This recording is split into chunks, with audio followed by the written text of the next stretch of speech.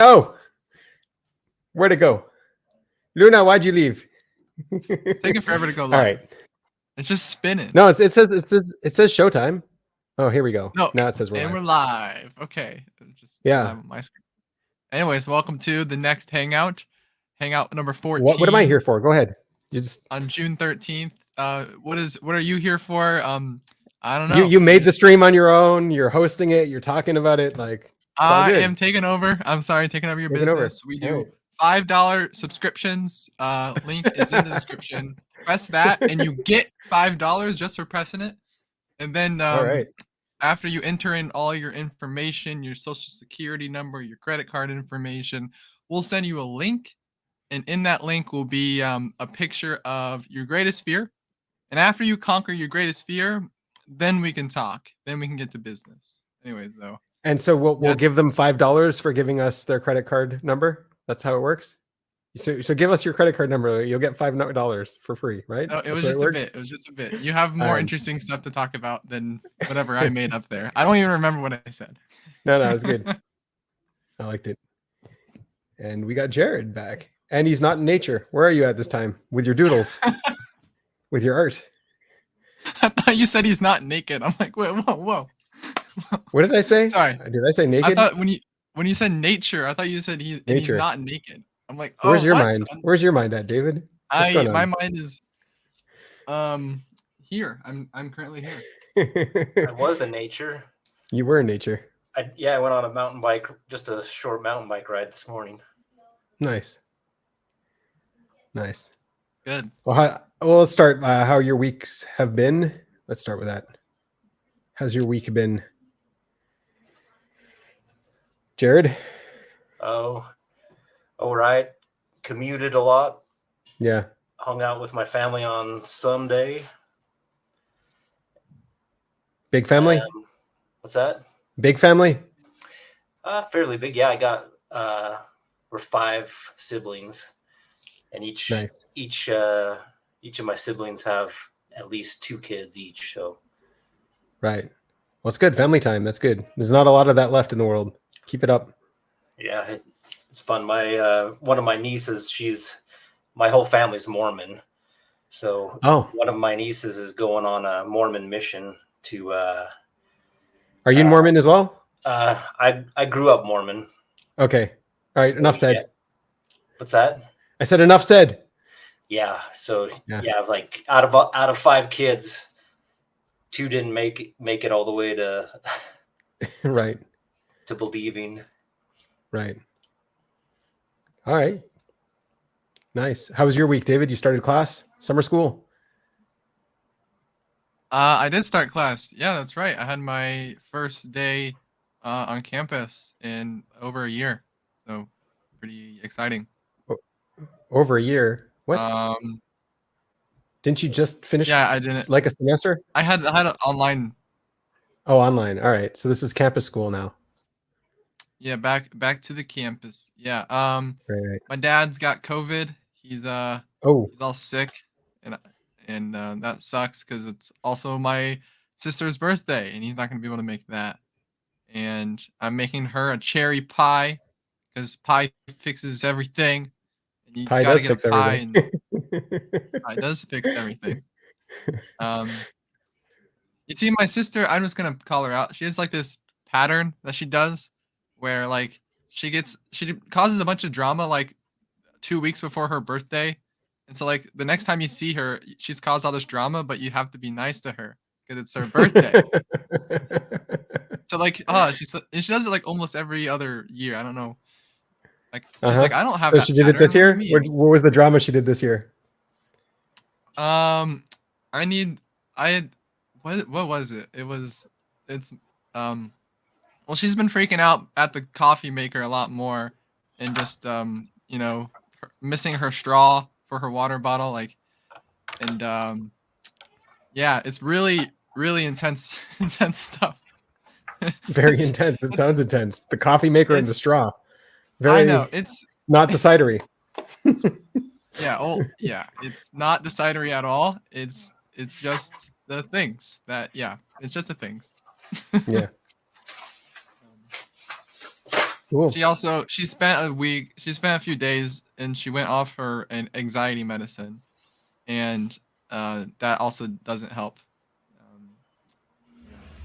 Yeah, she's I mean, Trying to she's look at doing better. your art there. Anyways, though, that's about my week, something like that. Is that like Cool. a bird? What is that? What? Yeah, right there. Yeah, Looks like a fox. Oh, okay, all right. It's like an alien tongue or something. An anteater. This is and there's a crab. Yeah, I saw the crab. Rave. Like, yeah, it's like you got Is a. that a reference to SpongeBob. the crab rave? Yeah, I mean, it doesn't have to be. I'm a Krabby Patty devotee, so that's nice. Krabby Patty? Yeah. Yeah. And my daughter was. Benjamin doesn't know what that means. My daughter was. I have a feeling that he's the one running the burger joint or something, and there's a type of My daughter was in the SpongeBob musical. His friends. She was in a musical of SpongeBob. Yeah, for the school that year, for school year that just ended. She was in the. Who wrote it? I don't know. It's a Broadway. It's on the Broadway. It's on Broadway. SpongeBob musical. That's pretty cool. Can we pull up like the lyrics for their songs? David, how did you not know about this? I don't research. I had to buy a DVD so she could watch it. I got the DVD downstairs. Are you serious? Yeah, the DVD of the musical, of the Broadway production of SpongeBob. Yeah, I don't know. A lot of the musicals. David's been sleeping. He thinks he's Savior Consume, but look at him sleep over there. No, SpongeBob's in my SpongeBob Broad. I gotta double check this. I could be being lied to. There's a musical, but he's not a sponge. They're humans. They're all humans in the show. That like ruins my fantasy of it. Like 2016. It was 8 years ago. Wow. Well, he's not a sponge. He doesn't look like a sponge, and he's got pull it up, man. Do a share screen on it. He's got 5 fingers. Sure. 1 second. I'll show you some pictures.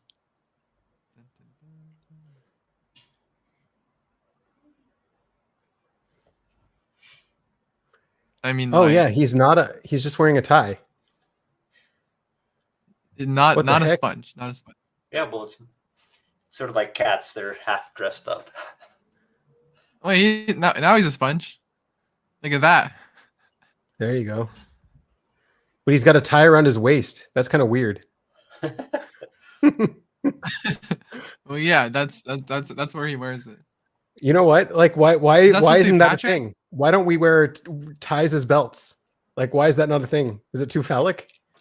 Like, what is it? I'm so sorry. I can't look at this any longer. This is too disturbing. It's too disturbing. Yeah, it doesn't sit well in my mind. So I helped to build this set, and I had to haul a huge 4-foot tall cake across town with my trailer. So was it cherry? A cake?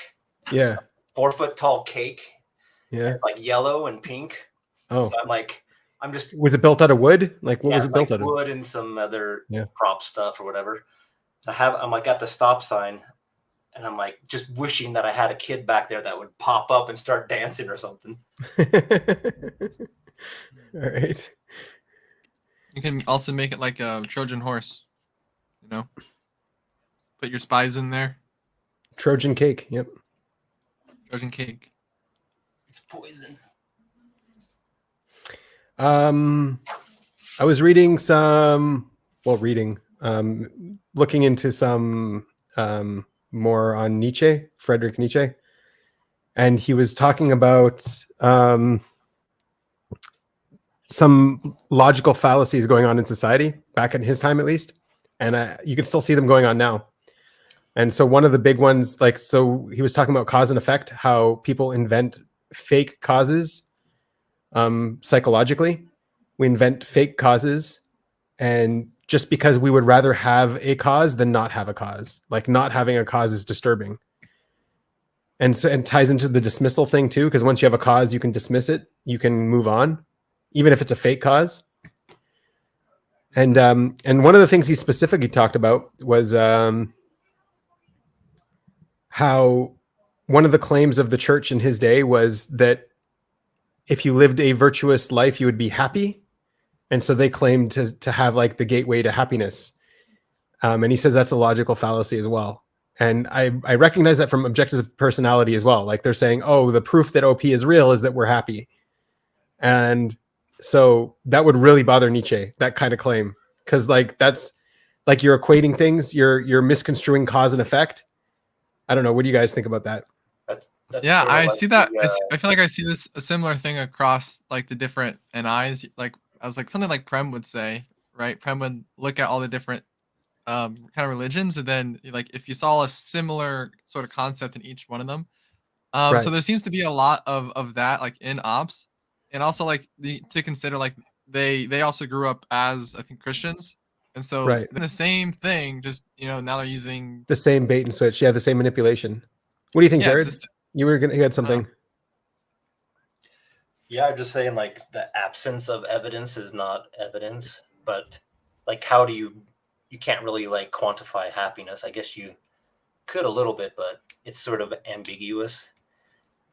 And so it's yeah, I easy think to, like made me a little bit more like more calm with certain things. Well, right? that's the other thing. It's giving happy. causes, right? It's giving causes, which is exactly what he was talking about. It's like, okay, there's these effects that we see in the world, and all of these effects have different causes, and we're labeling the causes. Yeah, I know I can kind of agree with that. Like Yeah. the cause and effect. If there's an effect, then we need a cause. I just think that like I don't know, we talked about this a couple weeks ago where like a narrative or a purpose is the way you have a tribe that is all cohesive, and I think that's just part of humanity. Like that's the tribe is built on that human structure of the psychology of human structure. It's just built on that, and it uses those same things over and over again to Right. So are you now giving us a cause so we can move on and stop talking about it? Yeah. You're right. So how do we? I mean, I've how do we solved know they're not happy? What proof do we have of that? It's just a well, I don't know about proof or whatever. It's just a Oh, how? like, okay, so one of the examples he brings is okay, so it's like a witness who goes to court, and he said like he makes up a lie in court, and the guy gets off, like the guy who's being accused gets off. He's like, look how happy he is. What I said must be like of what's it called? like like of deceit or something. Yeah. Like yeah, like like so what the guy to say. yeah, what I said must be true because he's happy, and we're all happy now that he got out of court, right? It's like what's the cause? What's the cause of your happiness? And he makes like he's like, it's more, a meal with good digestion is more likely to make you happy than anything else. Like like Okay, that is true. That like, is true. what are you attributing your happiness to, you know?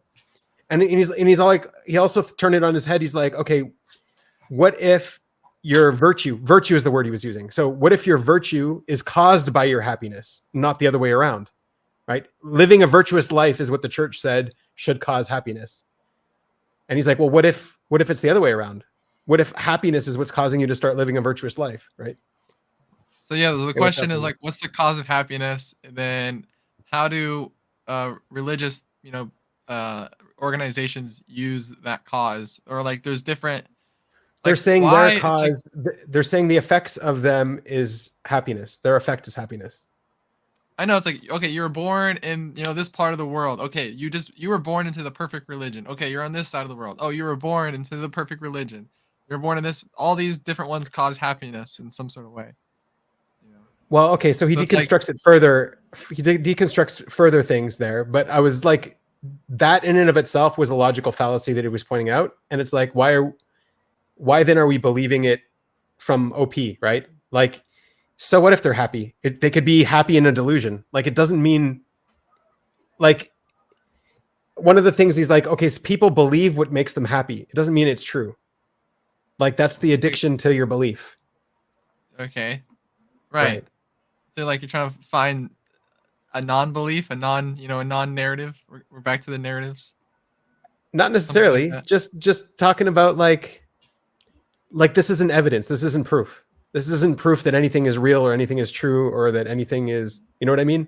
If anyone comes to you, like tries to sell you snake oil and says, here's the snake oil, it made me happy. That's the proof that it's real, that it's good. It's like, careful. That's a logical fallacy. Go ahead, Jared. Yeah. Yes. Like I mentioned earlier, I grew up Mormon, and they use that all the time. Like, right. I know this is true because it's made me so happy. Right. I'm in this system. I believe it, and it's just like reinforcing. But then you go and look at another religion, and they say the same exact thing. So. Yeah, exactly. Yeah, right. And look at they're all fucking happy over there. That's the proof that they're right, right? Yep. Yeah. And it's a totally different system. That's right. Yeah, the only happy people are like the African tribes that are dancing around the campfire. Well, okay, so then here's another thing. He was going after accountability and guilt, because guilt is used as a strong weapon. Like he was definitely going after the church in his day, right? So he was going after this solution to guilt. Like if you believe in this narrative, you are free of guilt. And it's addictive because guilt, like, I don't know, when you're younger, maybe you'd have less guilt, but like guilt builds up and you need a way to let go of it. And like he was saying, the mind looks for whatever cause it can, like whatever it can in order to get rid of accountability, in order to get rid of guilt, in order, who we're talking about Friedrich Nietzsche, what he, some of his writings. So like, the more you believe, the less guilt you feel is like it's an addiction. It's an addiction to getting rid of your guilt. And through that, they bring happiness. Yeah, it seems like a lot of religions do that. They provide a problem and they have the solution, and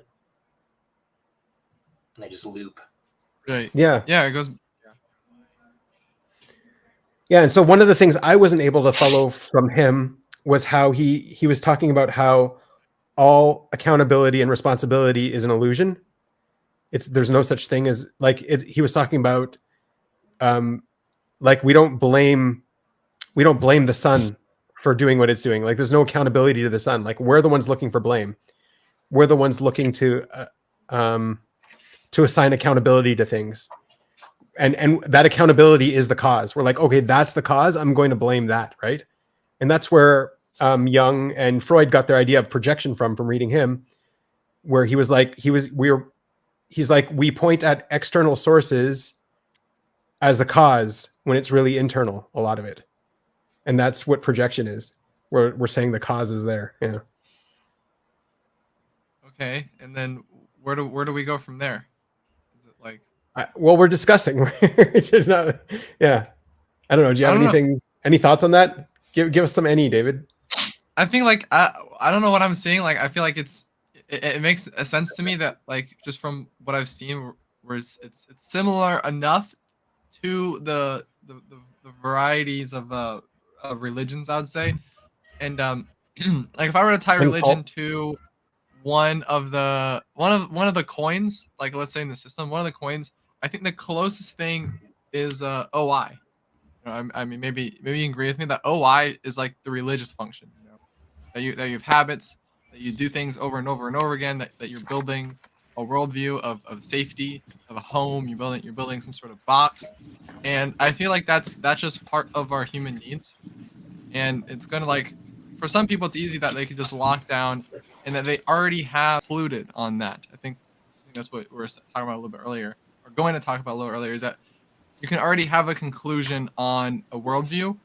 And yes, it may not like make you the most happiest or like the whatever like we're saying happy is. I think us as humans aren't designed to be happy. Like just I think we're designed to survive. Yeah. And then happiness is something we got to work on our own. So if we got to come up with some bullshit of like this religion or that religion or this religion or this cause or this dismissal, then like sure, go do that. That's like that can work for you, all right. First priority for me would at least be just trying to survive on this planet. I see how you've completely destroyed any and I was working towards. It's just like, let's just throw a bunch of any at this thing. You asked. No, it's great. It's great. I love it. All right.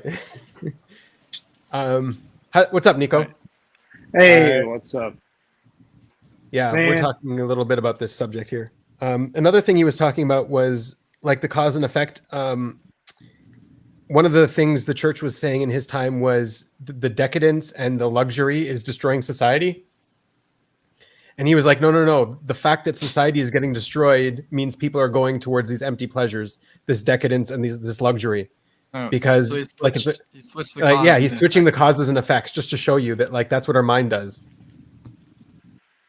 I haven't thought about that. That's interesting. Yeah. Wait, say that. Explain that in. Say it again. Say that in fourth grade level for me. So Yeah. Like at third his grade for me. at his time, the church was saying that all of the decadence and the luxury, like just basically consume, right? Like over Prosperity.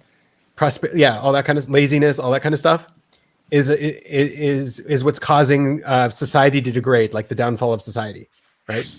And what Nietzsche said, no, society, the downfall of society is what's causing people to go and search for these luxuries and go and search for this decadence. Yeah. Yeah, but I think there's a lot of Christian and religious people that would make the same argument right now. Right. Exactly. Yeah. And so like that's the thing. It's like our minds are always looking for these causes, these sources to blame, these, and that's like a defense mechanism against guilt as well. If you can blame something, then you don't have guilt. Man, I joined a Discord call yesterday. They're talking about Nietzsche. I joined this chat. You're also talking about Nietzsche. Two dots make a line. A line's a pattern on a sphere. My worldview is complete. What they talk about? We're talking about what like Nietzsche's writings, not Nietzsche himself, right? I forget what exactly they. I forget what specifically they talked about. Yeah, sure. Low sensor moments. Let's see. Synchronicity, man. That's all it is. Just synchronicity. More and more. I had a weird dream where I thought I was having synchronicity with my cousin, where like I was having like this is so weird, but like I was having a dream, and in the dream I was talking to him about how we had the same dream like earlier, and that we were reflecting on it, but that was just part of the dream, so it wasn't actually real. So he talked a bit about dreams too, Nietzsche, about how like if you give like some kind of sensory stimulation to someone who's dreaming, they'll incorporate that sensory stimulation into the dream, and they'll give it a cause. They'll create a cause for that stimulation within the dream. I have seen that where you could like maybe it works like you put like a bowl of water, and then you put someone's hand in that bowl, and then they pee themselves. Right, but that's something different. What he's talking about is like you have a dream world that you're dreaming, and then let's say you hear a sound or something out in the real world. Your brain will invent a cause for that sound in the dream. Right, Jared? Yeah. That reminds me of a psychological experiment. This guy had like a left hemisphere and right hemisphere separation. Yeah, right. And they tested him by showing him a picture of something, and he had like a blinder on, so only one hemisphere could see and they would do something, and both hemispheres, it would like make up a story of what happened, like some bizarre thing. Like they'd show him a chicken, and he would be like, "Oh yeah, it's because my aunt Ruth made a chicken sandwich on." He just and like, his language and sensory recognition weren't matching either. Yeah, it was like totally bizarre, just like totally separate. Yeah. So yeah, ascribing fake causes is one of the logical fallacies he was pointing at, and it feels like that's what we're trying to do everywhere, like in science and objective personality and everything. We're just trying to find these fake causes in order to explain certain things. Yeah, I know. I feel like my brain does do that a lot. Where like I don't. It doesn't even have to be that close. Like it could be just. Right. I'm watching something. And he says is like, whatever. Sometimes just one cause will get you to move on, or like whatever the most likely one is, and then that pathway gets burnt in, and that becomes a cause for everything. You start seeing that cause in all of the effects. Yeah. Could you break it down and go back to like single cell organisms and see how they function? Like they have to have a response to like an actual sensory thing. Like Yeah. Built on that architecture, aren't we? Yeah. The thing is, like, what is their responsibility and accountability, right? That's kind of what he's pointing at. Like, what is the response? It's kind of meaningless to say, okay, it's responsible, or like the outside is responsible. Like, it's just a mechanism. There's no free will there. And so that's what I'm trying to wrap my head around. Like, how is that? Isn't there though? If you take, okay, I keep on repeating the same thing, but like if you take yourself as like a part of a tribe, and you're like you yourself. So that's where it gets iffy. But like on a single-celled organism, it's pretty clear. Like, there's no free will. There's stimulus. There's response. There's no accountability. You're not going to blame the single-cell organism. You're not going to blame COVID for killing your father. Yeah. Sorry, David. Your dad's going to be fine. Whoa. But you know what I'm saying? Like, you're not going to blame COVID. It's not COVID's fault. Like, there's no accountability on COVID's side. Like, you're going to blame the Chinese for creating COVID, right? So then we have to fast forward in Chinese. the evolution of our species and try to understand when that the myth creating or the narrative creating started. Right. I was reading this assigning causes book, and it's like, so with humanity, they say that we didn't start having like creativity, like the cave paintings and all that. They're saying that was when a lot of people are making the argument that's when we became human. And that's like when we put in this narrative thing and like this meaning and stuff. So, I mean, that's when we have evidence of being human, I guess. Yeah. I'm sure there's older evidence than that, though. Yeah, it probably ramped up slowly over thousands, 100,000 years and stuff. So it's like, let's drop you onto Mars and see what you leave behind, right? Probably not much. Like, it doesn't mean you're not conscious. It doesn't mean you don't have cognitive capabilities. It just means you're not leaving something behind, like leaving traces. And or like, we might not even find your traces, right? Like, the earliest traces we found, those cave paintings or whatever, I'm sure there's earlier ones. Yeah. But like, it could be that whole geological layer, right, what flooded out or something. But you see, the historians, they make a whole narrative around those older things. And then we find something that's even older and it just completely shakes their narrative and they reject it. They say, no, that doesn't exist. Or that's from a later time period. Like, you see them do that. It's like crazy. It's like, wait, we actually found this thing just because it contradicts like the mainstream narrative. This thing doesn't exist anymore. Or you know what I mean? Are you saying? Yeah, that's pretty silly. I'm not gonna lie. Yeah. So are you saying, like, okay, how I envision it is like a puzzle piece. Like, we have this huge, massive puzzle. We don't have the picture, so we don't know what we're doing. And we're just putting these little pieces together, helter-skelter. And then when we find a new piece that's outside of the frame, it takes a while for the scientific community to update and to... Right, but it changes the whole puzzle. It changes the whole picture. Yeah. When you find a new piece, the whole picture is different now. Yeah, you have to reframe it everything, right? 10 years or 15 years or whatever it is, depending on how much new evidence. And it's never going to be history is never going to be a complete and perfect picture as well. Not perfect, but I mean, you can get this certain gist, though, can't you? There can be like a certain amount of resolution. Amor fati. I don't know what that means. That's German? Anyone know German? Is it like fat love or something? Symbols accepting every challenge that comes. Not resisting, avoiding to do demons. Wait. What is it? How do you say it? It says love. Oh, love of one's fate.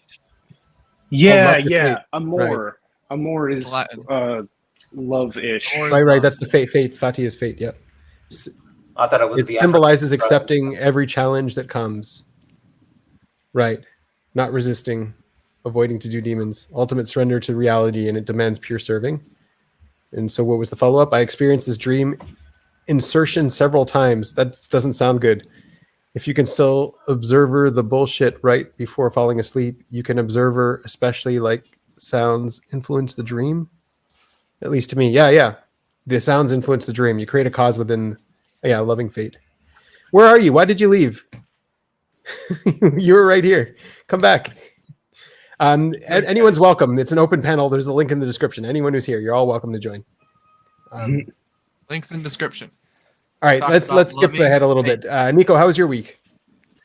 It was pretty cool. Is techno Satan still a cause in your life? No, No? I figured techno Satan out, and All right. actually I wanted to talk to you guys about that because I think I may have misinterpreted myself. Okay. You see, uh, to me, every time that I freaked out about observer shit, it seemed fake to me as well. Okay. Like I was like it seemed like I was forcing myself to get triggered just as an outlet for my emotions. And All right. then whenever they came out, they got in the way. Mhm. The way And of what? in the way of me like figuring out the problem. Because I mean, gosh, and I've also noticed mm, this is dang, this is kind of getting hard to talk about. I've noticed decider problems. I'm not gonna lie, Yeah. uh, because all the times that I talk about my freakouts and whatnot, the whole narrative was centered around my identity, and I noticed the pattern where I would try to steer conversations that related to typology, which in turn related to me figuring out my identity. Yeah. I noticed that too. And yeah, Yeah. which It's a strong really, sleep. It's a heavy sleep. which made me sit back and reevaluate my experiences because I was thinking to myself, I'm like, potentially there's decider shit that I still haven't processed that I'm just throwing things in the way because I'm less afraid to attack them than I am people. And I was like, and I was thinking to myself, I'm like,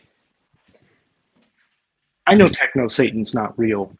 I made him up more so as humor, Mm. and because there was just reoccurring technology problems that I had to fight, and I was just like, it'd be freaking great. I'm just gonna create Techno Satan as a cause, vent all of my emotion at that, This you external know, cause. Yeah. This external cause. and I ended up coming to the conclusion of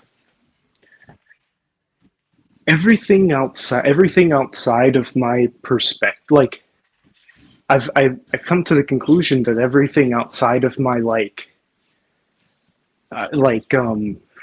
processing is bad. Things, people, it's just like just an intense like fuck. All right, so let's do the what's it called? Byron Katie on that. All right. So everything outside of your processing is bad. What about everything inside of your processing is bad and everything outside is good?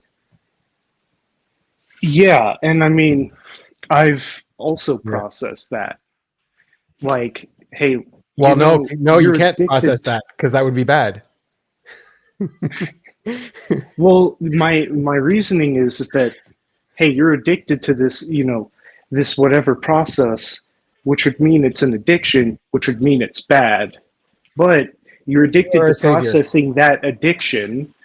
You're addicted to processing and like figuring out that addiction, Hmm. which itself is bad, which would in turn make me double down more. It becomes my identity and whatnot becomes sort of paradoxical in nature. Yeah, you're going into a As maze in order to get out of it.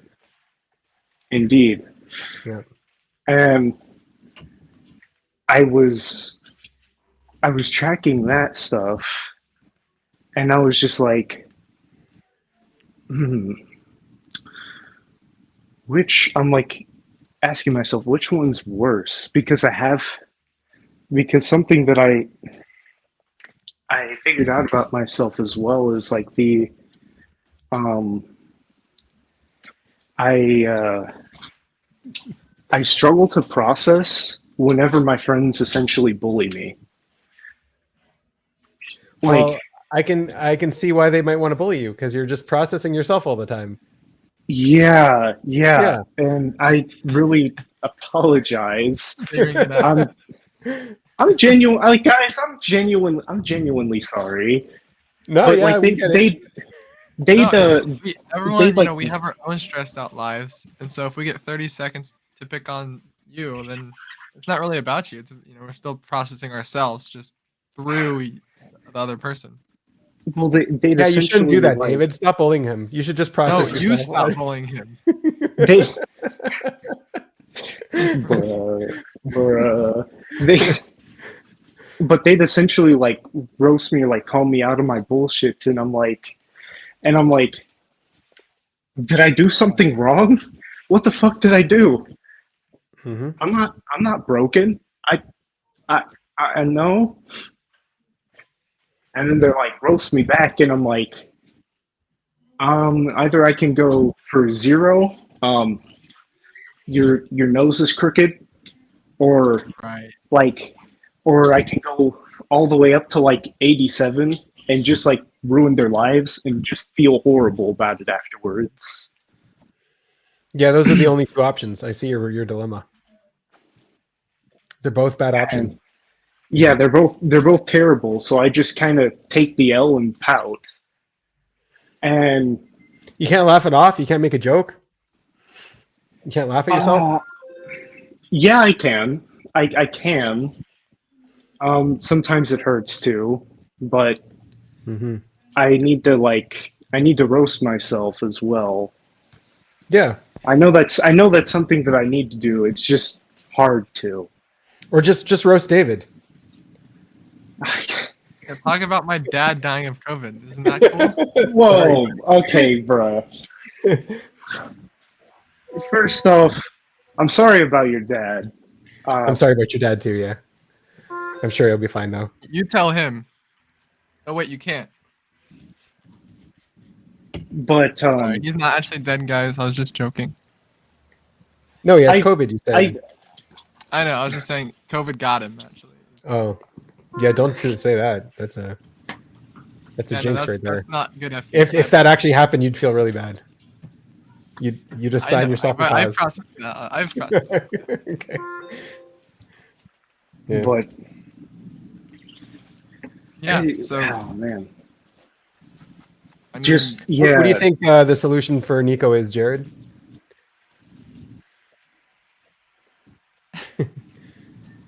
Laugh at himself? Live more life. There we go. Yay! more life. Touch grass. Yeah, right. I mean, if you're Going to the figuring it mountains. out, you'll get there. I've touched grass. I've done In what such. year? In 1980? What? Before. Yeah, 1989. In 1989, you touched grass? All right, Yeah. that's enough for your lifetime. You don't have to do it again. Yeah, man, it was it was a couple blades of catnip. Oh, there you go. I mean, that's what you would tell the NITI is that we're trying to like solve, what's the absolute truth of the world, and you're like, just Shut up. Go like touch worms. Just go find some worms and pick them up and play with them. Don't ask me what the absolute truth is. Just go touch grass. Okay, I've also been asking myself that, so please stop calling me out. Unironically, It's very common. unironically, I have.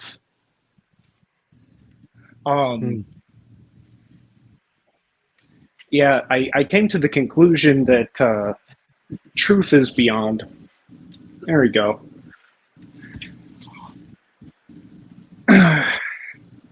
Yeah. And it's that simple. I'm not gonna lie. Like, absolute truth is just absolutely beyond. But man,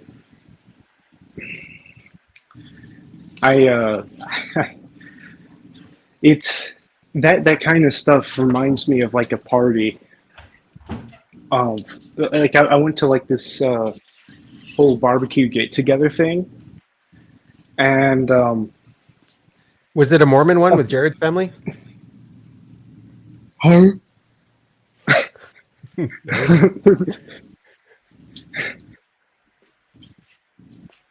Nice. But I went to this party and I was essentially actually David, you remember you talking about your thing where you were too playful apparently? Yeah, Oh yeah, I had the yeah. same. I the reason why I was so empathetic is because I was essentially doing the same thing. And yesterday, I got told that I was of like, yeah, you were too playful. Now I want people to face each other. Huh? That way he's facing the center. See that? And you're facing inside. See, it all works. Because you guys are over here, but my camera's right here. You're I'm doing it facing- wrong, Jared. You can't do that. You can't do that, Jared. Jared, no, Jared. And All right, I you were was- at I was you were at a also- get together and you were too playful. yeah. I was just like, I was Too friendly. like a bit punchy, like I was pokey, and like I was just like physically aggressive, and like but in like a playful manner. Did they call And security? no, No. no. They just essentially it essentially came to the conclusion of like um I was too I forget the conclusion. Like I was just too uh I was like too intense. I've never known you to be intense, Nico. To Tom Cruise at the moment. Well, I- when you start drinking, the demon FE comes out. I didn't even drink. I was just hanging with my friends and yeah, it came out and I was like I was like too playful, like too handsy or whatnot. Did you get? And Did someone come up after you and try to correct you, try to put you in line, try to tell you what you did wrong, or is this just pressure on self that you think you did something wrong? That's a good question. it was a bit of both. It was like a yes After or I no. noticed that there were some adverse esque Yeah, reactions, I They probably backed wouldn't off say it to and your like face. They'll probably talk about you behind your back. and was Like what niche behind your back. It's like Yeah. and like I a loving was fate, guys. Love your fate. oh my god, the whole talking behind the back really hurts. Right? I'm not gonna lie. I'm The fear I'm of a whole PI. I'm a fraternity. I was Dread. like a I was a fraternity. I was like a well, I am a fraternity president, and sometimes I'd hear some of the loud dicks just being like worst president ever, and I'm just like I'm trying my best here, man. I wasn't. I was kind of forced into this job. I'm not gonna lie. All right.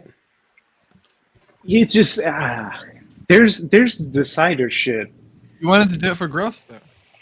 I did, but Well, Jared, I can say for sure you're not an EJ and you are blast last. Those are the two things I know. Jared. Say what? Oh, sorry, Jared Nico. Yeah, Well, we Nico, switched I for also- I spots, have so you read friends- his name. Yeah. Yeah, I have some friends that are also in I'm- frats, and one of them I know is a 3, and he said like a similar thing where like he doesn't want to do the presidency, he doesn't want to have like a leadership role, he doesn't want to move up, like he doesn't want to be that kind of leader guy, and so I think it just might be number 3, number 4 kind of stuff. That's like, hey, I'm in Well- this like president's role, like I'm DI, sure, but like I don't want to do it, you know. Well, I plan on doing it What's going again. on? I plan on going for it again.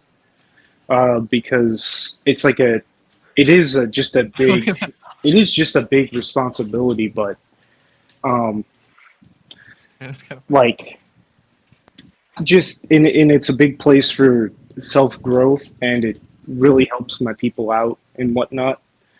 Yeah. And it's like literally, like here's the thing, literally, sensorily, I was all they had. Like with it, like sensor, yeah, I was it.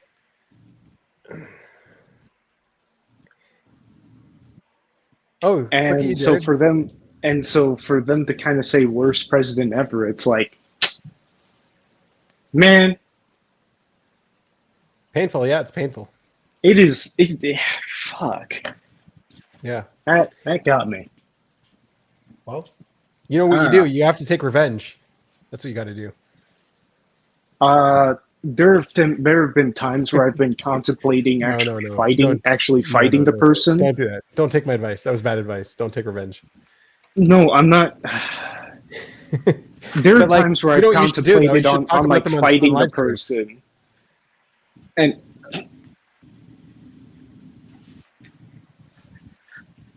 well, so well, either way it goes, there were like times that I've been like contemplating on like fighting the person, and I run the simulation and I'm like, I get my point across, but Yeah, aren't you already I in get- like I anger get- therapy or something? I get my point across, but there's either I'm like too Aren't- hesitant on it. Nico, aren't you in anger therapy or something? Anger management? Yeah. Is that like a yeah. court-ordered thing? It's whenever I'm in school. It's like emotional regulation therapy. Okay, so like you won't get okay. So if you fight the guy, it's not like another strike on your history card? No. No. Right. Well, I mean, if I actually get into a fist fight with the guy, first off, I probably end up in the hospital because this dude's unironically strong enough to probably take all of us in this chat in like a 4-on-1. So, but here's the thing: fighting him would get my point across, and then the violence comes out of like. Then the violence side comes out, the scary side, where it's like, if I get my teeth around his neck, it doesn't matter. And then it's like, calm down. That's scary. Don't. Either way it goes, if you fight this guy, it's going to be bad. Don't do it. What are we supposed to do here? Amor fati, love your fate. This is our fate here right now. This is our fate. I'm subjected to hearing. I'm sorry, guys. No, it's all good, man. You're processing some shit. Yeah. I do get like I kind of loathe myself like if I talking about this shit because like damn all you guys are is like not all you guys are but all you guys are doing is like just hearing about me, and I know that y'all probably have like a lot more discussions. There we go. She said it. Violence is not the answer. There we go.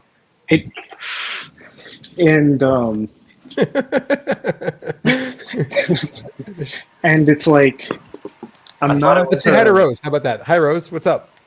Hey guys. Oh, it's Rose V. Hey, Yep. recognize your voice. How you been? Hey, pretty good.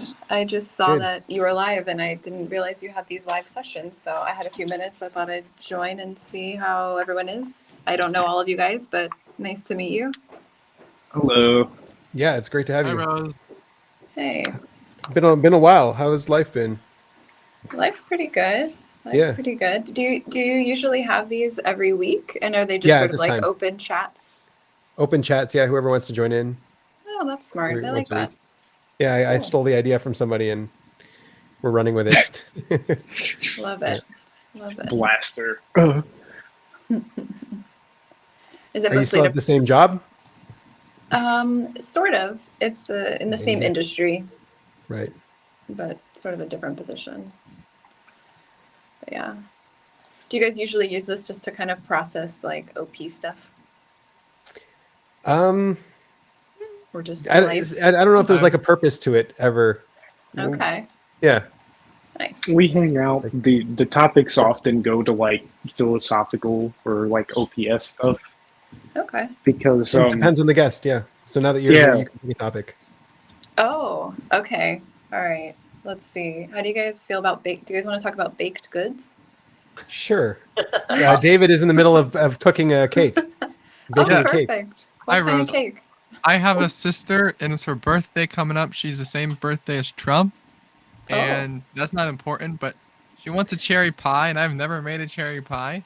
Nice. Do you have any baked goods, a specific recipe you might like, or certain No. way that you want to cook it? I'll take anything. I'm open to. Anything. Oh, well, I can pretend to know a lot about baking, but I'm not good at it and I don't really do it. I just am craving pastries, so I thought talking about it would be Well, nice. pie does fix everything, so. Yeah, exactly. Yes, that's my reasoning. Is FE pie fixes everything? Yes. Yeah, he has to do more FE because that's what the math says. He's a TI head. And so Okay. that means he has to make pie, right? That's the answer. Exactly. I think that will solve all of your life problems if you just make pie. Right. make pie, I'm doing tell pretty everybody good. it's I'm going to be happy. okay. Yeah. Yeah, you could pretend to know about baked goods. I might be able to tell, but you can go ahead.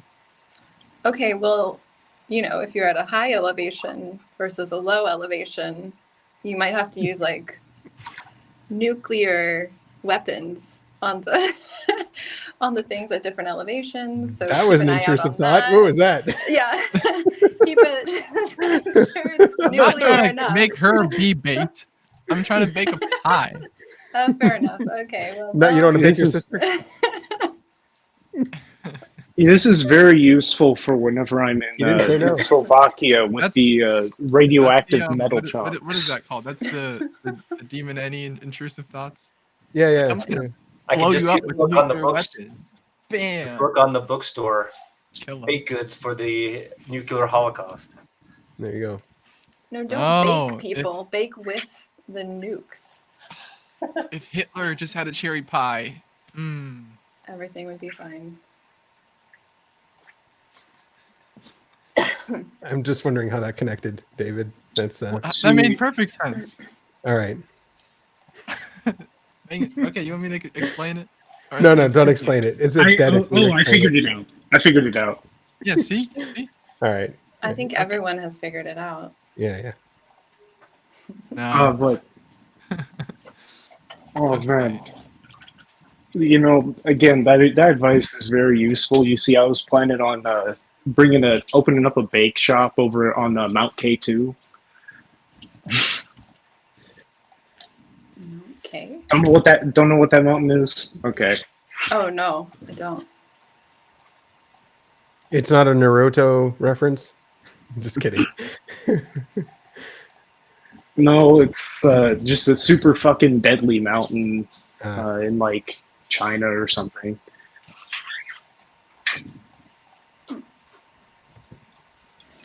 Do you do art, Rose? I used to do it a lot, but my job is creative, so I don't really. Yeah, that's right. Yeah. Do you? You make music, right? Also, yeah. No, Jared has some nice pictures there that he's working on, and he's hiding them from us because of his cool. background. Yeah. Like Oh my painting god, or guys, something? get him! Guys, get him! He's hiding secrets. Oh my god! Oh, We can't see them though. I can't see them very well, but they look cool. It doesn't want to show up, huh? Doesn't want to show up. Is it an ink drawing?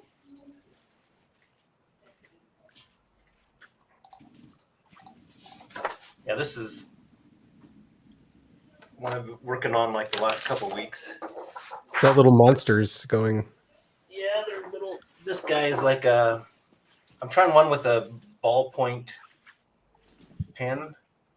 That was just the stuff I usually use, and I was trying one with a ballpoint pen to see if I could do a technique where you use the ballpoint pen's texture and sort of fill in Nice.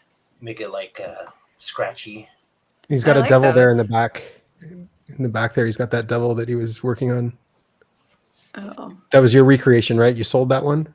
Yeah, that one. You sold that one and then you remade it? Yeah.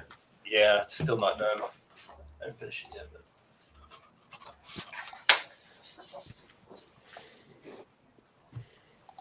That's very cool. I love that. I love ink drawings. I forget what your job is though. Oh, architecture. Okay. Yeah, that's right. Yeah. But I love like sort of illustration in general, like children's books. Like that whole world of like illustration I really love. So I dig it. Yeah, why don't you make a children's book, Jared? Yeah. Very cool. The one I'm thinking of is gonna target probably teen boys though, like 12 to 16 years old or something like that. Yeah. Sort of like a graphic novel. That would be cool. We were talking about, well, I brought the topic. No, people keep channel changing on me, but I'm going to bring it right back about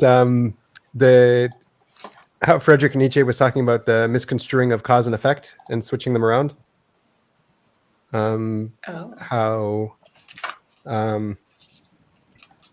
yeah, one of the main arguments in his day for the church was if you live a virtuous life, you'll be happy. And David correctly pointed out, this is what Nietzsche was seeing too, is like, this is like the claim of all religions. If you like follow our thing, you'll be happy. And like, this is also the claim that OP is giving forward. And you're like, and he says this is like a big logical fallacy, is to equate happiness with truth or happiness with virtue. Mm-hmm. Yeah, I can say following OPS, I've been far less happy. Right, but I mean that's not a bad thing. It's not bad to be, but like that's the other thing. It was like cause and effect. So we're always trying to find causes, identify causes of things, and OPS is also doing that. It's like it's pointing at causes for things. Oh yeah, I definitely have a lot of thoughts here. I could go down a rabbit hole. Yeah, I noticed that in the community a lot. Just kind of, I would watch my friends and people in the community just get really, really stuck in constantly processing their type and other people's types. And I mean, they were just stuck and I can't get out of processing type all the time. And it kind of had the opposite effect of what I think David Shannon are trying to do, which is like solve your problems and move on with your life and keep going. So it's been interesting to see that. It's probably not everybody, but yeah, I see a lot of people just getting stuck and they think that the answer is their type, but it's not. Right. The answer is don't give a shit and think it's funny. Yeah, that's exactly sorry. Yeah, that's exactly the cause and effect thing. Yeah. You need to switch them around. Oh, yeah. Yeah. I think I might need to read Nietzsche to totally get what you guys are talking about, but yeah, because it's like you think like there's an effect and like that's your life, and then you think the cause is your type, right? Mm-hmm. That's their whole claim. Mm-hmm. And so this switching it around is like when people are getting stuck searching for, spending so much time on their type, then that's when I think it switches around the cause and effect a little bit. Oh, it's a good point. Yeah, you kind of end up turning in on yourself, Yeah. Something like that. I just felt like, I don't know, the word that kept coming up for me was like navel gazing. I'm like, okay, I've been talking to you for 3 years. You haven't made any progress on this problem, but you've analyzed it 1 million different ways against type. Okay, that's not productive. Right. Stuck. Stuck. Right. Yeah, so it switches. So to add on, it switches when it's looked at from the outside, right? So like if you're looking at your friend, and your friend thinks like the effect of my life is caused by my type, and then from the outside it's like no, it's like the other way around. So the person is not seeing themselves accurately; they're looking at themselves backwards. But yeah, they're not they're looking at themselves suspiciously, almost like or negatively, like yeah. it kind of could see it like affect people's self-esteem sometimes. They're Right. allocating the blame to their type and not themselves. Well, that's a skate. Yeah. That's as well.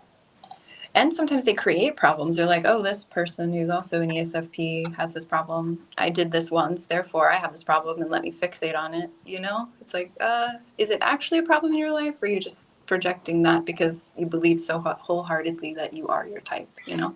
Techno Satan, literally. There you go. I don't know what that is, but Yeah, I ended up. He blames all of his observer stuff on Techno Satan. It's like this. Oh. He's grouping together all of the cause of technology into one. Yeah, I made it as Personified, essential. I made it as like an essential like meme of sorts for myself, but also I believed I was an observer so wholeheartedly that I came up with that as well. Okay. Again, I'm not 100% sure, and I could be wrong. You know, I could still be an observer. Yeah, that's a really weird thing to say. Brinson presenting for us. Stacey's been with Excel Insurance Sorry, for hang 10 on. years. But but what you might call it, I ended up. That sounds really weird, Nico, because like I can't see myself as like believing I'm a decider. I don't believe I'm a decider. Like it's a weird way to look at it. Do you believe you're a decider, David? I Do I don't believe I'm a decider. Like, I know. Okay. I don't need to believe. All right. But it's like you're a religion there. Can you tell me all about your feelings? It doesn't make me happy. I just seems it's like the cause and effect. I kind of like boiled it down. You could boil it down to just thinker, like, or not like thinker, but like reason. Like it's just a reason. Well, that's what Nietzsche was saying. Is like as soon as you find a cause, then that cause becomes your de facto reasoning, and you can ascribe that cause to everything. So, like Techno Satan, for example, as soon as you've identified Techno Satan as the cause of your problems, you can blame Techno Satan for everything, and it's like a shortcut in your brain, and you don't have to. You can dismiss problems and dismiss actual causes. Just get rid of. That sounds great. Cognitive shortcut. Yeah. Yep. Oh yeah. Awesome. Could it be like a distorted theory of mind problem that's going on? The theme. Well, I mean, the theme that I've noticed with myself is I hyperfixate on problems that are philosophically unsolvable. You're a navel gazer. Like That's okay. I'm a what? You're a navel gazer. What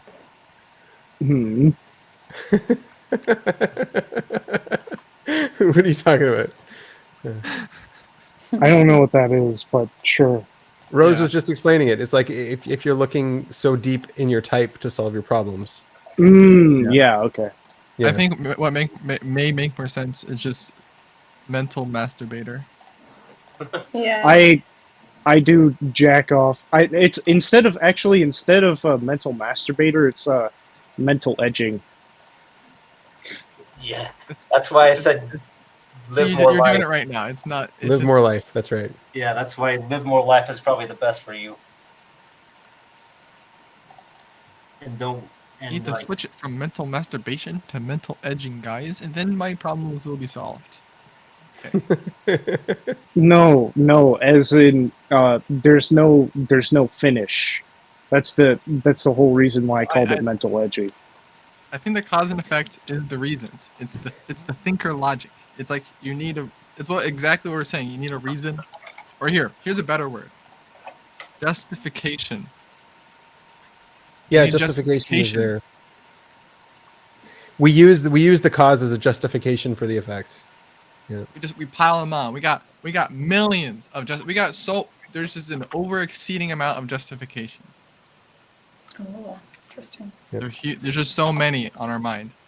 Yeah. And it's like, especially if you're like a TI like myself, and if you listen to yourself, everything you're saying is the justification for everything else you're saying. It's like something like that. But like, yeah, the opposite. What would be the opposite? It's just What's not Live there? life, right, Jared? Agreeableness. That's what I'm missing. No one's agreeing.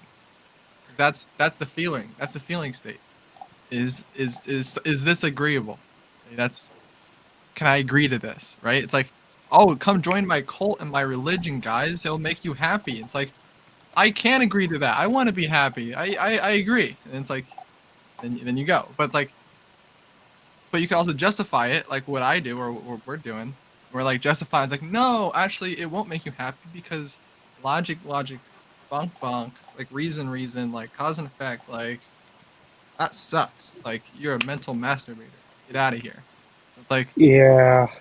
I don't know. Can you agree to that, or is whatever? If it's not agreeable, then I'm doing too much justificating for it, and I look No, like I'm suspicious. I Sorry, I'm going off the rails. I can agree little bit. actually. There's a song. What? There's a song by White Stripes called "Effect and Cause," and their main Okay. chorus is, "Well, you can take the effect and make it the cause. I didn't rob a bank because you made up the law. Blame me for robbing Peter, but don't you blame Paul. Can't take the effect and make it the cause." All right. Well, that I just like that. solved all the questions. Boom. That's White Stripes. amazing. A good song. There's a cool Yeah. version on YouTube if you want to check it out. You're so right. Like the song space, like if you're ever having a problem, like Nico, there's a song out there for you. Okay? Go find it. And if it's not there, you can just write it. Even better. There you go. Oh boy.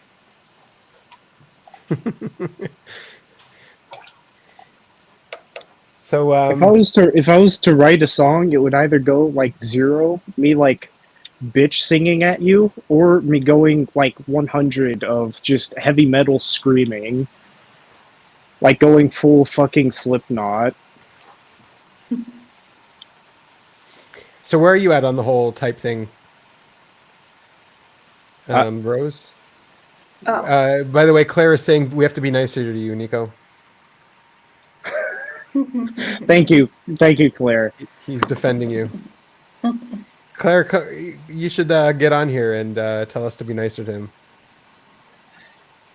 You know, sometimes people just need like a kick in the butt, and Slap in that's the okay. face. Yeah, well, not in the face, but In the face for me. all right. For you, we'll do it in the face, then, David. Yes. All Yeah, right. it's a balance though. Like if you kick too hard, then it could be bad for certain people. But I don't know why. Are we reducing your vulnerability, Nico? Do you feel like we're reducing your vulnerability? yeah, Oh, I'm not. I mean, I feel like you are consenting to it if you're coming on here and sharing it and I asking. am. that's right. I am coming on and like It's the talking internet. about Like, it. what do you think's gonna happen? Yeah, no, 100%. I agree. All right. Well, do you have any questions? Any other questions? Oh, Me? we got Claire coming on. I see. 1 minute. How are you on your whole type journey now, Rose? You've been in the community forever. Yeah. Well, I kind of left my channel because I was just sort of like disenchanted. So Yeah. I've just been, Good word for it. I don't know. Is it a phase or it's like sticking? I can't tell. I'm not sure. I mean, my brain still can type really quickly, you know, because I type so many people, probably like you Right. too, Benjamin. But Yeah. I just like, I don't know. I don't know that I see the utility in it. Right. That's what I'm struggling with. I don't know that I believe in the utility in it. So I did really like typing because the whole aspect of having someone there, you're both trying to solve a problem together in the best way possible, in the most quote unquote objective way possible. I like that. I took those kind of skills into my personal life. Right. But the actually using type, I think it creates a lot of biases. It creates a lot of, sets you up to have like a lot of expectations of people that aren't actually realistic because people do everything, you know, and you just end up Yeah. boxing them in.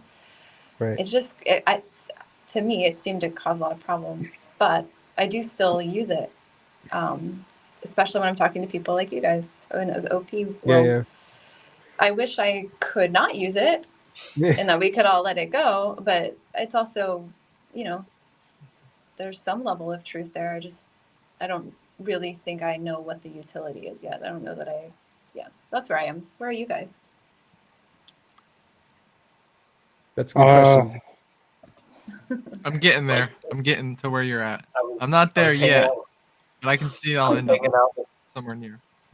I was hanging out with my family on Sunday, and Mhm. I always try to type them, but if it takes me out of the moment, then I don't want to because it puts a wall up between the interaction. So Yeah. I just let it be and let them be them, and then afterwards I'd be like, oh, my brother said this. I'm like, oh my gosh, he's doing this thing or whatever. So I think it just is sort of like you use it if it I don't know, I use it if it's entertaining to myself, I guess. Yeah. Yeah. There is an isolating aspect to it, for sure. It is. Mhm. Yeah. And funny enough, they identified that, like, they called it alone in the world or something. Yeah, in their terms, they had a term called "alone in the world," where it's like if you far fall enough down the rabbit hole here, then you Yeah, end up that's, all alone. Mhm. You know, and your yeah, friends are out that's, there. They're hurting, and they're lonely, just like you. So some sort of FI message. I get it though. I get it. And then like a lot of it is contradictory information as well. Like the information, I'm stuck on the information sometimes where like you get contradictory information, and Yeah. yeah, and a lot of anecdotes that aren't right, that are just off, and Oh, yeah. that are just based on subjectivity a lot of the times too, where it's like, oh, I do this, so they're like what you were talking about earlier. I do this and they do that, so we probably have the same part, and it's this part, and like Yes. it's a lot of steps to Got jump at once. Yeah. It's Got really it. We're bad the same logic. person. Yeah. Right. Yep. Oh, I I had like you, to, therefore we're the same. Yeah. Right. Yeah. man, that reminds me of whenever I went to test myself to see if I could do the narrow down, like, what NI does. And after I was like, oh, okay, it's actually pretty easy. Oh, oh, okay. But how do I truly know?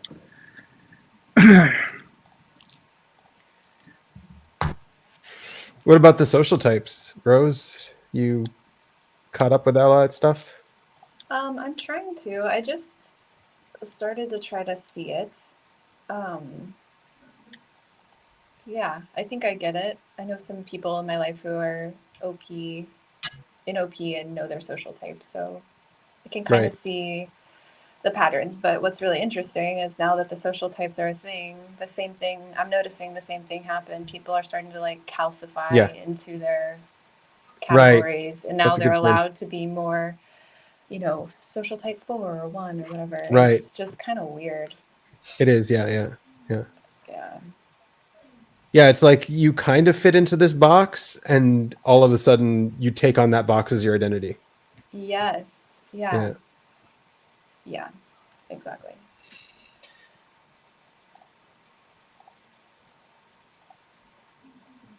I don't know. For me, it's like my identity is water, and I need to have it put in a jar. If that makes sense. That Yeah. Yeah. makes Well, I sense, mean, actually. once you get typed, Nico, and you start identifying with your type more and more and more, you start becoming your type more and more and more. You know what I mean? Which is Yeah. something that I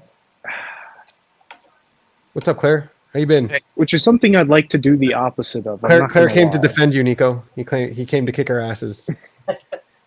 No, it's just it just sounded like a bad recipe of like him not being able to say anything, and he literally spelled it out for you. Like, listen, I can't. It's going to be 0 or 87%. That's it. And then you're just like, he's saying these vulnerable things, and then you're just like, oh, that's just mental masturbating, and it's just a bad recipe. It's not a good mixture. Are we okay now, though, Claire? No. I have a really big problem with everything. Everything? Yeah, always. All right. So start sharing. Let's hear it. Well, you know, there's reductionism.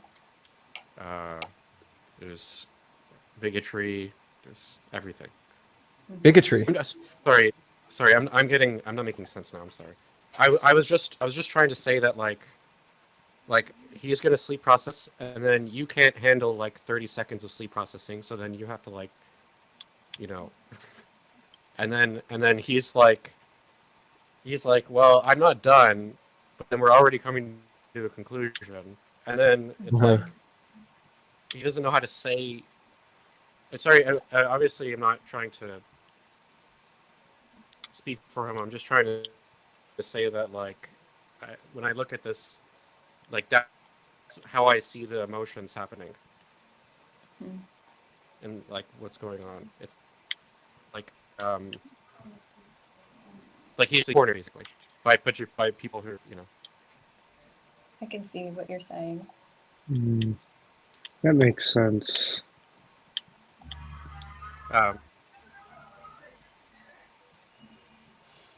Yeah, so I'm not trying to fight. I'm just trying to like, yeah. That's good. Because I was listening. It was Nico was telling me about more like about his stuff the other time, and like when he was telling me about it, like it went on for like a really long time, and I was like, and then it had to go that long to get to a point where it started to feel like it was actually like coming to a conclusion, and then I was like, oh, I'm like, okay, like now I'm getting it, but it's like if we stopped like partway through, it's like, I don't know. And then you like when you said like to tell him to go touch grass, and he's like, well, I did, and then you're like, no, you didn't. I was like, I think he did.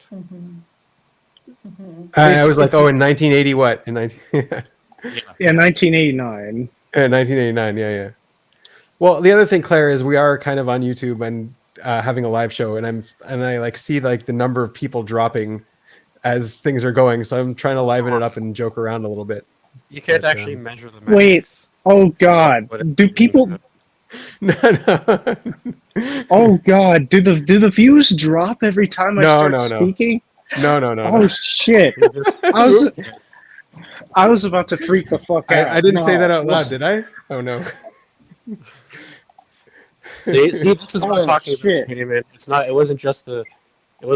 It's everything you do.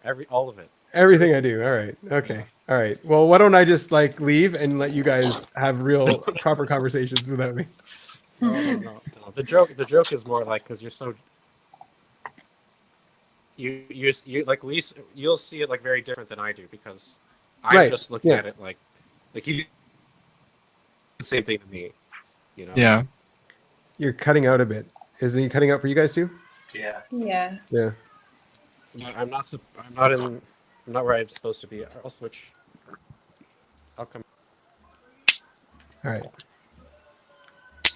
right. Well, I got my booty smacked. I got. You got your booty smacked. Yeah. All right. Well, I get what you're saying. Yeah, you want to joke around and you know, I have my faith in Nico. I feel like if I make fun of him a little bit, I feel like he'll be able to get through it. So I don't think it's gonna hurt him that badly.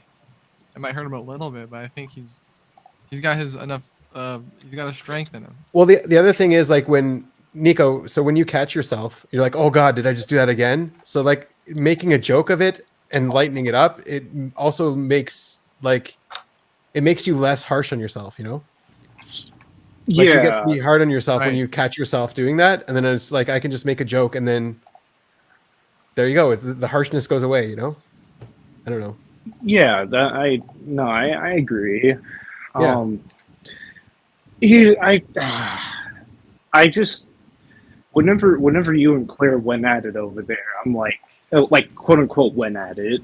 I'm like, I think there's like a bit of a misunderstanding because I'm gonna be okay. Like, I get roasted, I get whatever, like laughed at, joked at, or whatever. I'm prepared to go into that. Yeah. Yeah. That's the I'm strong enough impression I to got. get Yeah. in there. I'm strong enough to get in there, and if I'm fucking off, I'm fucking off type shit. Yeah. And I,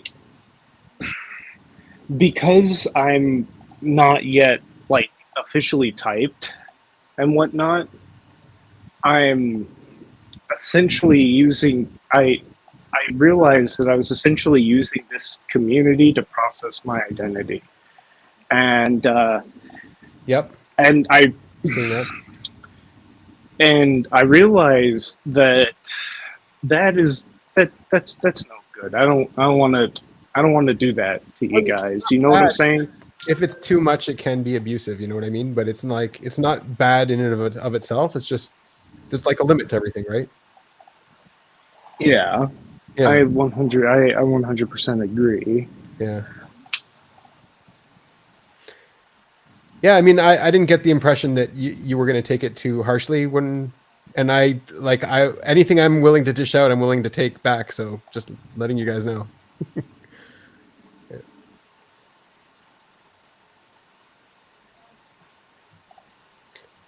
Right, David?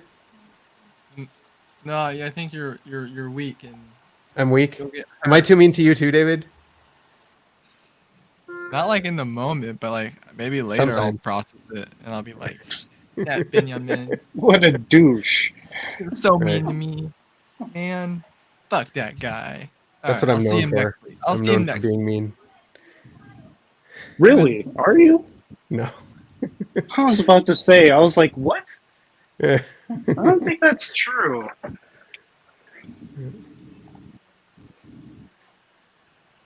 Well, I think like the closer you could be with somebody is, the more you can make fun of them and still be friends afterwards. The closer Also, you'll be. 100% agree. Yeah. Also, Claire, if you're still watching, um, hey, I appreciate you coming to my defense, man. But I appreciate, I really appreciate that. I just I don't want any like I don't want any conflicts between anybody here. You know what I'm saying? Like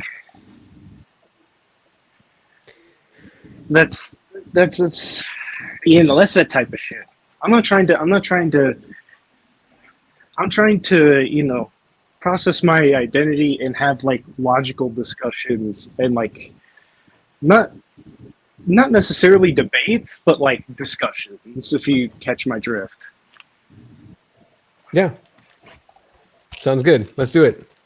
I'm not gonna attack you with a logic hammer, but I will discuss the logic hammer. I really like your water bottle, Benjamin. I've never seen water bottles like that in the U.S. All right. It is truly a all water insecure bottle about of water all bottles? time. But bottle of water. Yeah, it's a I'm sorry, I offended Kenny. so many people right there. The deltas are here and they're Hello. eating bugs. Hey, Claire. Hey. Hey. Yeah. Oh, All sorry. right, keep going, Claire. You're on. Keep going. Yeah, keep going. I just maybe more context is like I'm not exactly like I didn't choose to like say something because I thought there was like it's more like I want to see thriving. That's why I'm like I see more thriving and I want to say something. It's not like I'm trying to save a bad situation. It's more like anyway. It's more like I'm also not trying to speak for anyone. I'm just trying to I'm speaking for myself. Where I'm kind of like saying I'm willing to stir up. I want to stir up what the dynamic, because I think by doing that, then like things come out. You know, Okay. like Fair. you got to say like how you feel about it, and then it gets we talked about it, and then All right. yeah. Yeah. So I don't mean to turn this into an ethic thing. Exactly. Cool. Mm. How's your cleaning going, Annie? How's your chores? I'm pretty set up. I want Claire to come to my house and referee Russ, explain to him when it's okay to joke and when he's going too far. Right. But yeah, normally it's fine. You saw the post that I made. You know, Russ asked me to train Right. Train the new girl. Yeah. Wow. Yeah, I posted it because it was funny, but like I was like seriously trying to process. I'm dealing with some really intense old lady stuff lately, and I was seriously trying to process that with him, and the whole thing just turned into a joke. Right. But it was funny what he said, and my response was quick and funny as well. Yeah, that was comedic. Yeah. So yeah, why don't you explain it for the people who don't know, who aren't in on it?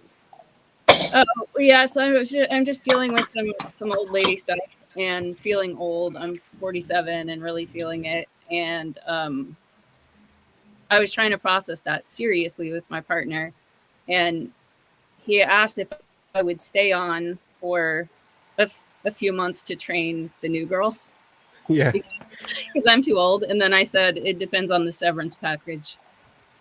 So it was funny, but it was a little tone deaf in the moment. Well, okay. So if I'm putting myself in that situation, so it's like, if I was him, right? I wouldn't think you were old at all, and I would think the whole thing would just be like a big joke. Like, what are you talking about? You're not old. So let's just make a joke out of you being old for real. Like Yeah, it's a ridiculous conversation to even have, but like it's taking away from your experience and your sensitivity to it, I guess. You were having like a vulnerable moment, so it's similar kind of I thing. mean, this is how we joke all the time, and I'm Right. very tough and very resilient. But I was actually like having a moment, and needed some serious processing, and yeah, he just wasn't taking it seriously. Yeah, it's hard to tell sometimes which way it's going. Sometimes you can tell, and sometimes you can't. Yeah. Yeah.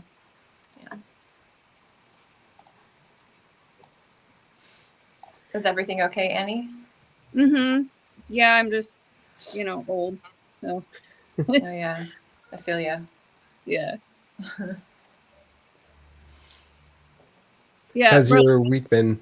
if you don't mind me asking, Rose, how old are you? Oh, I'm in my mid-30s, so I'm starting to feel the old. Starting to come in. I used to be in my mid-30s. Yeah.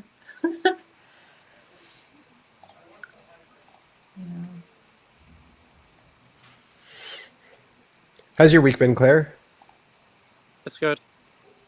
Nico, I muted you because you were making noise. I'm gonna unmute you now. Just all good. Yeah. All good. Yeah. I wasn't paying attention to that. Yeah. So what's life like? What's the last week been like for you, Claire?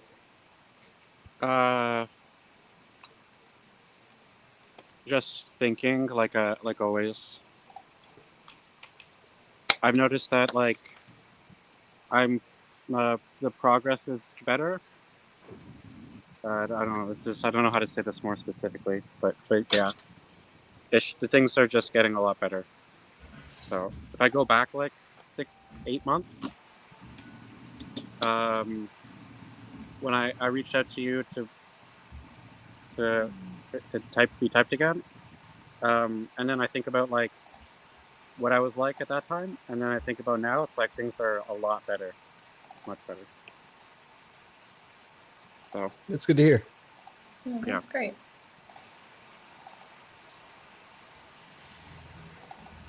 Mm-hmm.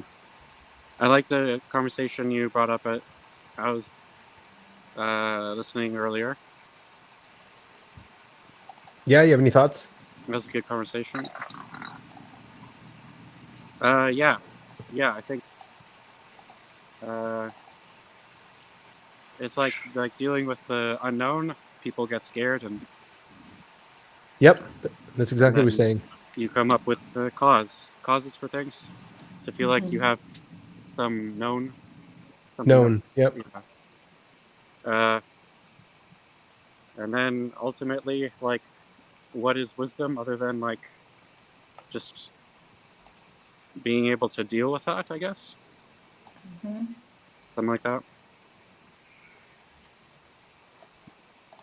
Yeah, it's interesting too how people have these ideologies and you can't really, or like identifying causes or whatever that is, and you can't really get them to let go of that unless you give them an alternate cause or an alternate explanation.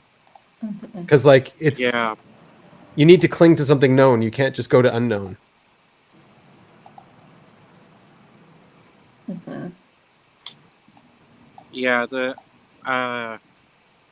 The two things I think, yeah. So like a lot of the time that has to do with some kind of like improvement or being happy.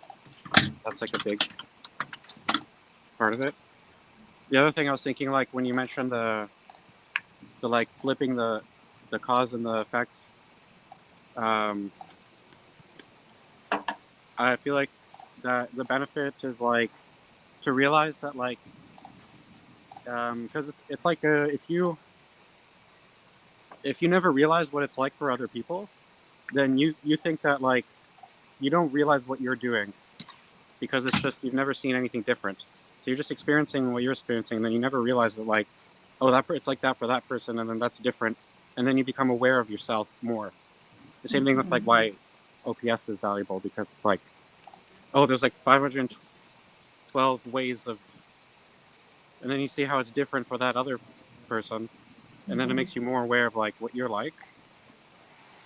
And I feel like it's the same thing where it's like, whatever way you're doing, if you like flip it, then you start to realize more what you're like because you've seen the opposite of that. So like some people they're too cynical, or some people they're not cynical enough. And then if you like flip it, then you become more aware of how cynical you are, or whatever.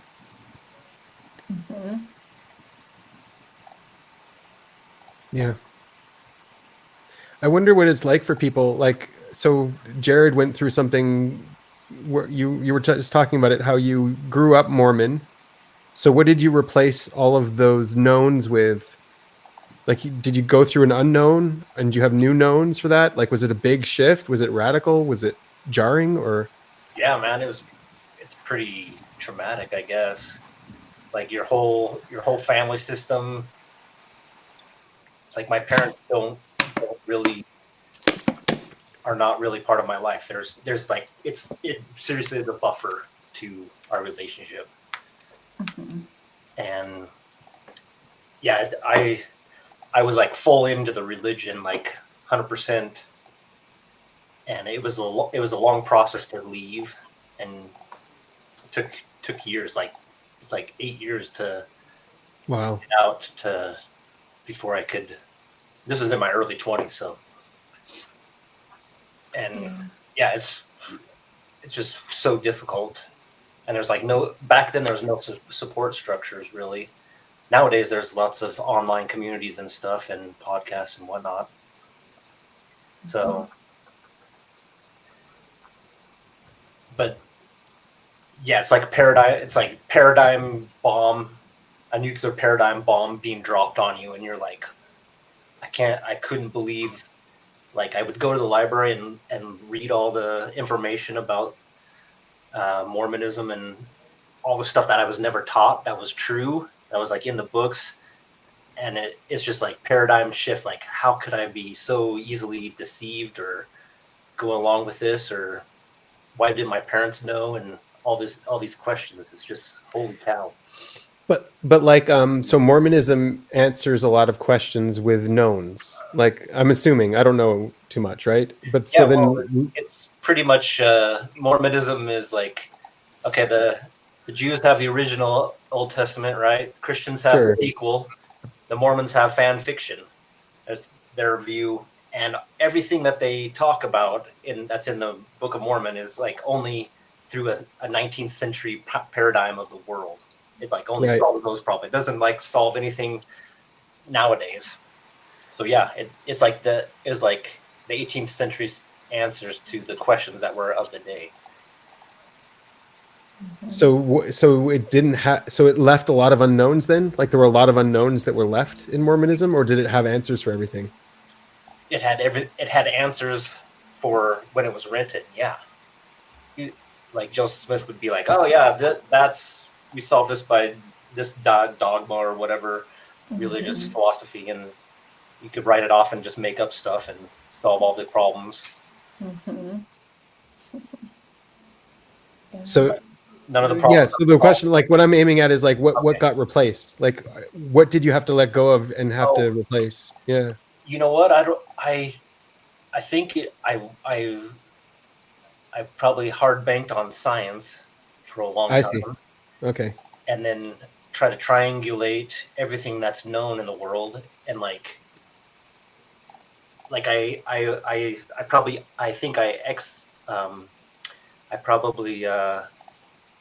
import ideas from other people. Like I read a whole bunch of books of people that are in the scientific fields or whatever, and I try to triangulate my worldview that way. And I don't know if it's probably not 100% accurate, but it's worked for me, I guess. Yeah. I mean, I see science is trying to do the same thing. It's trying to solve unknowns, trying to give knowns as well. And there's definitely paradigm shifts in science, like every few, I don't know, 50, 20, 100 years, where big paradigm shifts. What we thought was known is really unknown, and that whole thing. Yeah, it's sort of like if you're a scientist and you have like a fishing net that has a foot gap in it, and you go out and fish and you be like, hey, we only discovered big fish. Then you get a microscope and you're like, oh, there's some more stuff out there. Mm-hmm. You have to, it's like, but I think that's the only thing you can hang your hat on, is that it's sort of like that standing on shoulders of giants thing. Like we build all this information and this cultural information and wisdom, scientific stuff. We like stack that, keep on building on it, and then it's rejiggered every once in a while, and that's about as best as you can do. Like you guys were talking about, like capital T truth and small t truth. That's the best I've come up with in my life. So, have you had something like that, Annie, in your life, where you had to get rid of big, a whole bunch of knowns, replace them with new knowns? No, because it's always happening all the time, and so it's gradual. Yeah. Russ grew up Mormon. Oh. And he had a different story that he's an identical twin, and which is really why I wish they would get typed, because they're twins. I really want to know. They're definitely different social types. But his father, at some point when they were like 13, took them aside and said, hey, you guys don't really seem to be into this. Like, because they're too logical for that. Yeah. And they said, yeah, we really aren't into it. And so his father said, okay, you don't have to go. It's fine. Well, so I think that was very loving. I grew up Southern Baptist, and whenever we went to church, for my parents, it was more of a social thing, just to have a social community. It's really normal there. My close cousin and her family were much more religious, and so I got a lot of that from them. But even from a very, very young age, I was asking a lot of questions and like sort of seeing through it, or like pointing out hypocrisy or like just logical inconsistencies. And so I've kind of always been like that. So nothing ever really felt traumatic. It was just always a slow sort of constant sleep processing and analyzing all those things. Yeah. Yeah, I'm waiting off on purpose for you, Rose, because I know you've got Oh. like the consume last quote unquote from the OP. So I wonder how your big updates are, if you've had any, or not either. Updates related to OP or updates related to religion? Updates related to things you had previously as knowns and you had to let go of them and find new knowns or something like that.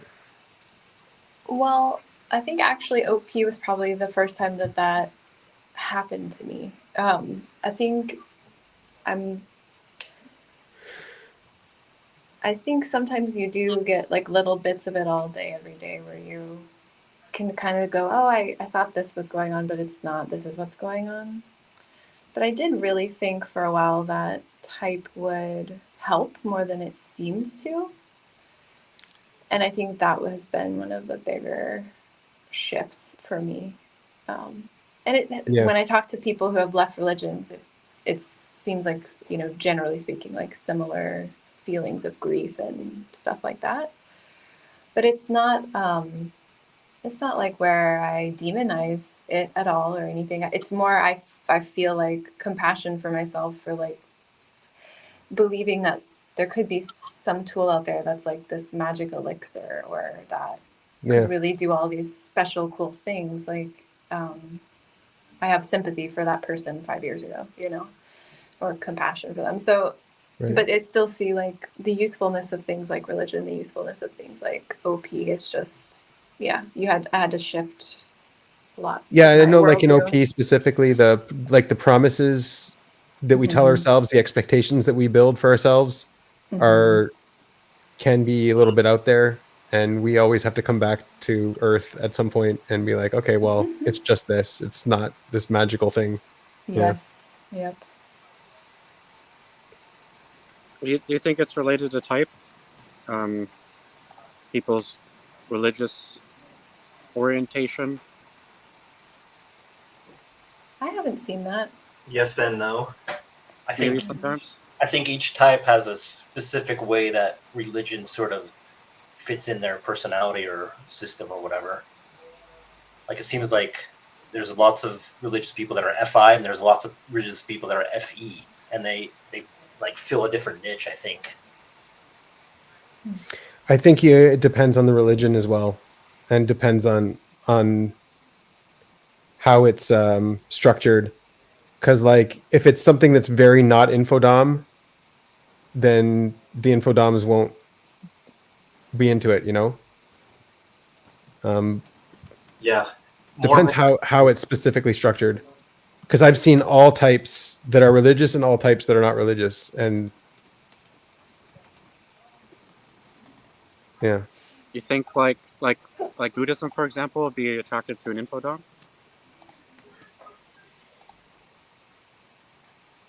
I don't see that. I practice Buddhism and I don't see that. Yeah. I'm just throwing out examples, maybe. It could be attracted to them because they want to quiet their mind. You never like. You like my Venn diagrams? Nice. Thanks. Appreciate you. Oh, we're hanging out though. We're not going to talk about that, but you're welcome to jump on and bring it up. Rianne. I hate to cut and run, but I have to go to a meeting because I was. Yeah, it's all good. You said you had to leave anyways. I appreciate you jumping on, Rose. It was nice to see some of you guys. Yeah, it's great to talk to you again. Yeah, nice to meet you, Rose. See you guys. Bye. Right. Bye.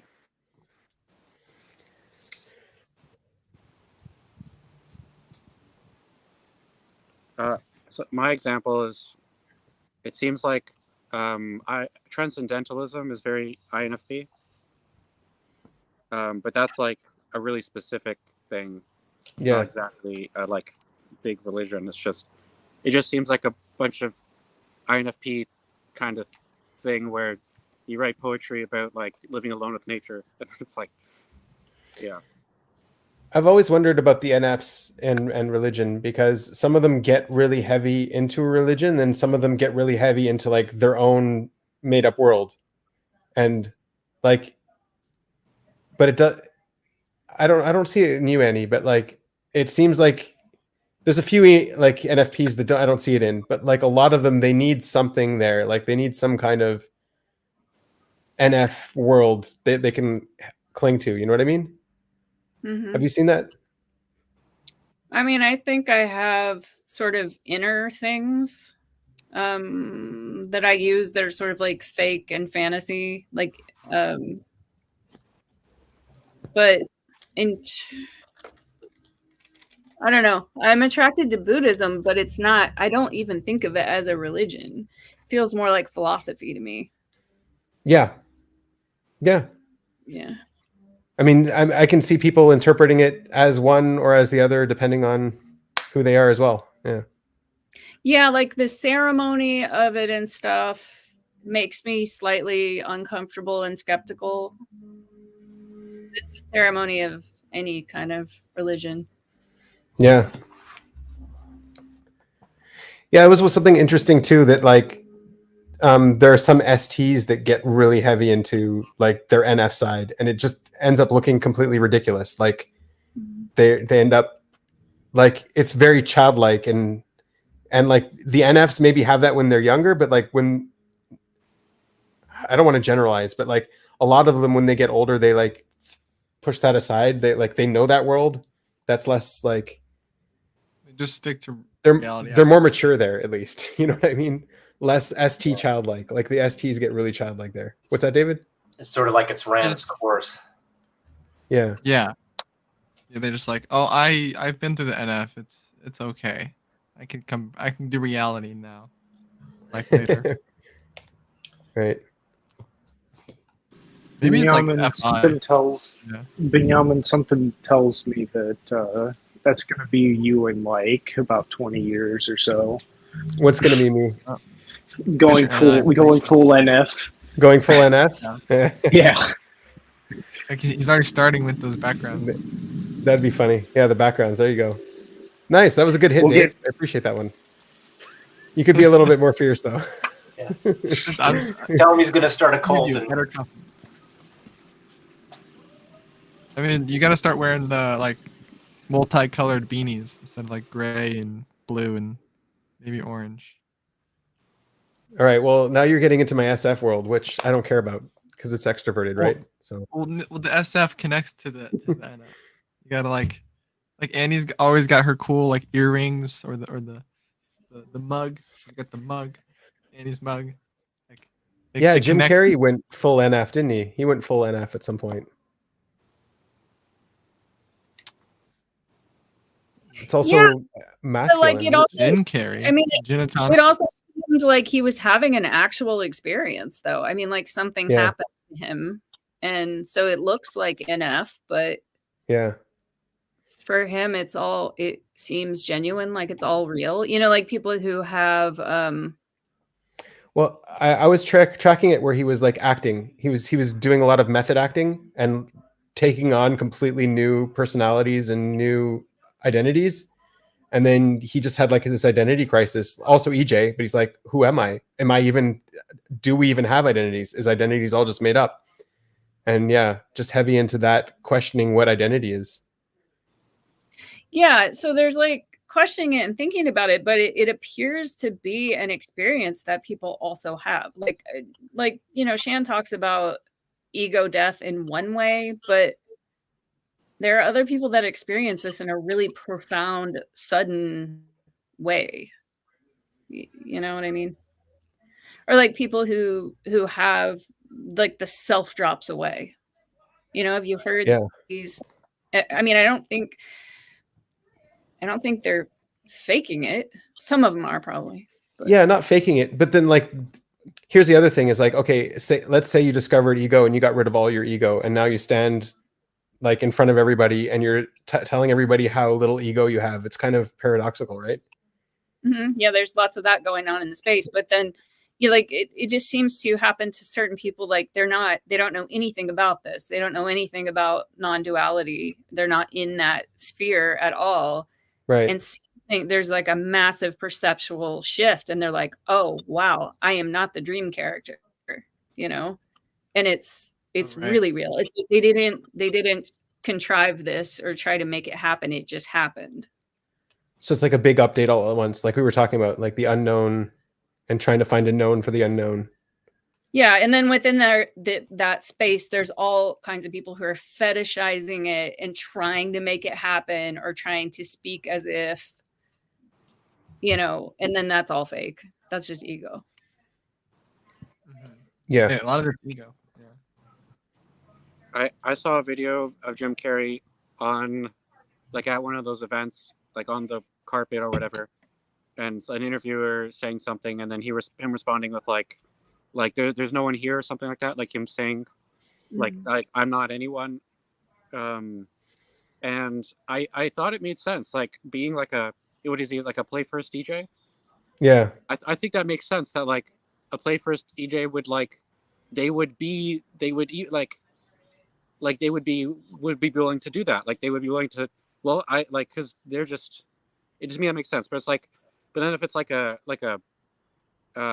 if you're like really introverted, then like I feel like you might want to go the opposite direction and just not want to talk about it at all or something. Like it's like it's like, another example is Alan Watts.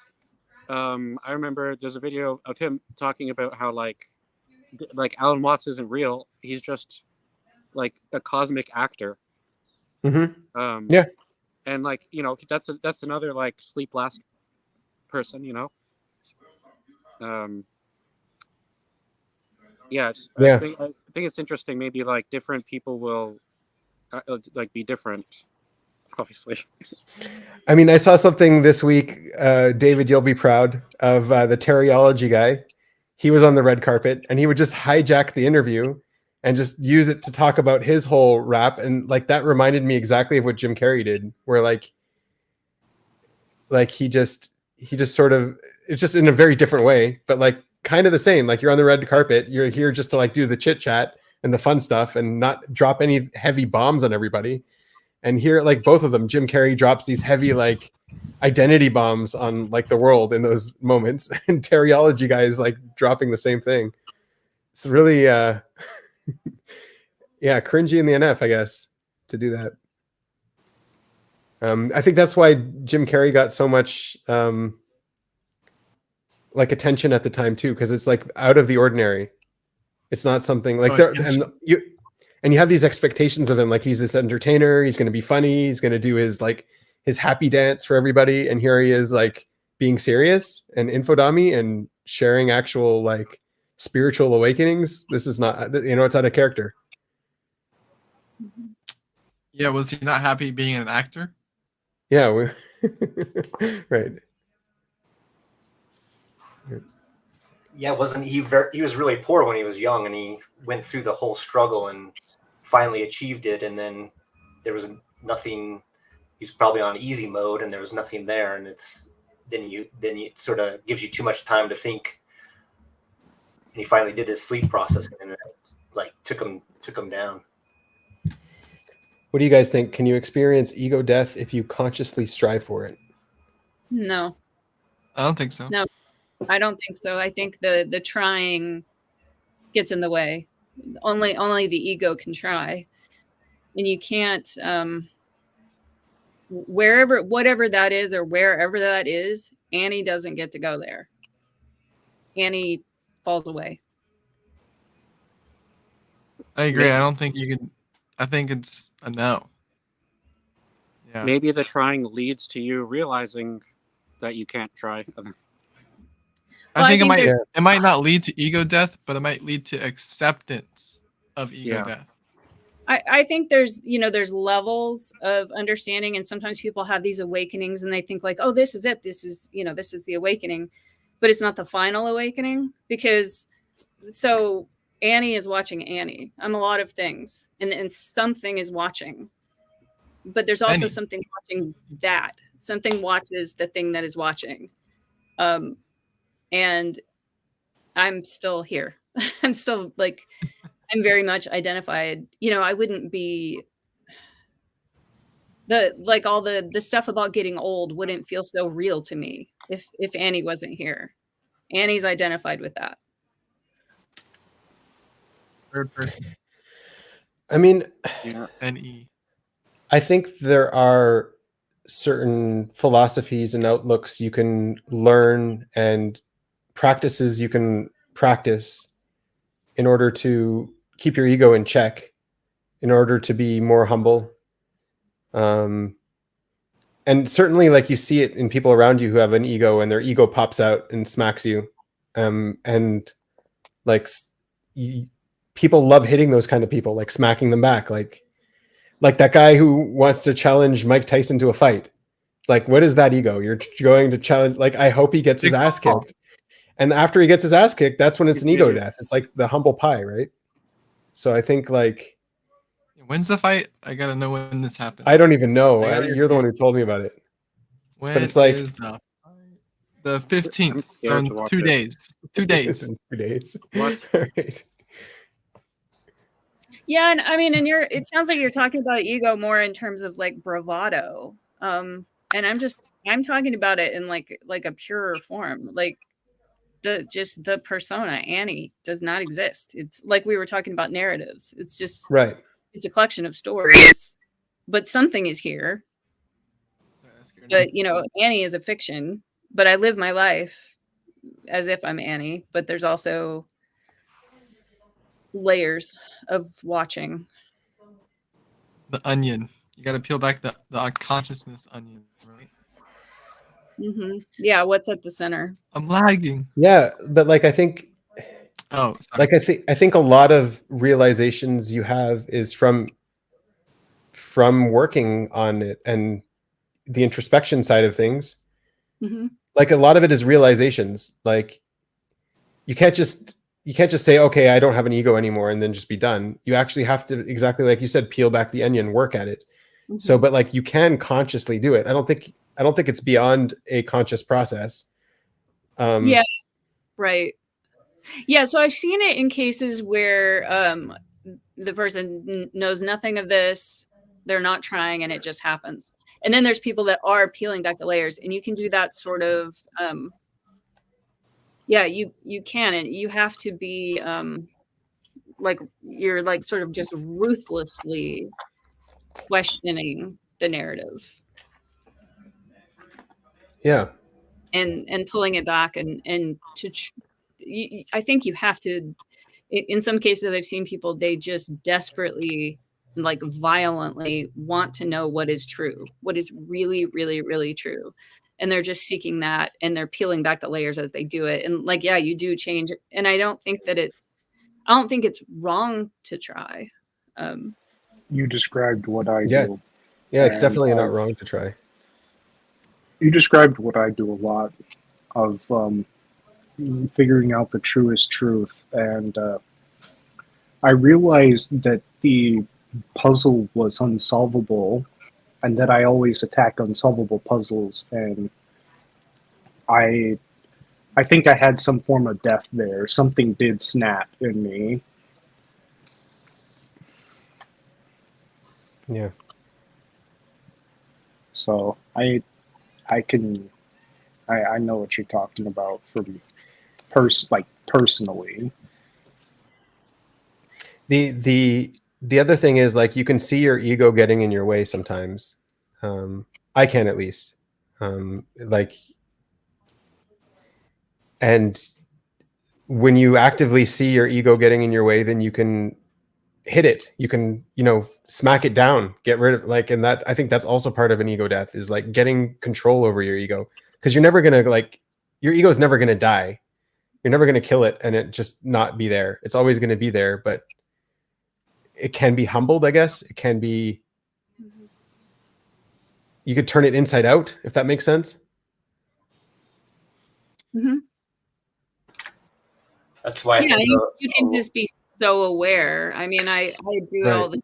Like, I'm aware of, like, immature things that I might want to do, and I'm just like, no, don't do that. Training your dog. Yeah.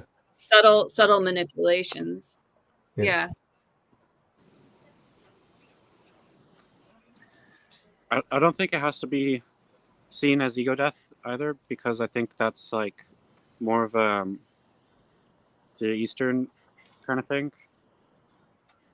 I think, or it depends, because I think in Christianity, or at least I'll say more like I feel like I'm born into being Christian or whatever. I don't know, and I feel like I'm starting to realize like the point of it more recently. Whereas like the past 10 years, I've been just listening to Alan Watts and just thinking, just kind of like in that kind of like with him as my influence. And then I'm starting to realize that like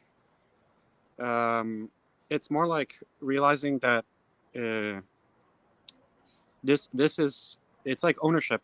This what I've been thinking about. It's like this isn't mine. This is God's stuff. So it's like I'm in the kingdom of God or whatever. God owns it. And then so if I give it up and recognize that it's not mine, then I become like more with along with that. Whereas then if I try to, it's like the opposite, to try to like hold on to it. It's like a temptation that then leads you to like yeah, evil basically. And then it's like, so Yeah. it's not exactly like ego death. It's more like giving up the ownership of to something greater. Yeah, I mean, you're borrowing these particles, you're borrowing this body, you're borrowing time. It's not yours forever either. It's all temporary.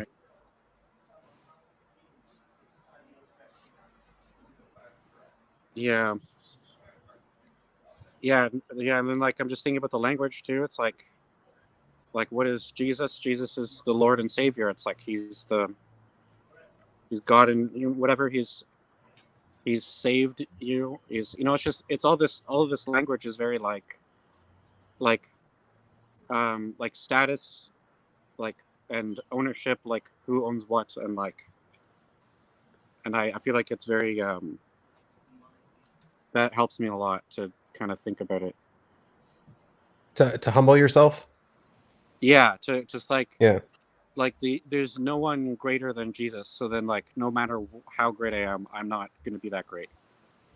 And that just puts me in like, yeah.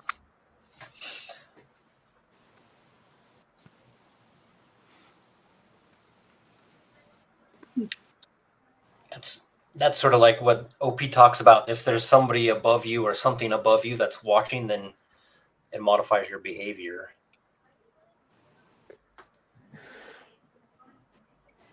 Yeah, there's like the free will experiments. People who are conditioned to see free will as an illusion, and then they're presented with a moral task.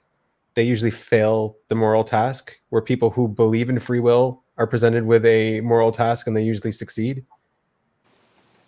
And it's like your belief in free, like even if your will is not free, your belief in the free will is what keeps you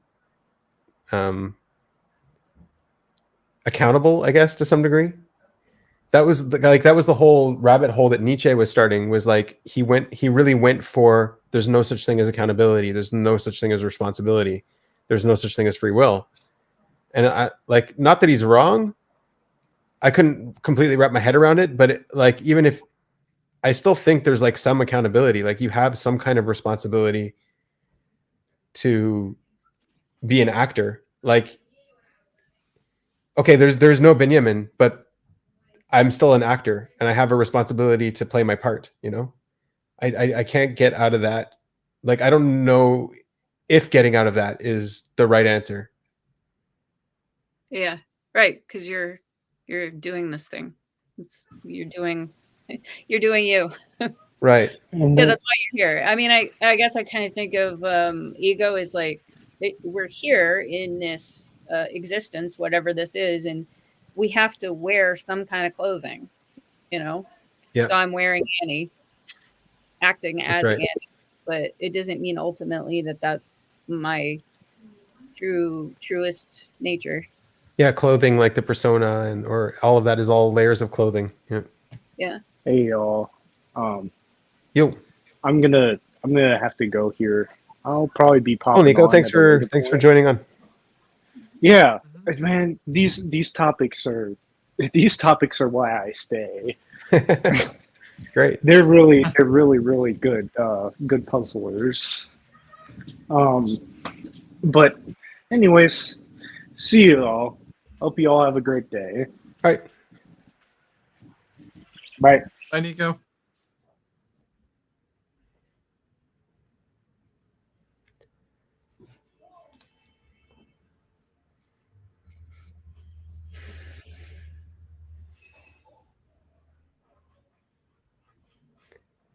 What as a 4, David, how do you see your ego?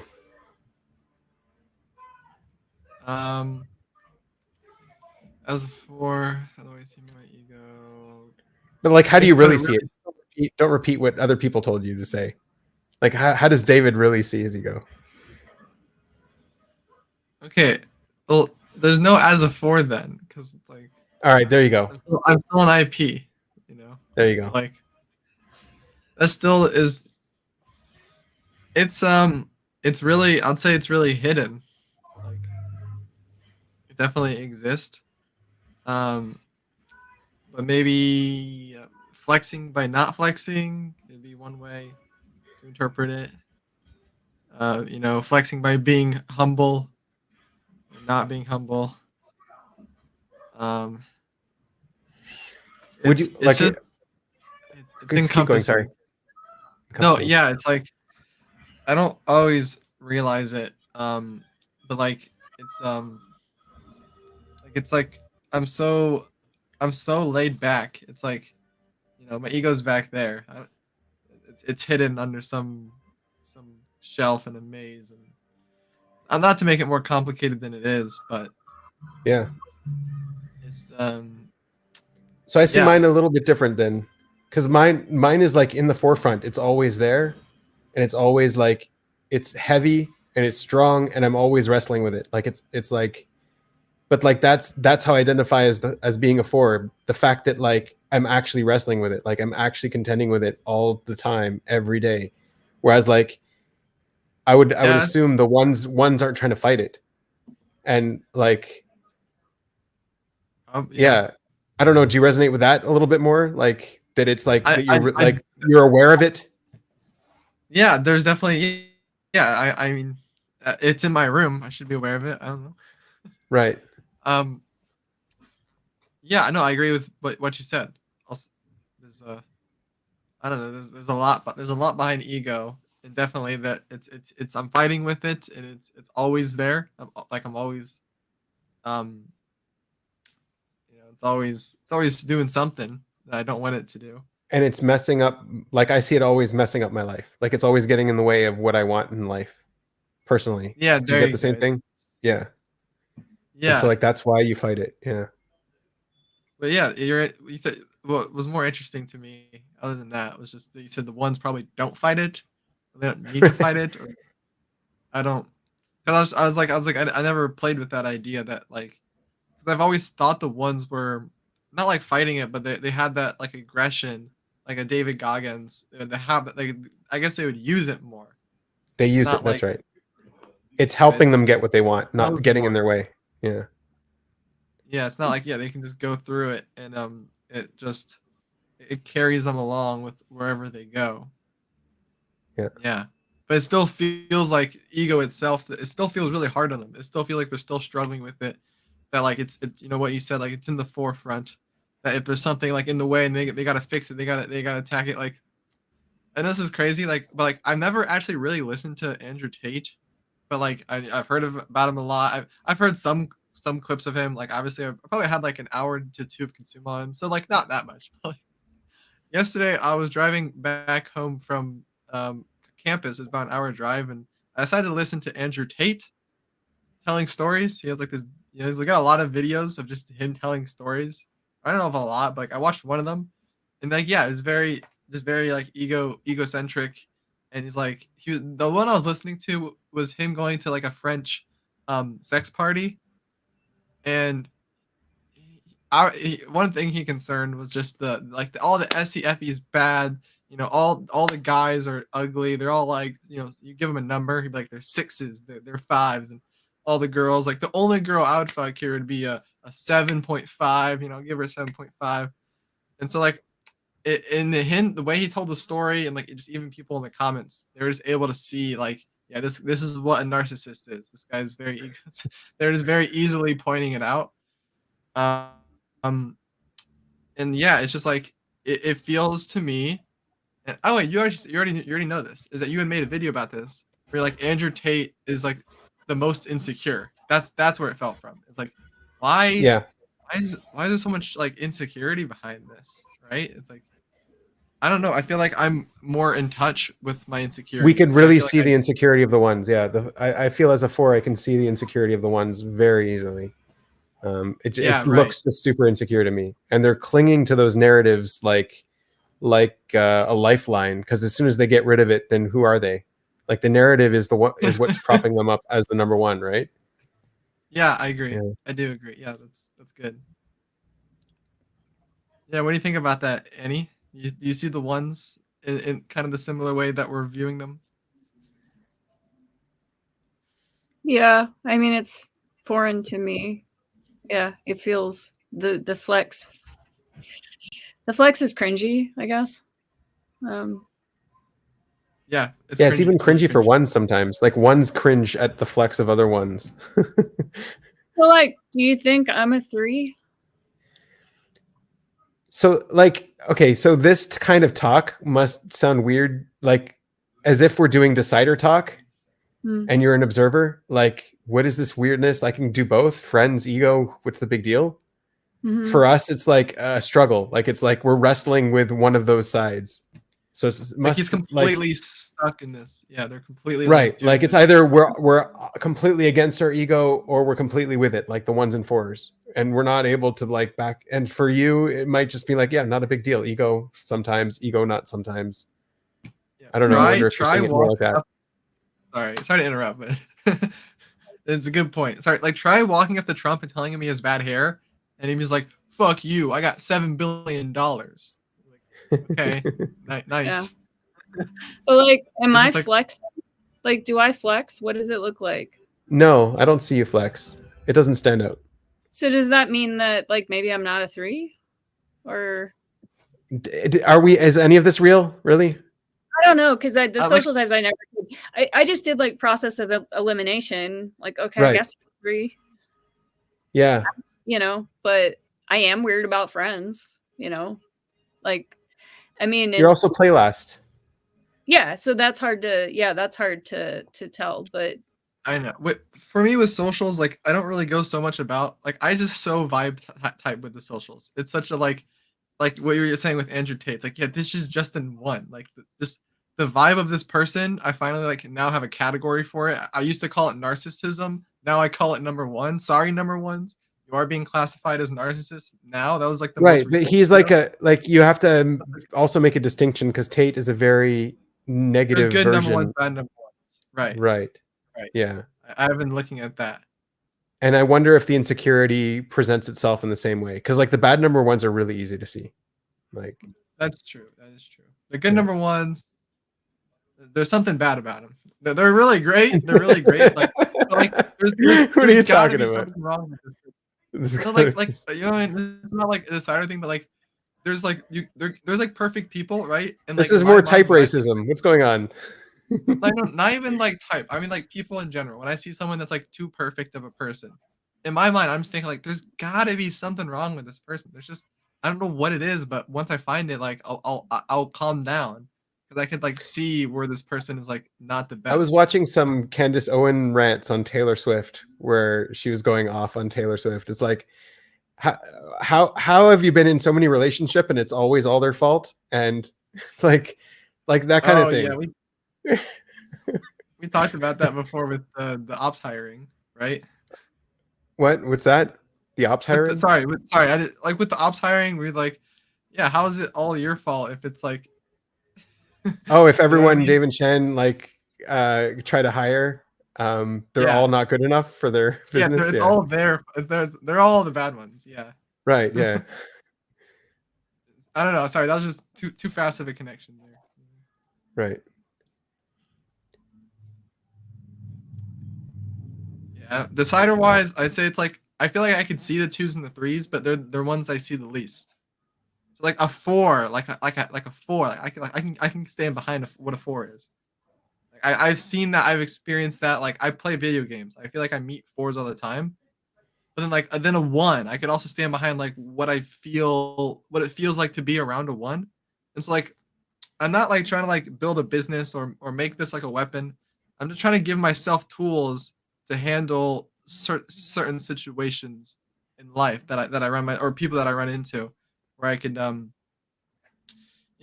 find my ways so that like I'm not feeling I don't feel I mean, as I like run into hurt by it. 2s a lot at work. At work, you run into a lot of 2s Yeah, where okay, that is true. they just want Yeah. to like everything's I don't want to hit the 2s too hard, but everything just seems very half-assed. Like they're not doing anything well. They're just doing making a lot of mess and asking the 3s to clean up after them. Yeah. Yeah, But is like what's they get a happening. lot more done. They get like a lot more done. The 2s get oh, you're blocked up, Jared. You're muted. But yeah, they get a lot of stuff done. I was just talking to myself, so. Okay. No, Yeah, no, wait, yeah. here's a question for I know we're Jared kicking was ass on talking, Tuesday. Dave. Oh, I thought you said I was done talking. My bad. No, he was Go going to ahead. say something. He was joking. Yeah, Go I ahead. think my brother's a number 1, and I went and played pickleball with him on Saturday. And then we were together on Sunday for the family get together, and I was shocked by how different we saw the same situation.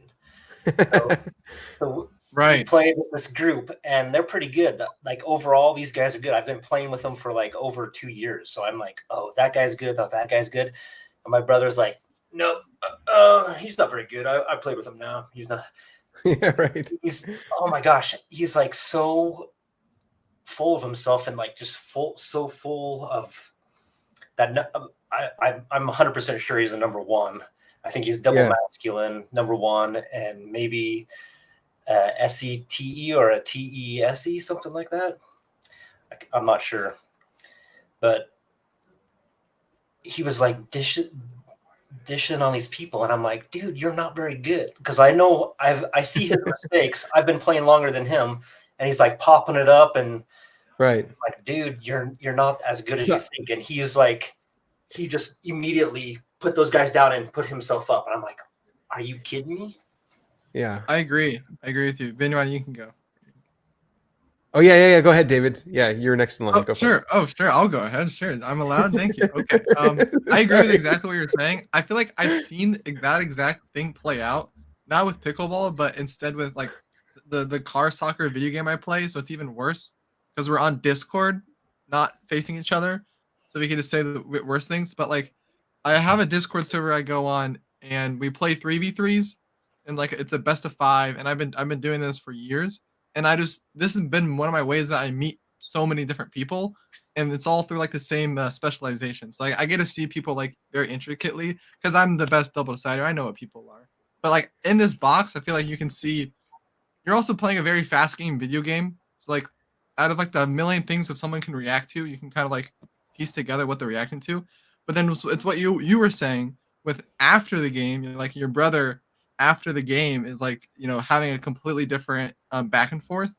And I've done that so much where I play games with these people, and then I get into a call after them, and we start talking about life or whatever, and then I'll like bring up the game, and I'll realize it's like, oh, okay, like I don't have a specific example, but like it is the same exact pattern of what you're saying, where you talk about a situation that you and some other person went through, and you see how different your minds are viewing that situation, and that's where you can tell the biggest difference is like after some processing time, after a little bit, after the match when. Yeah. So Yeah. I was just saying I have that thing where I'm just seeing I'm seeing the number 1s come through, or I'm seeing the number 4s.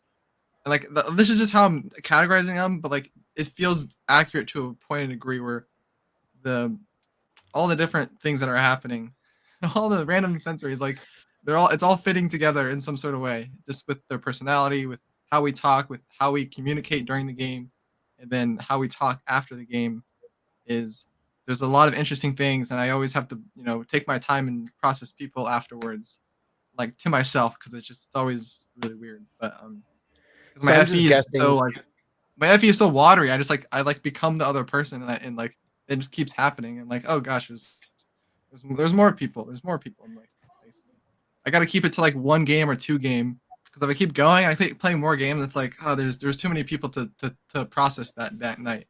So I gotta lower my DE or whatever.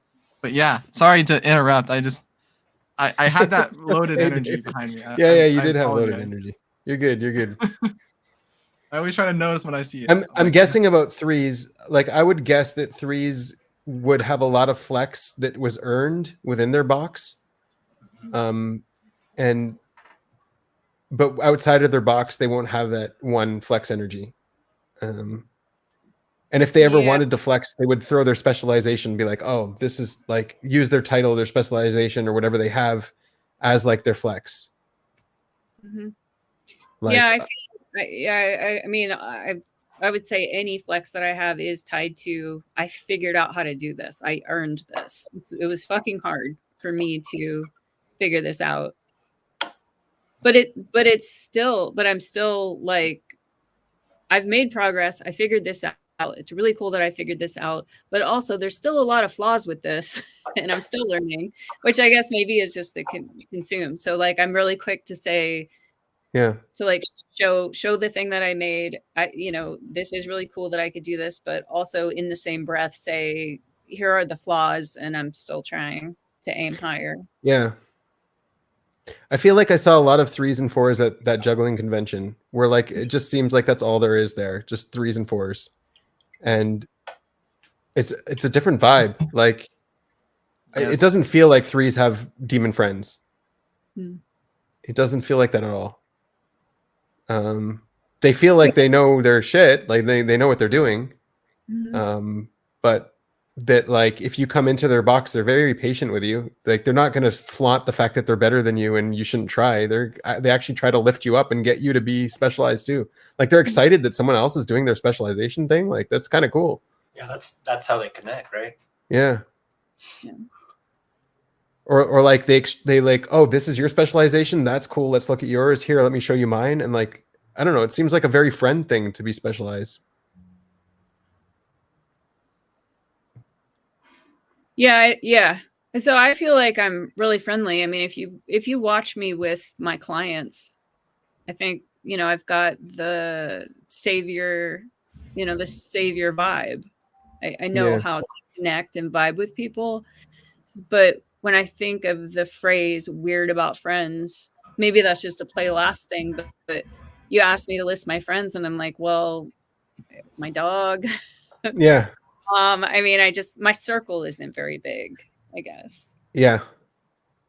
I mean, I feel the same. Like a lot of periods in my life, I feel the same where it's just like, yeah, sure, I would save your friends. I just didn't have any friends. Like it just makes you super sad. That's all. Yeah, except I don't feel sad. I don't know. I do. Yeah. Sometimes I do want connection. Like I really wish I had just that good, like conversation person, to go have coffee with. And it's all about the conversation for me, which I guess is just infodom thing as well. Yeah.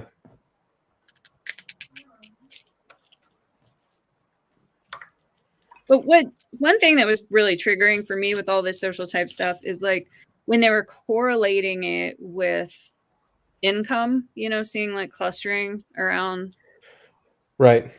It's just triggering. I don't know. I have money issues, because like I'm in a profession where I think what I do is really important, but it's just not as valued. I don't know, or just the way that I'm treated, like not treated with respect. Yeah, as if like you're not actually doing something that's valuable or you're not actually working a real job or something like that.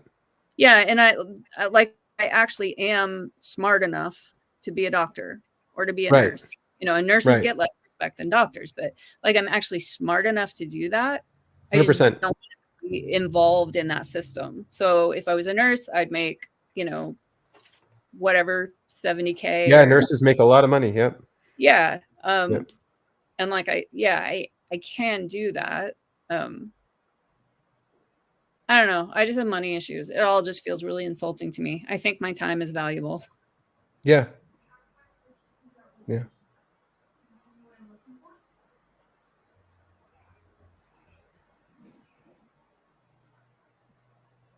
Yeah, so that's something that I don't think I would ever say personally. I mean, if someone's trying to get me to do 2 stuff at my job, then I'd be like, no, I'm not a 2, sorry. Like I would just tell them off. I've done that. Like they could try to get me to like do reports instead of like somebody who's doing reports. I'm like, no, I've got way more important stuff to do. Not that. Like, but I wouldn't like.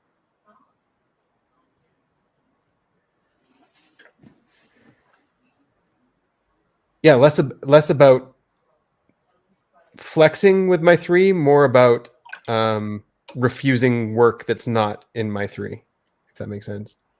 Mm-hmm. Yeah. The thing that gets me is when anybody tells me to run a scam. You need right. To run a scam. And I'm like, nope.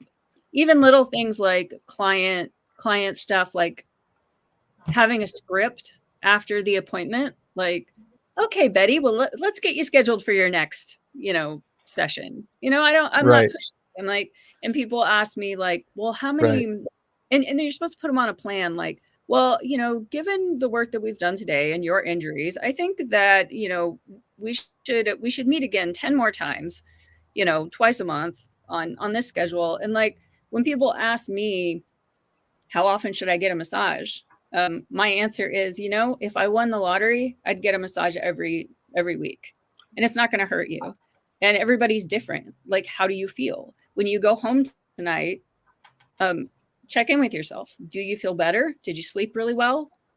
Is that worth it to you? Do you have the time? Like, do you have the time? Do you have the money? Is it worth it to you? I mean, it's not for me to push on them. It's their decision. I get massage once a month because I see the benefit, not because anyone's like pushing it on me. Yeah. So you don't even ask if they want to schedule another appointment at the end of your appointment? I have online scheduling. I mean, I could, and some people do, but the problem with that is like, if they schedule online, they enter a credit card number, which holds the spot. Yeah. And then that scares them. So they don't no-show. And I heard like when people don't show up, I always like reach out and ask for the reason. And it's only like maybe once or twice a year that I actually charge someone for not showing up. Cause I'm just kind of like non-assertive like that. And it makes bad blood, if someone forgets, you charge them. So if they sign up online themselves, then I have that number. And if they sign up in person with me, I feel awkward about asking them for a credit card number. And then also those are more likely to need to be rescheduled because they're not thinking clearly. They feel so good after the massage and they schedule for 2 weeks out, and then they have some time to think about it. Something comes up or they decide they can't afford it. So then they go on and she thinks I'm a 3. So then they go on and they reschedule it. Or so I just let them do, I'm asleep at night. I wake up in the morning and sometimes there's new appointments. Like somebody booked at like 1 a.m. and it didn't bother me or wake me up or anything. So I kind of like that. It's like, it's giving them the agency. If they want a massage, they can book one, Yeah. I think so the one thing I would compare myself to on your story is I wouldn't be so opposed to getting them to book on the way out. Like I wouldn't want to be scamming them. I'm also averse to scams. I hate the scammers. But like pushing a little bit, like yeah. I'm saying that, but also I haven't been doing any scams. But yeah, and it's easy enough to say that in a friendly way. Like, can I book your appointment, or are you more comfortable booking yourself? Yeah, I can do that. I mean, I think like listening to you, I think my divorce lawyer was a 2 because always trying to scam for more and more and more, like trying to work out the deals. Oh, this is going to take this much time and cost this much, and we're going to do this, and we're going to do like already planning the whole scam and Mhm. trying to hit you in your pocket. Yeah.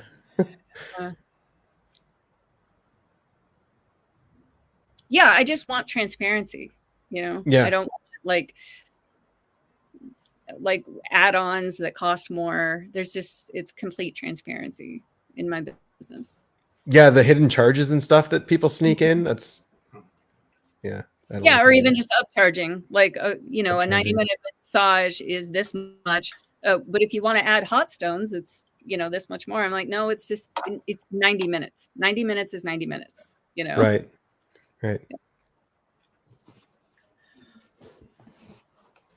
Yeah, I mean, sounds 3 or 4, one of those two. Yeah.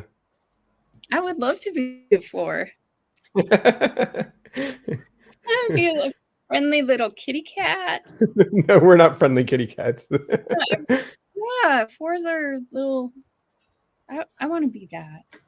What's the No, downvote? What is that? How did that happen? I don't know. Oh yeah, maybe that's a good point. Maybe it's also your FI that your values are against that kind of behavior, like Mhm. a strong FI. Yeah. Yeah. Yeah, that's what it feels like. Yeah, the scamminess. Sure. Do you like scams, David? Are you a scammer? Big time. No, I'll joke about it, but not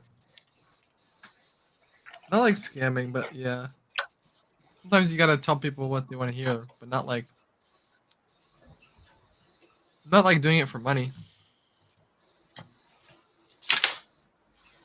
I'm doing it because I'm lagging. But You're lagging? my Wi-Fi's gone down today. I don't know what's up. Am I still here?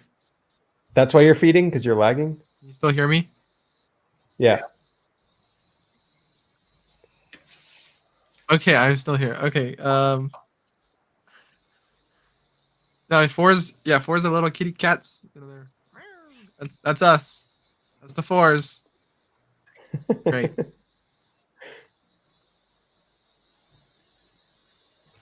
Yeah.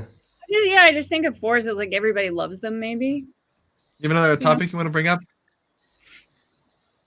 Go for it. Is there a swing The on the 4s 4s? are though, the or love. Is there a swing on 4s though, like where they would like flip and? There is a Have the negative claws side to come the out? 4s. There is a Like it feels like cat energy, I think. You're very heavily delayed, David. You're like answering delayed Oh and no. yeah. Why don't you leave and come back? It might fix it. Okay.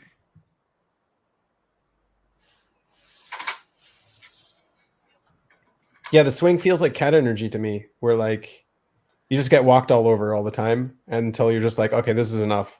Yeah. And then you blow up, and then people are like, "What the?" Yeah, exactly. That exactly. You're like, we know you as this docile, purring creature, and now you're. Yeah. There's also like a lot of projecting on 4s, especially from 1s. I get it all the time, and it's really annoying. Where like, what kind of projecting? well, first of all, as an IP, you're not showing yourself a lot. And then as a 4, you also don't really have many hidden motivations. So it makes it very easy to put motivations on you. So it's doubled up, huh? Yeah, I think. And yeah, like I like to bring this one example all the time because it was just this friend that was messaging me. Like I say he's a friend now, but at the time he wasn't a friend. He was just sort of like hassling me, messaging me over and over again. And then like one day, like I was just being friendly with him the whole time. He's like, one day he's like, "What are you trying to get out of this relationship?" I'm like, "What? You've been messaging me. What am I trying to get out of it? I just want to be friends, man." He's like, "I don't know. I don't believe you. What do you like? Are you trying to? Do you think I'm going to get rich? You think you're going to get money out of me? Like, what are you trying to get out of me?" Like that projection there. It's just like, what are you trying to get out of me? Like, what are you saying? Yeah. Yeah, that's I think my wife's a number 2, and she's doing this entrepreneurial startup thing, and like the gal that's in charge, I think she's a number 1, and she just like sucks people in and to do her bidding. Like I got sucked into to manage their property that's across town. I'm like, oh my gosh, no. Right. Well, it's because also like I've seen twos that do that they suck people in, they get people to do all kinds of stuff for them. I see twos doing that a lot, but it's like they have so much responsibility. They're just like they just need help from somewhere. Like because if you're not going to help them, they're going to have to do it.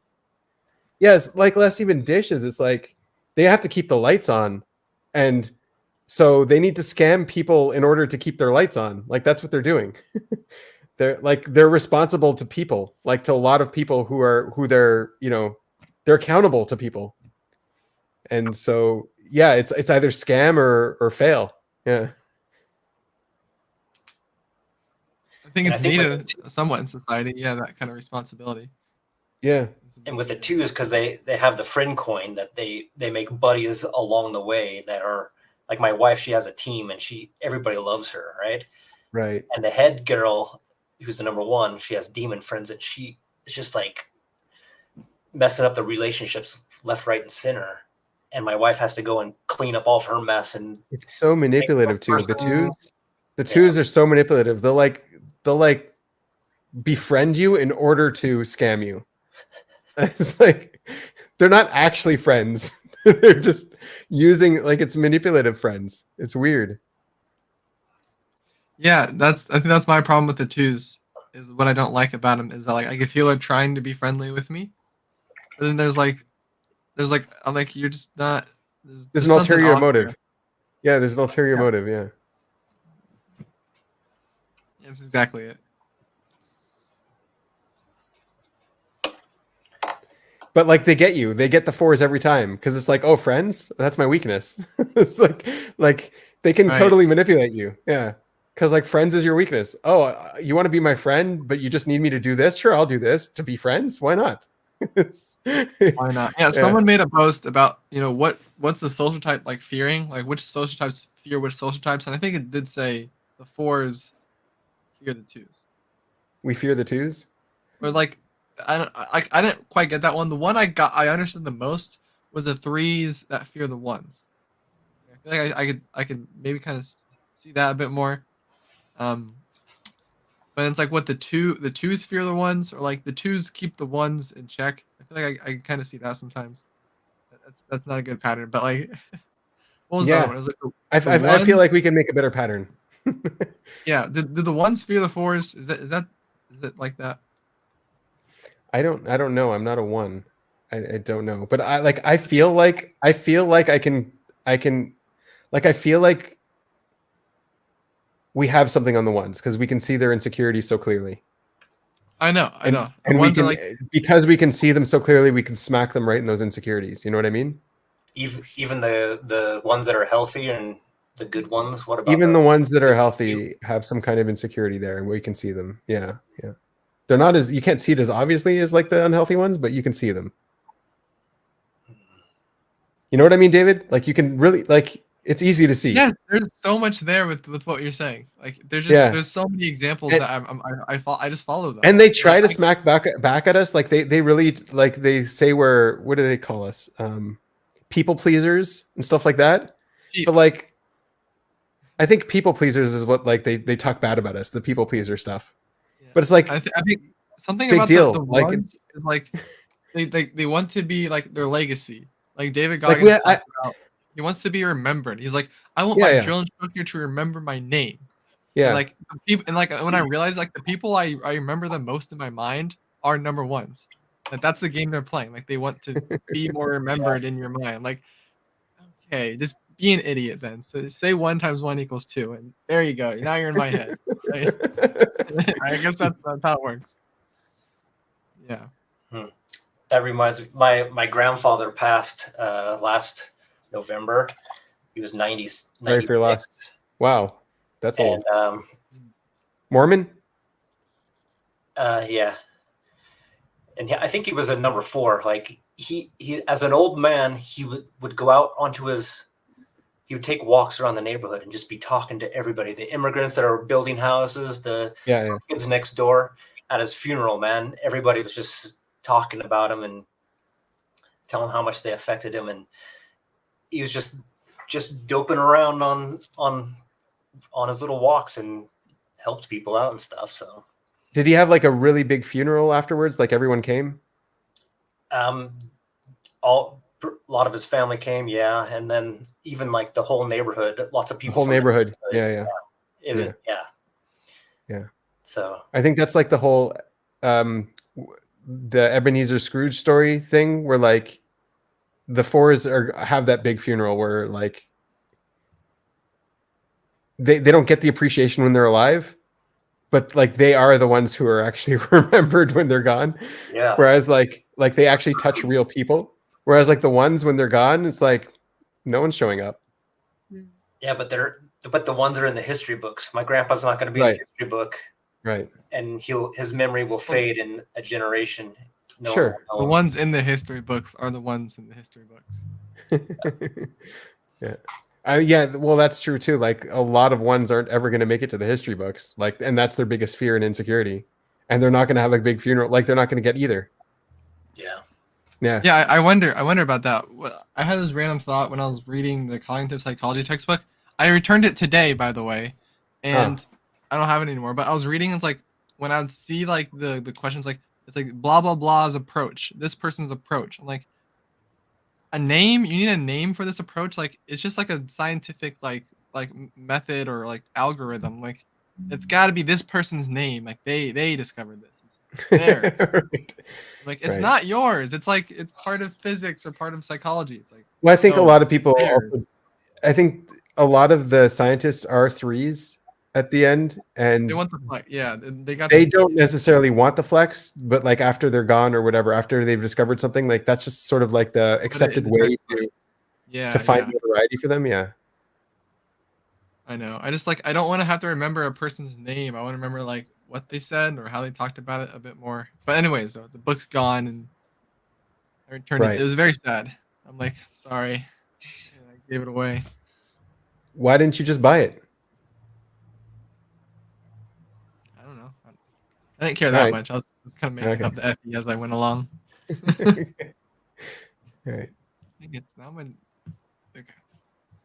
And the social types are great. I would say I think overall kind of a general trend is that they've made the space maybe a little bit less fun in some sort of way, where like before social types maybe it was a little less it was more open, it was more like maybe friendly and fun, like hey, let's just learn about the functions, and like it'd be more open to just learning about the functions, especially like if you like maybe I'm not speaking from great sensory proof, just something that I felt.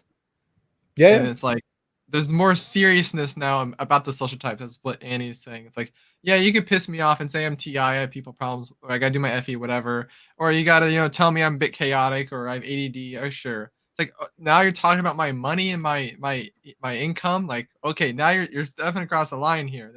This is fun typology stuff. Now we're like, this is how your life is gonna drive you. And if you're poor, then you're part of this like class. It's like what is that? What is that? The untouchable are at the bottom, and then the whole social hierarchy. That's exactly how they presented it. It was like we have this social hierarchy. The ones are at the top. It's like okay, thank you.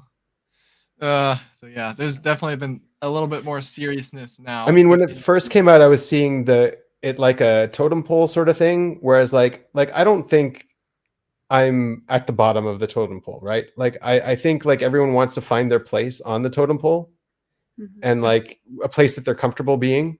Like I wouldn't be comfortable being at the bottom, but I would definitely not be comfortable being at the top. Like I feel like there's an optimal place for me somewhere. I'm an average Joe.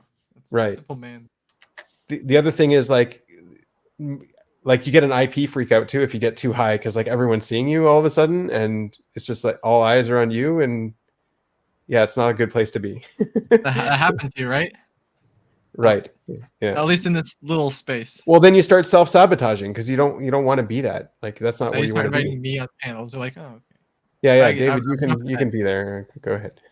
Let's see how high you went. Yeah, But like you also want to find that optimal sweet spot on the totem pole and just sort of rest there. And I think like we all do in some degree. And so like the ones maybe are delusional in where they think they should be, and they'll never actually get there. And maybe the fours just sort of find that happy place early.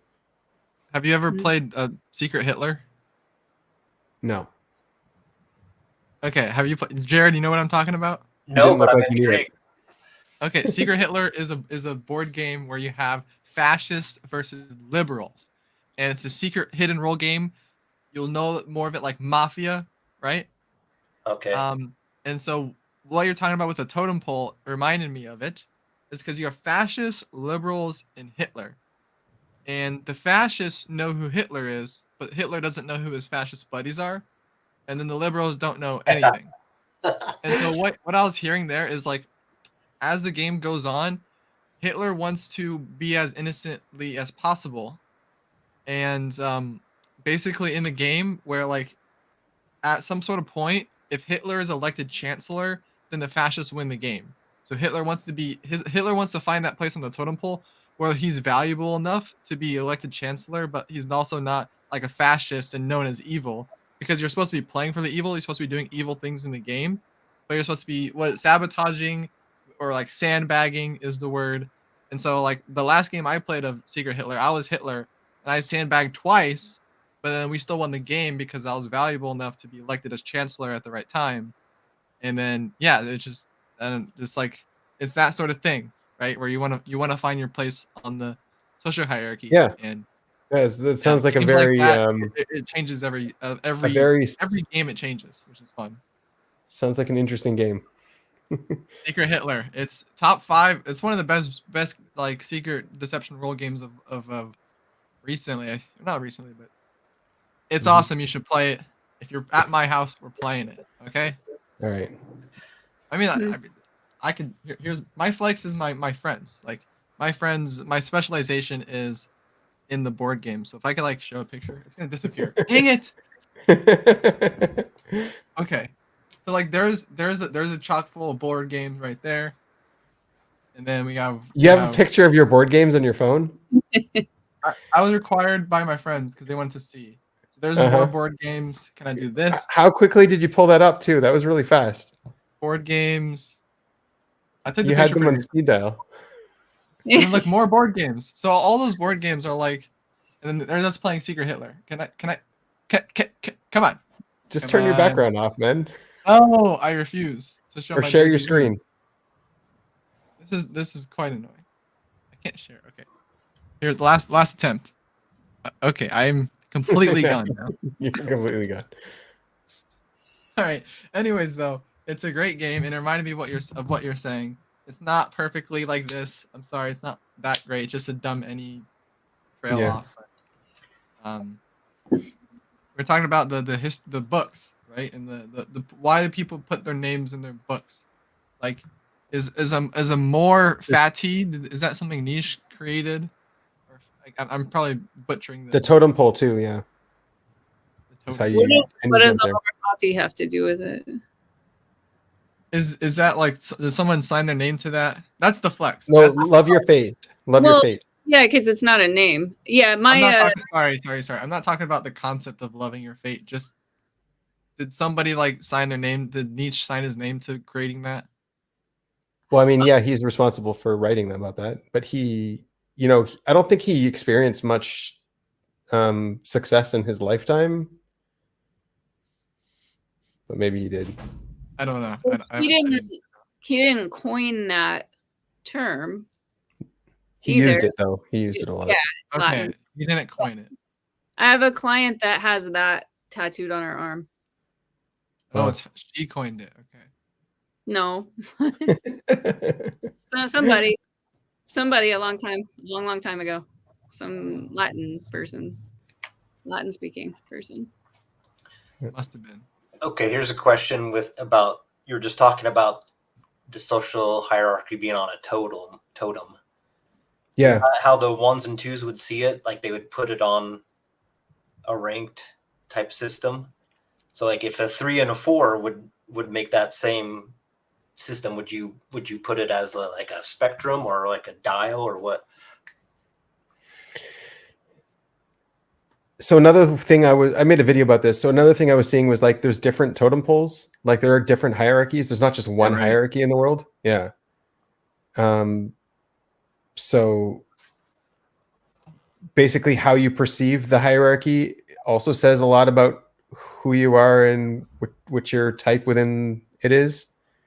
So like David was saying, his popularity is his flex. Like he sees his friends as his flex, and that would be his totem pole. Like whoever has the most friends, whoever's the most likable and the most social, like that's a totem pole, right? Yeah, I can agree to that. Yeah. 1%. The example I used was like Kevin Hart, who's like seems to be a 4, but like he's always in the middle. Everyone's always like he's the boss of every room he's in. Like he's the guy. Even though he's not a number 1 type, he's a number 4 type. He's just like the most liked. So he's like at the top of his totem pole, but no one else is seeing that totem pole but him. Right. Yeah, I mean, it does depend a lot on context there. Where like I do play a lot of games. I do have a lot of game knowledge, and like I'll be at the top of that totem pole. But as soon as I like go That's down, your specialization, right? So like I would say other each people, specialization has their own totem pole. Every single specialization has there's their own other totem people pole. in that specialization that's like 50 times deeper than I am. Like I'm still Right. pretty like good, but like there's people that are nowhere near that. They're like, I just played Monopoly and I played Life and Sorry, and you know that's like, you know, they're fake games. I call them fake. Or I played just poker. Sorry, poker fans. Y'all, you need to expand your horizons. I gotta go take a shower, but I have a funny story. Like Yeah. last week, or not last week, some other time, I wanted to keep listening to this live, so I put my AirPods in, but I put my shower cap over my AirPods. This is the only time I'd ever like listened in the shower, and so I was taking a shower, and I had this moment, and I was like, "Oh shit, can they see me?" Oh no. It's just like one of those dumb thoughts. Anyway, I gotta go get ready for clients. That's amazing. All right. Thank you for sharing. Thanks for coming, Annie. Great having you as always. We always Bye. love it. Yeah. Bye. Welcome back, Claire. Hey, thank you. You know what? Your hair has been getting longer. I am paying attention, and it looks. That's what hair does. I don't. Sounds okay. He has no sensory proof though of his own. No what? You have no. David has no sensory proof that it does get longer. I get like a million times less sensory proof than you do. Yeah. It also drastically changes depending on like the condition that the hair is in. So like if someone has relatively wet hair, then it looks a lot longer. And then if someone like doesn't, like you could make the condition of the hair in a way where it looks shorter just because the volume anyway. When I was younger, my hair was super curly. I could go for a long time without having a haircut. Oh. I put lots of gel in there. It'd be like this white boy afro thing. Yeah. Get away with it for a couple months, and then it's like go to get a haircut, and the hairdresser's like, "Oh my gosh, you have so much hair." Yeah. You ever have that problem, David? I never actually had it. All right. What was your hair like? I cut my hair pretty short when I was growing up. Maybe the longest it'd be like 3 inches. Maybe that's a bit long. I don't remember the exact measurement, but yeah, no. My friend, he would have long hair, and one day he came over and I helped him, you know, shave it off, and then he wanted to keep it. So we all bagged it up and we gave it. I was like, we were like 11 or something, but like, yeah, he had a lot of hair. But And his parents were okay with you just shaving off his long hair? yeah, they wanted him to shave anyways. They've been telling him At to his shave friend's for, like, house. No, he was at my house, and then Yeah, I know. At his friend's house. He was at his friend's house, which was you. Yeah, cutting his hair at 11 years old. Well, like I'm a pro, so it's all right. All I'm right, like, okay. Well, we can tell you're good at cutting hair. I know. I do it every day now. It does grow. I shave every day. Yeah. Yeah, my hair issues. Lost them in sophomore year of high school. 15, I mean, at least you 16. don't have like a little bit on the sides growing where like. I do have a little bit growing. It is annoying. I need to Is it? like X-ray that out. Oh, the one at the back. Yeah. It's okay. It's not a big deal. I'm a bit It's good on insecure you. about It it. suits you. It suits you, man. I don't know. Yeah, I know. You would I'm look like, weird with hair. I don't want to bring up my old photos with hair because those are like me when I was like 14. You know what I mean? I think it's just been so long. It's just like I think the advice that Jared was saying to Nico. I mean, it probably wasn't 100% serious, but like what's your problem? Like, how do you deal with it? And Jared is like, just time, man. You need more time, need more experience. And that's exactly what I'm going through with my hair, where I was insecure. I've only become less and less insecure as the years have gone on. It's not like started to go up. It's just been going down and down and down. And I still need a few years, but Yeah, I'm doing David, you better than I noticed was that last no one time. was talking about your insecurity. Nobody. Well, I was my own brain. I know you were. There's some little parasite. No, really, you have no. I'm Yeah, taking them down. no. You have I'm no taking down reason to my be insecure. parasites. Yeah. Suits you. You're calling back to the parasites. Yeah. So Claire, do you want me to make a YouTube video of just randomly talking for like 10 minutes straight? I'll just like post a video on there like whenever I can. Yeah, like literally just talk and then that's it, and then post it. You want me to do it? I know. Don't even. You can send it to me. I'll watch it and tell you if it's.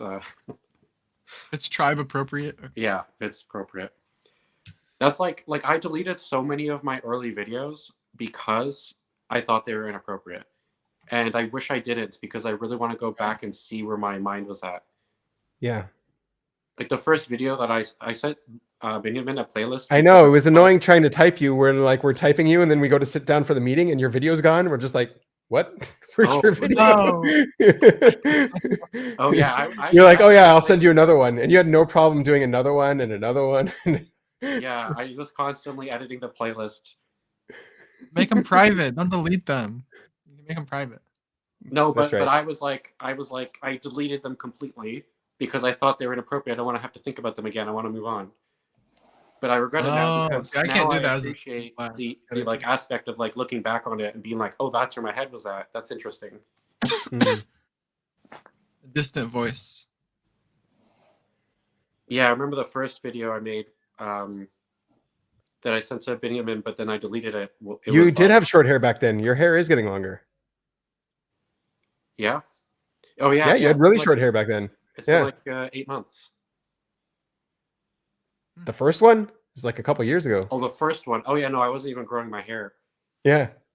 Oh no. When I say first one, I meant so in October I emailed you, and then I sent you a playlist because I didn't understand that the CRG thing was happening because I had just emailed you before. So I sent you a playlist, and then I deleted that. Yeah. And yeah. Well, 4 years ago I had short hair. I only had long hair when I was like 12 to like 15, and then I cut it in like grade 11. 10 to 15. Yeah, those were the best because you have to play up the INFP stereotype. That's the stereotype? Yeah. Woodland fairy, I think that's high. But yeah, that yeah. Oh. Like, well, I see my sister does it a bit, and she's SEFI, consume sleep. And then she's double feminine, so she's got masculine NF. So I feel like the masculine NF will shoot towards that stereotype a bit more. Oh. I don't really know. Well, I know an INTP and an INTJ. I'm very confident about their types that have really long hair. And it seems to be really just joking. A hippie kind of thing. I think the ISTPs, I've seen them. ISTPs have that phase.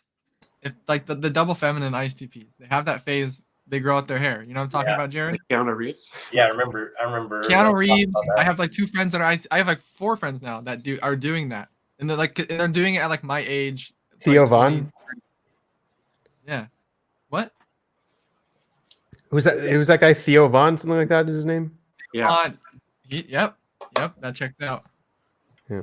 Charlie. Maybe just all types can grow their hair unless Charlie. they can't. I know Yeah. they all can, but like, I feel like there's this very specific pattern with the double feminine ICPs. Not all of them will do it, but so I don't know. There's something like, all right, I'm gonna grow out my hair, and then they grow it out. I don't know. So it's just like, I guess I need like, I'm giving myself justifications. I'm like, why does my friend want to grow out his hair? And it's like, I had my oh, hair grown this out when I week. was younger. Yeah.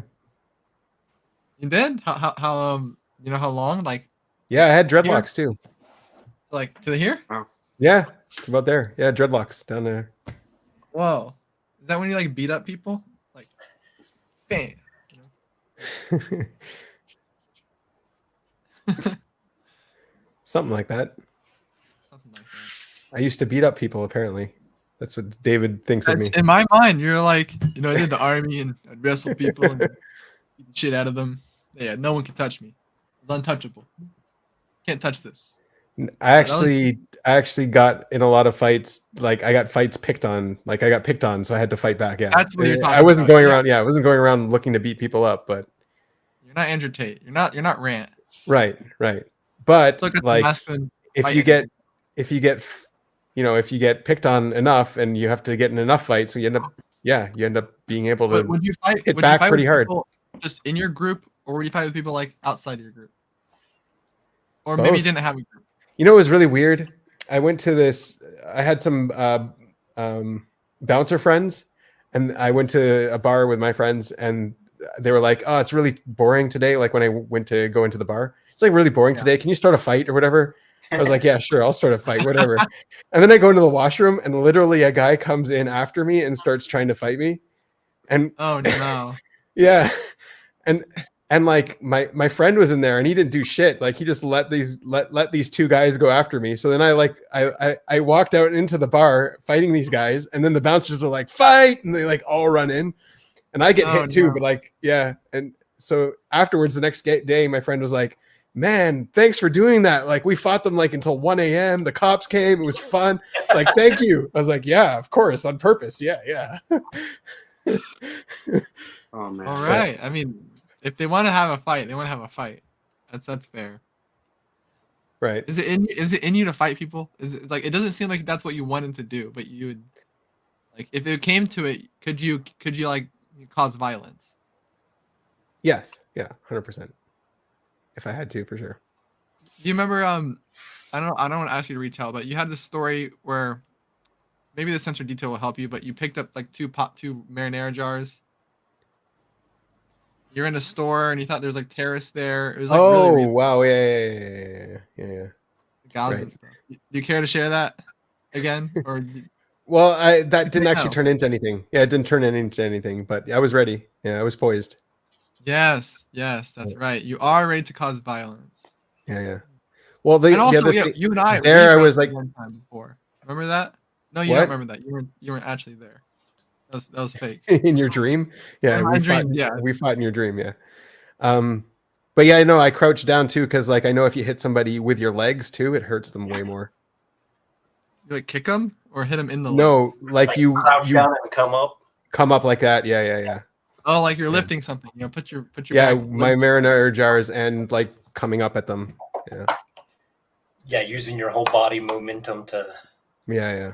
increase the power of the. Yeah, they would have been hospitalized in a second. Just saying, like it would have hurt. Yeah, I mean, you're smashing glass against their head. You know. Yeah.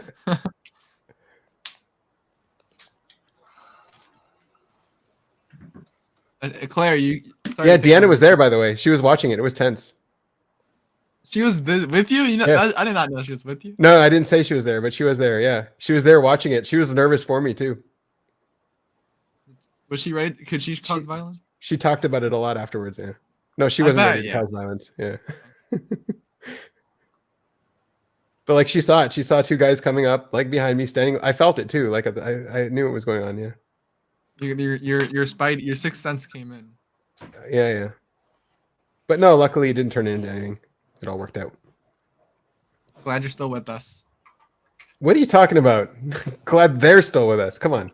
You had like guns on them. You never know. Yeah. Anyways, Claire, What about you? Could you fight somebody, David? fight anybody, Claire? I've never been. I only fight my brother for play fight. Oh, yeah. Actually, one time we really but no play fight. The only time that I've been in a physical confrontation was an assault, where I think it was grade 12, and I was quite high. I was having a quite strong psychoactive experience, and these like douchey guys walked by me while I was with my girlfriend at the time, and they said, "You better keep your girlfriend close." And then I kissed her on the cheek. And then later, like these three guys saw me coming back, I guess, and then someone told me that they ran across the road and punched me in the back of the head, and then were like trying to beat me on the ground. That's the only time I've ever been in a fight, I guess. And you don't even remember it. I don't. I just remember waking up and thinking that the world was trying to kill me. Have you seen this spoiler for what's it called? The Dream movie, Inception. Yeah. Okay. You know in Inception when like everyone in the movie starts to like kind of close in on the person, like trying to like I felt like that. Yeah. Like I felt like I thought So your mind was creating causes. Yeah, because I started getting beat up out of nowhere. All I saw was like my girlfriend at the time like trying to get them, like telling them to go away. Like that's all I saw. Huh. Yeah. So yeah, I do like often prepare for like if there's like some kind of confrontation, like in a self-defense scenario. I think about that very, very often. Sorry, maybe I shouldn't say that so very often, but yeah. So I wouldn't know. I've thought of like the ways to just like end the confrontation, but I don't actually know how to fight. Yeah. All right, David, it's your question. Ask the next guy. All right, Jared. Let's show us your muscles. Yeah. No, Those are fun. Anybody? last time I've been in a fight was probably when I was like 14 or 15 with my brother, and like that. Does he remember it differently? Probably. I couldn't do shit. Took a couple punches. I'm like, oh man, this hurts now. I don't like this anymore. I haven't been. Is this the same one you went playing games with? Same brother. Yeah. Yep. Same brother. You guys are still close, eh? I'm like Claire though. I have like in my mind, like if someone attacks me, man, I'm coming unglued. I'm not gonna hold back. No one's gonna take advantage of me. So I don't know. I'm 6 foot tall, and no one's messed with me since like high school. So yeah, it's not just something that doesn't happen. So. Yeah, I have absolutely no interest in proving anything. So if someone's threatening me, it is right to the throat. There's no, I don't care. I'm not gonna feel it out to see who's. I don't even understand what that means. It's the lobster. You know the lobsters? What, Jordan Peterson's lobsters? Are you talking about? Yeah, his not his lobsters, but yeah, his lobsters. Jordan Peterson's lobster. I bet on the third lobster down. Did you just put a name on one of these phenomenon? David hates that. What? From your cognitive book, when people have names, so now you've got Jordan Peterson lobsters. You don't like your cognitive theories? Oh, with that names? is what happened. Copyright. Yeah. Yeah. Okay. Pay him a cent every time you say that word. So. All right, Well, David, the answer your own point- question. Okay, I will. Sorry, let me start with the point of the Jordan Peterson lobsters for those who are wondering. Jordan Peterson does not own. Yesterday was Jordan Peterson's birthday. Do you know how old he was? Is he like 85? Okay, 62. That's pretty close. I was closer. Okay, 62. Anyways, Someone with the lobster- sensory coming out. is wait, what? Coming out. No, the sensory. You're like Oh, the guessing, sensory. and here's the Yes. exact Thank you. sensory. Yeah. Thank you for your sensory. Cat down the road. JR. Yeah, it's JR. Yeah, JR. Okay. Anyways, you mean to answer my question? I want to talk about the lobsters though. I will answer the question. I have plenty. You have 10 minutes to do both. Okay, 10 minutes. All right, 3:20. I'll be done answering this question. And here is my 10 minutes starting now. You laughing, Claire? Claire has asked me to talk for 10 minutes. You know, just by myself, not doing much, but 10 minutes. 10 minutes. It's 3:10. Benjamin's turned off his camera, which is solidified and hardened into concrete. The experience. Jared has followed along. He's thinking about going to bed now. He's like, now Claire is thinking about leaving and thinking about going to bed. And now it's just me. Welcome to my channel. This is David and my sea squirrel and anyone else who needs to have any sort of you know what I'm trying to say here. They have that one thing with the lobsters. That's what I'm talking about here. So Jordan Peterson lobsters, you got a dominant lobster and you got a non-dominant lobster, but they got to fight it out to figure out who's who. So Jake Paul is boxing Mike Tyson, and they are boxing in 2 days. That's June 15th. 2 days from now, they're gonna be boxing it out. And one of the interesting things is they're trying to figure out what is going on with the like, why do people change their icons on the phones? They looked okay before, and then they're very nostalgic now because they changed them, you know, years ago. But anyways, I've been asked, like, why do I get in fights? I would say I have a few answers for this question. Yes or no? I would say no, not anymore. I used to fight a lot when I was younger because it was fun, it was playful, and people weren't as big. That also goes into soccer. So I played soccer a lot, and I was a goalie. I like to play goalie a lot. You know, I had them hands, and then I was really not the best at it when I got to the bigger goals because when you get into what, 7th and 8th grade or ninth and 10th grade, whatever, they get bigger goals. I think it was 7th, 8th grade. You go to the high school fields and you're just little kids in the high school fields. So I was just a little guy and I guard this big goal. I can't do that. So I stopped playing goalie, but I used to be good at like goalie a lot. I was really aggressive and I was great at it. But then since it got to the bigger fields, I couldn't play anymore. And so that's the same thing with fighting. Is that now when it's to a bigger playing field, you know, my body it doesn't build up into that way. And my body is more of the slinky noodle type body. So I used to fight a lot more when I was younger, and I have a few other things to talk about here. I got seven more minutes of my 10 minutes. So I'm using these pretty valuably, or whatever that word is. And one of the important things was my cousin Nick. Everybody's got cousin Nicky. Like, do you not have a cousin named Nick? I bet you do. And my cousin Nick, he was 12 years older than me, so he's actually pretty much older. And I used to play with him and fight all the time. I think he was some sort of like really awesome person, and he would play and we would wrestle all the time. That I was at my aunt's house, and that was really, really fun because I was the youngest kid, and he was like my cousin, and he taught me these martial arts moves, and I still use them today if I had to use them.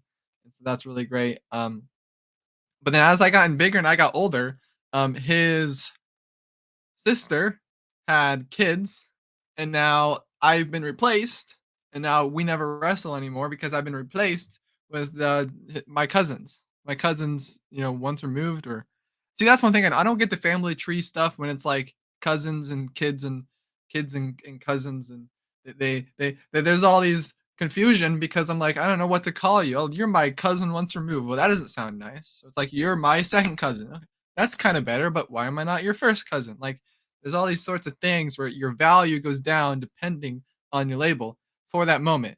Now, you could be really awesome and still, you know, be able to throw Play-Doh 60 yards when it's rolling. But like the important thing is that I have my friend Nick, and he my cousin Nick, see, I can just say cousin Nick, and that makes it so easy for me. I don't got to be like second cousin, triple once, quadruple backflip over the trampoline and the fire pit ball. Like you don't gotta have none of that. You could just boom and you're gone.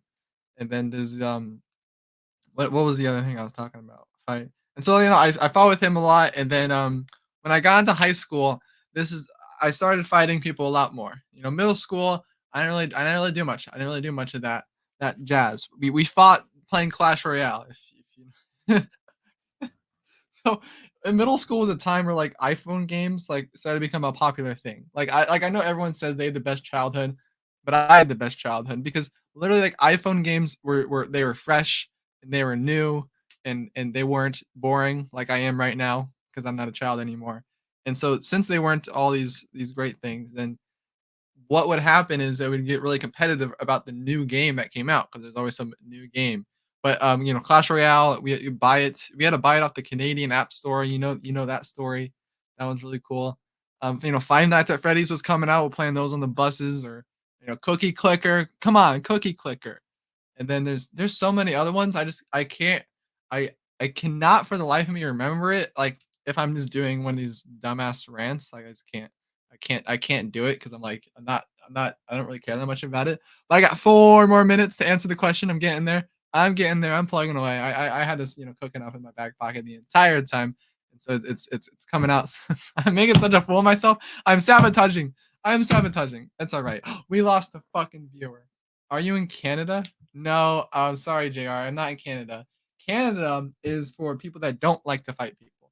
If you go to France, different story. You could be bumping butts. You could be doing anything you want. If you're in France, you could be stealing people's wallets. You could be stabbing people in Paris. So many different things to do there.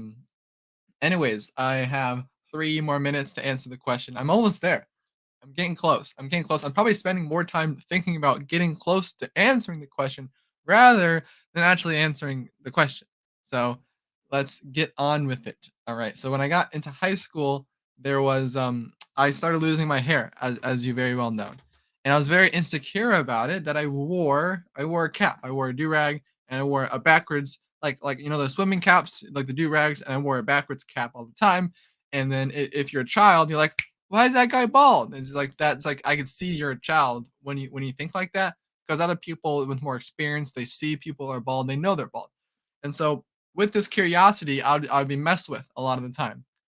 People would want to grab at it or touch my hat or take it off. And since I was insecure about it, I was ready to fight you if you touched it, if you did that. And one of the bits I kind of did is I'd put 2 fingers on the ground like this, and I'd like if I was like a bull, I'll like shh, I'll do that thing, and I'll chase after someone and I'll tackle them, and that's to know that you don't touch my head. All right. Does that make that make sense to you? Okay. All right. Alrighty. So like that was one thing I fought a lot of people over that. People took off my caps. They had concussions. They couldn't go to practice later that day. Someone took my phone, and now I'm not usually mad if people take my phone, but this guy was being a bitch about it. So then I really had to dig into him, and then he got a concussion because of that because I dropped him on the floor. He was wearing his backpack, and then we lied about it. We didn't say I beat him up. He said that he fell because he was in on it. He didn't want to get me in trouble, and he also shouldn't have taken my phone. Yeah. Anyways, though, that's I remember New Year's parties. I go to New Year's parties every year when I was younger, and there's these really bouncy couches at this one person's house, and we would just wrestle and go crazy on those couches, like really 10, 11 years old, and that was also pretty entertaining. But as I got into college, I haven't fought somebody since. I haven't fought anybody or competed in any sort of physical way since I was probably 18. That's been about 3 years of no physical contact, other than me and my dad. We might get rough just because we're mad at each other, and I'm lazy and I have all these irritating qualities. Like here's one irritating quality that might get people mad enough just to punch me is that I'm a professional yapper. I just keep on yapping. I keep on talking, and I can just talk for 10 minutes straight trying to answer one question. Do you fight people? And I don't say I fight people physically. I would say I fight people mentally. Give me the stronger mental. Give me the stronger. I want to be seen more than the other person. I want to be on that situation. So I don't fight people physically. I fight people mentally. And Nice there is flex. my- Nice Thank you flex. very There you go. You fight people mentally. You're a mental fighter. There you Mind go. games. I There's play your the mind flex. games. Yeah. All right. Where is your blast? Not Savior. Yeah. Savior. I don't have this at all organized. You were resorting to a bit of a consume story, yeah, for sure. All right, thank you for letting me share my consume story. That's just I With got your so cousin. much extrovert energy. I usually do that a lot. You got it out of your system now? You're good? No, that was like maybe 5% of I could keep going for like 3 more hours. Are you kidding me? Anyways, I'm done though. I'll let other people flow in and out of the conversation. Claire, was that satisfactory? Are you happy with that? Yeah. Or do you think you can do better? I have a video of me talking for 2 hours, and I was able to predict like the flow of it before I did it, and so I could talk for cool. 2 hours like consistently every day probably. I think David Wow. could too, but it seems like having people like knowing that people are actually listening.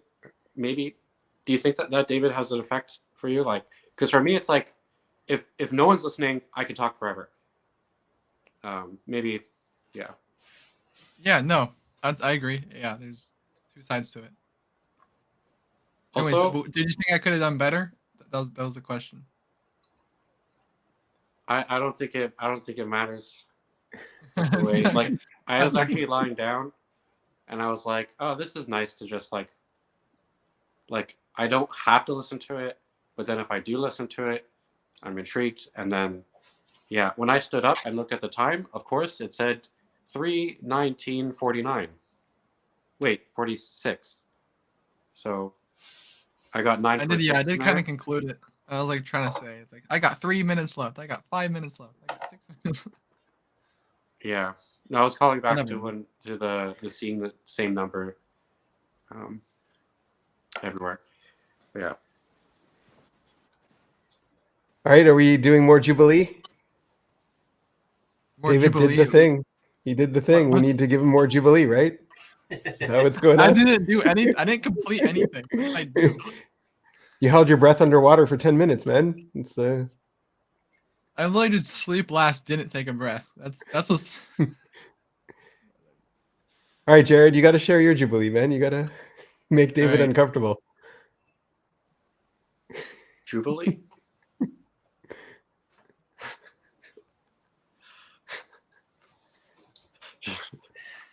Just staring Okay. for 10 minutes.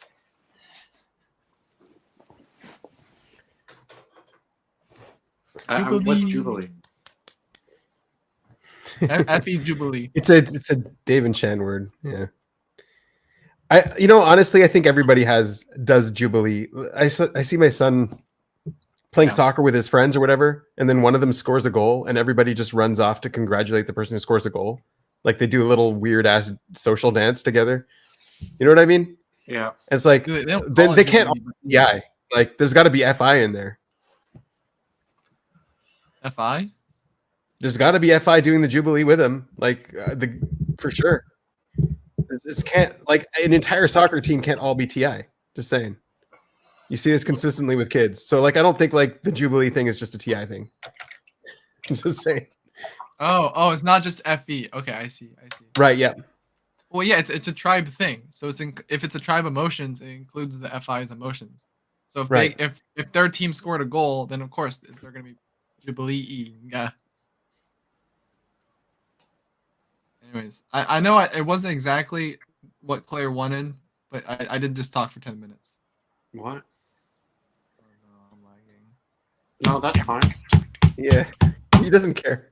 I think what you got to do is like we'll start a video as if I'm interviewing you until you get to the point where you just don't stop talking, and then that's the actual video. So you just not stopping. So it's like me interviewing you isn't even like, it doesn't even matter anymore. You're just talking, but it's like to get it going. That's what. Yeah, That would be that's what the that would be an number one optimal interview fantasy. Yeah. Yeah. I think I'm trying to point out the Interview fantasy. value. Like the value. I think I'm pretty easily interviewed. That's probably, not blast last at least. We should just like do like a 5-hour long interview. Just like next show, we just interview Jared the entire time. Oh, do I get a week off? I'm just gonna interview him next week. Take a week off, man. I know. I can set him up now. Or we could set it up on a different day. Yeah, set it up on a different day. Claire interviewing David. There you go. Yeah. Yeah. Schedule it between the two. And it's on your channel. You don't gotta do anything, and you get a free 5 hours. Nothing. Claire just has to show up for 5 seconds. Yeah. But so David, you need some of those eyeglasses, Claire, that look like you're awake when you're sleeping. You know what I mean? Like with the eyes painting on the glasses. Yeah, right. It looks like your eyes are open. Yeah. I feel like there's gonna be someone who finds David talking to like help them sleep. Ouch. Oh, Are you talking about yourself, Claire? Is that how you want to fall asleep every night? Is that why you're on the floor? I tried. I was trying. I was seeing if it would. It's a bit stimulating, so maybe not. I'm not even trying to do ASMR, but it's somehow working. Rambling ASMR. You stumbled on the new thing, Claire. You got it. Yeah. New trend. Like Ramblers ASMR. lagging so much. I think random we gotta do consume this. story ASMR. See, that's the value of the consume story. What is? If you turn it into ASMR, then you tap into its value. Okay. I will spend the next week working on my ASMR voice. I'll be researching, developing, and putting into processes, and then we'll start our business next week on David ASMR. Suddenly You don't need to change your voice, David. Your voice was fine. You need a better mic. That's all. Just pick it up right. A better mic? Okay, I need to change the gain on this thing. Or actually talk into the mic. Yeah, talk into it. So is this better? Because I was talking away from it. Here we go. I don't know what the gain does. I mean, I know what it does, but is my voice changing now? Because I'm changing the knob? Probably not. What kind of mic is it? Find a balance. With it's a Yeti. Okay, so the gain only changes it. There's two dials on it. One of them changes the gain for the mic. The one for the one you're listening to. The big dial is the one you're listening to. The small dial is for the mic, but it's harder to turn. Yeah, right. I know. Yeah. You want to lower the input gain and maximize the output gain, because that would be metal. I need like an ICP to help me out with this. I'm not good enough to is know. that Yeti mic a type that you can change the shape of the I forget what that's called. Oh, you can change the shape? Okay, so what kind of shape are you on right now? I'm on, it looks like a heart. Looks like an upside down heart. Okay, yeah, that's the one you want. That's okay. You can also do an Omni, but the Omni will pick up all kinds of stuff. No, that's fine. It's cardioid. That's called cardioid. Okay, do you think I should put the gain like if it's at midway? Should I put it more towards the end or more towards the beginning? The smaller one? The smaller knob? Yeah, this is gain up all the way. The smaller knob should be all the way. Yeah, all the way. They don't all the pick way up up. Really. Yeah, it should be all the way. So does my voice sound better now? You can also control it in software. So it's better to have it all the way up on there, so you have the full range there. All right. Well, it's all the way up. Is it taking in my voice a little bit better? Yeah, you're good. I mean, it's a good mic, but it's not the greatest out there. Yeah, no, it's good. Yeah, it's good mic. Good mic, expensive mic. Which one is it? Like the cheaper version or the? I don't. It was not. It was like $80. Oh, okay. Is that the cheaper one, or is that the? Yeah. I think it's the cheaper one. Yeah, it's like the new thing is all those USB mics. They're all Oh yeah, they're all pretty good. Yeah. little balls. Mm. No, you need an audio interface and a proper mic. Yeah, that's what I'm using. That's what I'm doing. Yeah. Yeah. But like the Yetis, like it's actually pretty good. And on the album I did, one of the violinists recorded on a Yeti, and it turned out okay. So just Really? used it. Yeah. Wow. Yeah, what mic would you recommend besides that? No, like Claire said, you want an audio interface and a like real mic, a studio mic. Yeah, but that's like a big. If you're getting an audio interface, you're gonna spend like $200, and then you're gonna spend, and then if you want a mic like that's like 150, like at the lowest probably. I got a Rode here. Yeah, I got a Rode mic here. Which one are you using? I have a Shure SM something. Yeah. It's not. So, it's but not actually, so Claire, they've got these USB mics that are in like the shape of ears, and they've got like the whole shape and stuff for the actual ASMR, and you can do the whole stereo on both sides. Wow. I think the Yeti also has a stereo mode, right? Or if you talk in the middle, it sounds like you're in the middle, but you can move left and right. I think the Yeti has that too. Yeah, because you want to like get it to pick up it different. Like it sounds a bit like David is like streaming, you know, and like yelling at his stream. That sounds right. What the... Oh, you want to change? You want to change the way he's talking too, and the mic. Oh, you got a producer, David. You have a producer. I know. You have a director. I'm listening. I'm taking notes. He's going to produce an ASMR rambling video with you. Look at that. No, it was my idea too. I was like, yeah, to be released on Spotify. I see the talent, and we're going to set it up. I think like I don't know. I have a distribution platform that I have a spot on, so I can throw it on there and give you guys your own thing. Let's do it. Oh, okay. It'll be on Spotify. There you go, David. I have like schoolwork to do now. I don't know. I make money from this. I mean, it costs money to post to upload, right? Money? What? To upload to Spotify? No, nothing. It doesn't? I have like an annual thing that I paid for, and I only have my one album there. So I think I have like another user or something like that I can put on or whatever. It doesn't matter. I can just be like this random user. Cool. And not that like it'll go anywhere, but it's like you could dream big. Like this is good narrative dreaming. Yeah, you can have it on Spotify. It's on Spotify. You can send that instead of YouTube link. Well, the distributor will put it everywhere. YouTube Music, Spotify, Apple, iTunes. Yeah, it'll do it automatically. All right, so it's a podcast. Podcast. There you go. Yeah. There's no. It's just me talking, man. It's so boring. I mean, ASMR. Just no. You got to brand it the way Claire said. ASMR ramblings. I know. At this time, it is not random. No, it's like because you're looking at it like you're looking at yourself, and then you're like, oh, cool. I'm sabotaging to get out of this because I don't think I have real talent. Yeah, I know you see, but I'm like, oh, I see like. No, Claire believes in you, and he's willing to direct it and produce it. Like he's willing to give you instructions, and he's going to make sure it's good. Don't worry. And he's so got are the you. SF down. You're also giving me instructions to listen to Claire. It'll only work if you shave your head at the same time as you're rambling. So the answer to the universe is 42.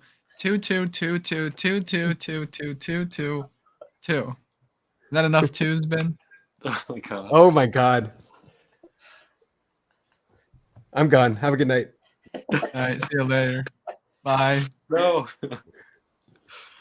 I thought you actually gonna go. No. It's a good exit. I gotta go though. Oh, you gotta go. All right, bye, Jared. Thanks for showing us your drawings. I always appreciate that. Oh. We got more. This is the one I was working on just now. Oh wow, looks like creatures. That's cool. Whoa, you bringing in the colors. I think that's 22 twos right there. Probably.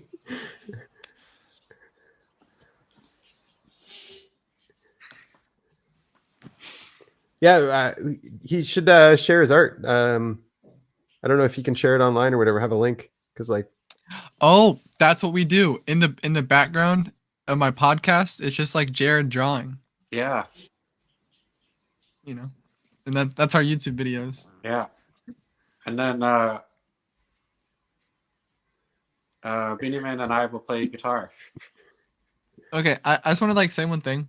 I know like we're joking, but like I feel like the FIs, not you, but like the masculine FIs, they do this thing called like hoorah talk is kind of what they're defining it as. And like it's like this talk that I hear that like they're gonna have some sort of plan, some sort of thing they're gonna do, and they're gonna go do it, and they're gonna but like as they get into it, like they realize like, oh, I don't wanna do all this work. I'm not gonna do all this work. And like Uzair was saying I that's have number such- twos. I have a Uzair hard had time video on with that. You did a video on that? No, Uzair did a video on that. He said that was number twos. Twos do the hoorah talk.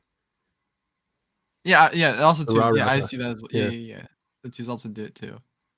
Yeah, especially like with vacations. Oh my gosh, they're so bad at the.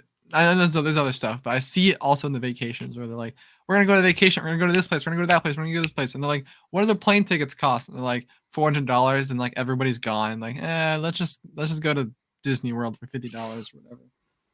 I don't know.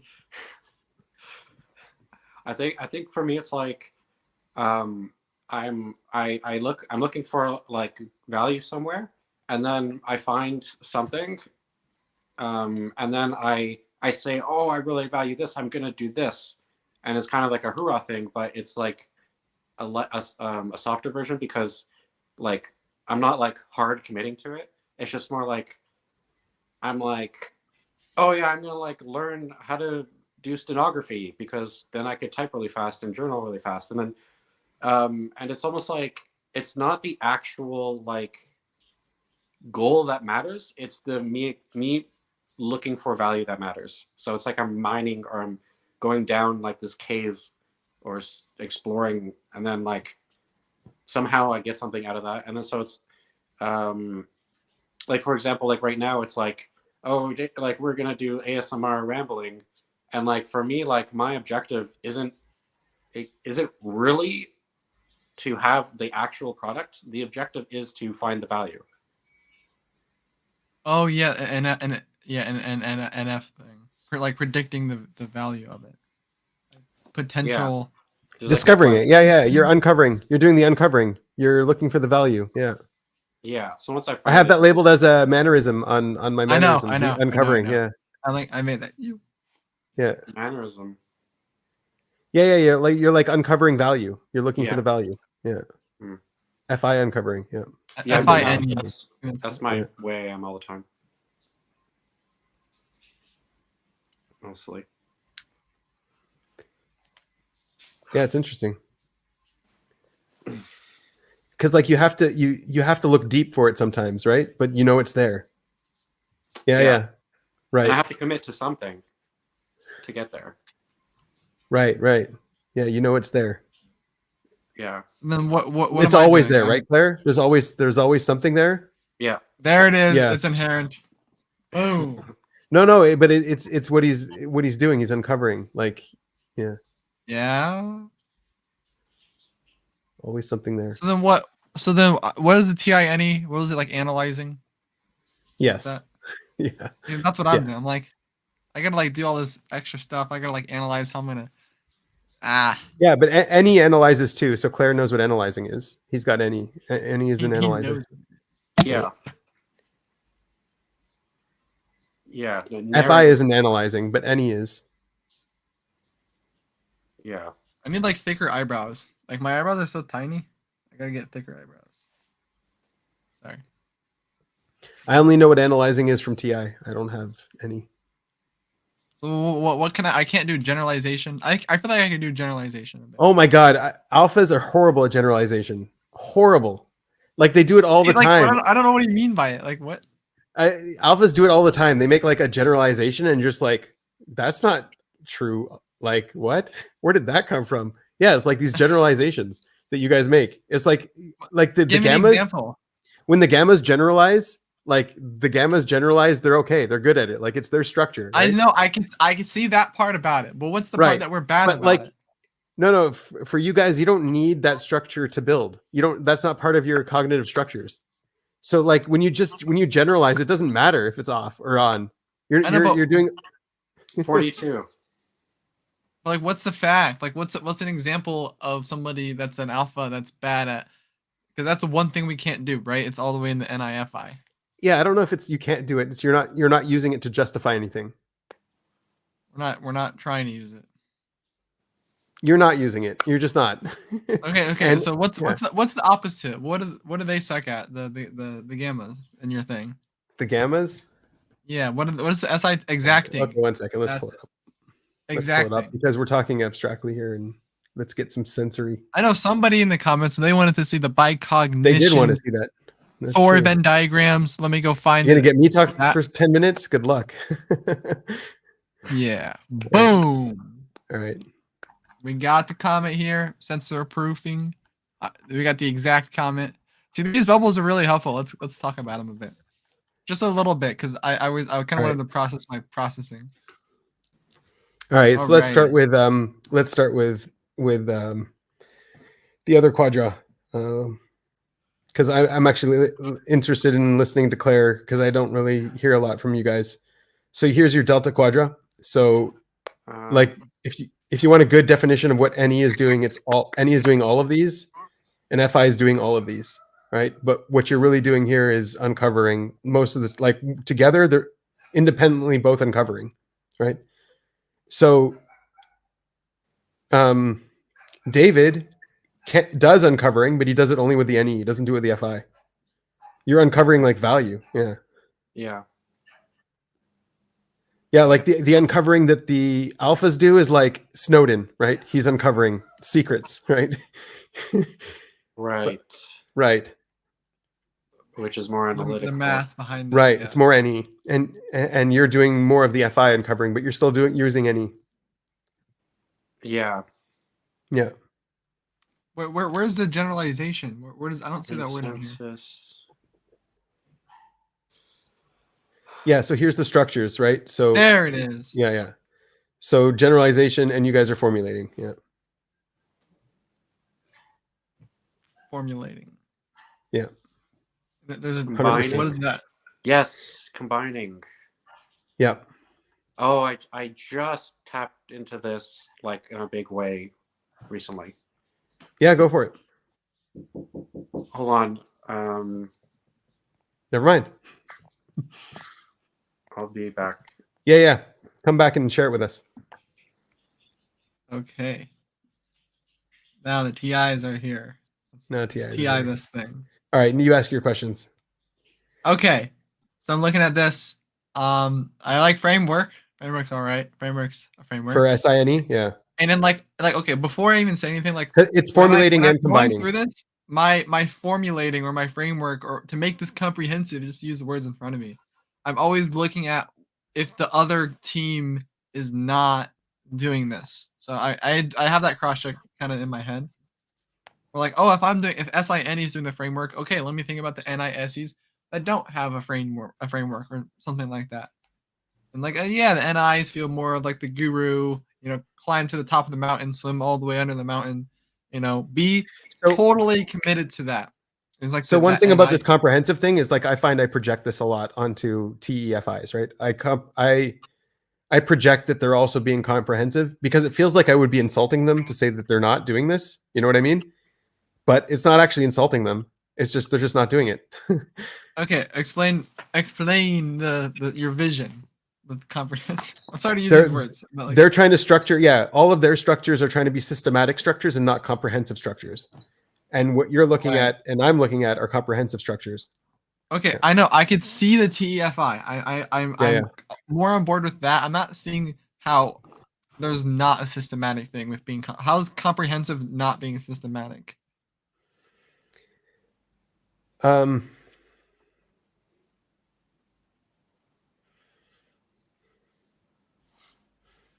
I'm trying to think about the information structure. So the definition of comprehensive is formulating and synergizing. And that's what FE and T are. They're both doing. They're going back and forth between formulating and synergizing. And so comprehensive is a way of synergizing and formulating, like synergizing what you're formulating. Okay. And that expresses itself. The closest SI word I have is comprehensive, and we can even look it up here. I tried to pick words that like the dictionary definition actually gives you the right definition. Oh, do you have like a link to that? Here, 1 second. Share this tab instead. Here we go. There, we got the SI here. Great. Complete, including all or nearly all elements or aspects of something. Okay. I can see how that's a little bit less systematic. Right, and it's what they're not doing. Yeah. They're structuring. Yeah. So we're structuring something to be complete, including or like all or nearly all elements or aspects of something. We want something to be complete in its structure, in its information structure. Yeah, I want to put everything in its place. There's like a place for everything. It doesn't have to be the completion itself. It just. Let's see if systematic works. Some of these words might need to be changed, by the way. Done or acting according to a fixed plan or system of methodical. Yeah. Feels like demon consume is like they got some sort of blaster system. Something that's planned out and careful. So like military, I feel like military is also comprehensive, but I could be. But no, military feels more. But what's not comprehensive about the military training? Oh yeah, I see. Yeah, because like if the military is the TEFI and they got their system, right? You know, they line you against the walls, like, you know, get down to your underwear. We're putting you into our system. You know, you're this height, you're this age, you're this weight, all this sorts of stuff. They're not taking in like the fact of like there's also like the mental factor too. That could be like kind of the FI system, ties in like what's your character, like that kind of system they kind of run. Like being comprehensive is like the TI. It feels like more like well, I don't know where I know I'm definitely combining and not intending to combine. Like I'm probably doing this all the time, and it's probably getting under like all of the Delta's skins, right? Where like and all of the like what I'm actually doing is synergizing. This is how I'm justifying everything I'm saying, and when I do the combining, it's like it might trigger you but I'm not even taking it seriously. I'm not even using it in the way that I structure my information. Yeah. I don't think like listening to a little bit to Andrew Tate, he would have that one story where he was like doing a police chase, and basically his generalization was just like, you know, all of Paris is fucked or something. Right. All of Paris sucks. It's like, to me, like I don't get. I'm like a whole entire generalization about an entire thing based off of like this one little story that you have. Yeah, I don't know if I see how the NI is generalizing. I could see that. Yeah, and it's synergizing and generalizing. It's like the two. Yeah. Here, look up synergizing. I need to get the SI on that. All right, let's see. Like I know it's like bringing two things together to make it like multiply, something like that.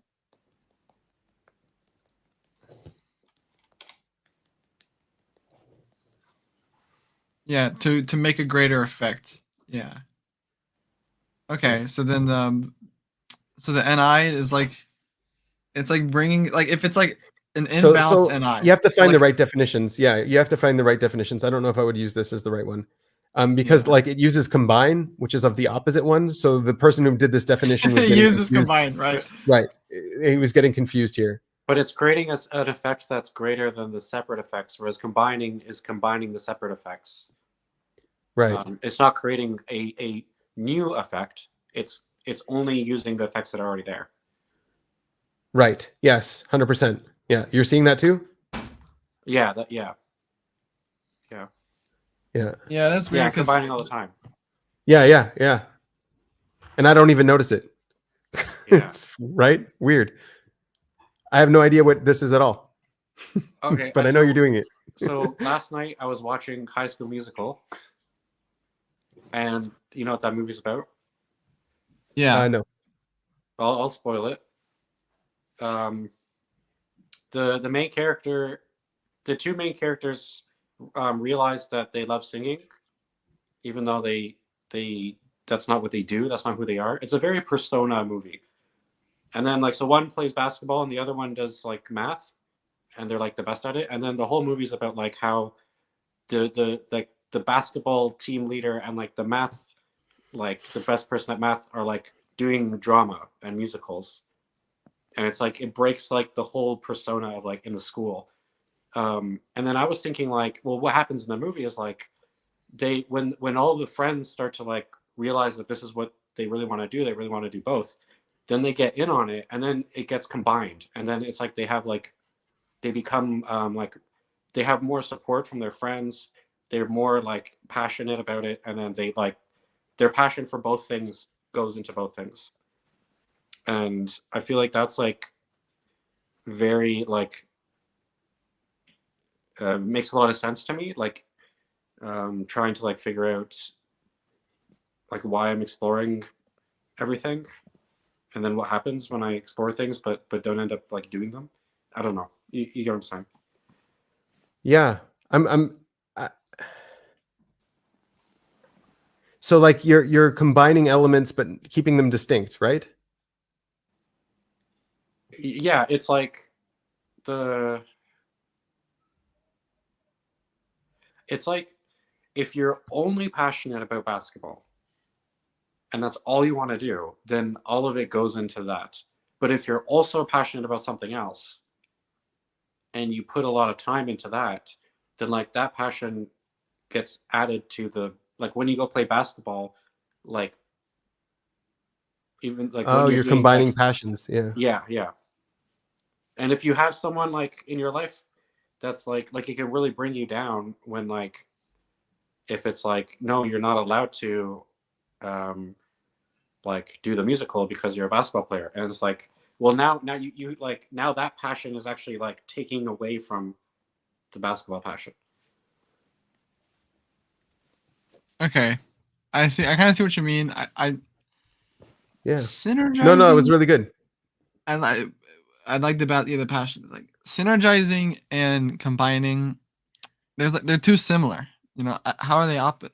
There's not synergizing is making them the same. So like this has no equivalent in FI, right? But like that's combining. You're combining. No, because he's talking about he likes. I'll give you the analogy. He's talking about, okay, let's say he likes one thing, which is like cats, and then he likes another thing, which is like juggling, right? And so he would like combine those two things and like juggle with cats or something because he likes both of them, right? Whereas that's synergizing. No, that's not synergizing. That's like combining, right? Am I wrong, that's Claire? exactly the definition of synergizing. It's too close to like the fact that you're saying that you're doing them at the same time. No, what you're doing is at the same. Yeah, so that's combining is those two things, right? So it's like if you do the juggling and then you do the cats, but if you do the juggling and the cats at the same time, now you're starting to synergize it, but not necessarily, I guess. Right. So I would see synergizing more as like, okay, there's no FI. You don't like one thing or like something else. So there's no FI in synergizing. Synergizing is more like combining things from a higher dimension in order for the lower dimensions to both make sense in this higher dimension. So yeah, it's right. So yeah, basketball and musicals are the same. In a higher so dimension, like let's say you like squares, and let's say you like squares and you like triangles. Okay, squares and triangles, like to put it in the like thing, right? So then synergizing them together would be pyramids. Like it's a higher dimension. It's like it's 3-dimensional, but it has all of those 2-dimensional objects in it. So it synergized them together. Rather than just having squares and triangles separate. Yeah, right. Exactly. Combine them in in whatever. You combine it in so you actually synergize it into a higher dimensional object. Now there's no liking, there's no FI, and there's no squares and triangles. Those are just like abstract representation of what synergizing is doing. But it's Yeah, it's like that. It's like bringing something up in a dimension in order to represent it. So you also from you can go up or down in dimension as well. No, it's only going. It's like only going to a more basic dimension. You're not going to lower dimensions. You're trying to get to like the black hole and the Big Bang that Nico's always trying to talk about. Like all this stuff. He's trying to get to like the most like highest dimensional cause of everything. Right. Like, why do we have physics? So it was God. Yeah, right. That's vision. That's synergizing in general is trying to abstract back to that right. Yeah. I kind of see what you're saying. The word synergizing, I'm unsure of. All right. Okay. So suggest a new word and we'll change it. That's fine. I don't know. But the concept is if you could write down one equation, if you can write down one equation that would represent all of the universe, that would be what synergizing is looking for. Yeah, to combine things to make it. It feels more. The NI feels more like reduction. You're trying to reduce everything down. And your equation, yes, your equation would be more like, let's find one equation to represent everything in the universe, and we'll put them all together in this beautiful masterpiece of equations. Formulating. Right. Yeah, it'd be more frameworky. Well, that's more combining, like on the structure side of things. I'm pointing at I'm pointing at the structure of information. And so like these are just analogies, examples of things that use those kinds of structures. So then do you think, so this might be a big, I don't know why, maybe not worth trying, but I like if looking at the religions, if you go from like one extreme to the other, it's like the individualist to the collectivist. You have like, would you say that combining is like what happens in Christianity, and then synergizing is what happens in like Buddhism? Because you have like, I'm sure both happen in both. Yeah. I'm sure both happen in both. I feel like there's like something that takes over. Like out of all the four, there's like something that's like. Yeah, there should be. Yeah. That's like, Well, like the thing is, like we need to store information in some kind of structure. We need to crystallize it somehow. Right, but ultimately it is all, yeah. But ultimately it's all like a representation of the source, right? It's just encoded in a certain way. So the information was extracted and encoded. And so this is basically how the functions encode information a little bit differently. Right. It's like, so there's like the way the Bibles are written is like. Right. So you have the physical Bible. Yeah. You have the physical Bible. And then what you're trying to do is take the information out and put it in some kind of structure in your mind, right? Like a mental structure of the information. Right. But versus like scripture, like a Buddhist scripture, it's also like that itself is a different structure. The way that the information. So like based on how you read it, like I would read that and I wouldn't pick up any of the combining elements to it. Because that's not how I would structure my thing. Right. Or if I would have to put it back to some kind of unstructured information and then bring it into my structure. So into synergizing, right? Okay. Which in synergize, like the functions themselves have like all three, right? It's just missing the combining. So formulating, synergizing, generalizing for me, right?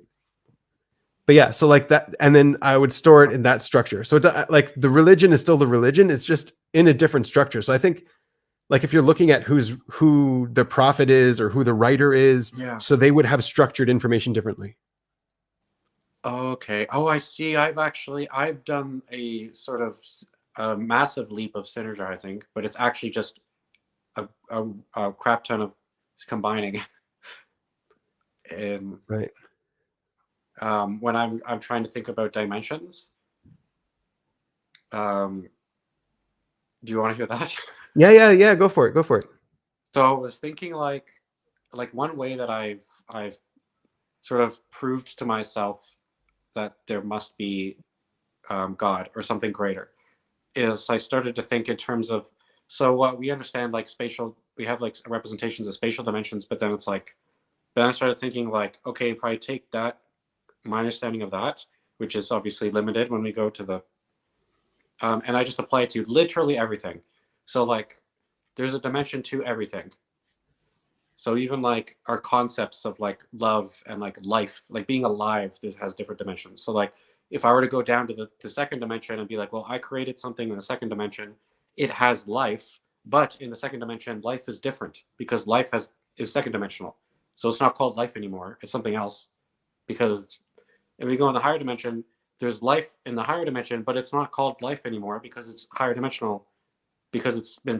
So I'm not actually synergizing. I'm just combining to then imagine what that's like, to imagine what synergizing is like.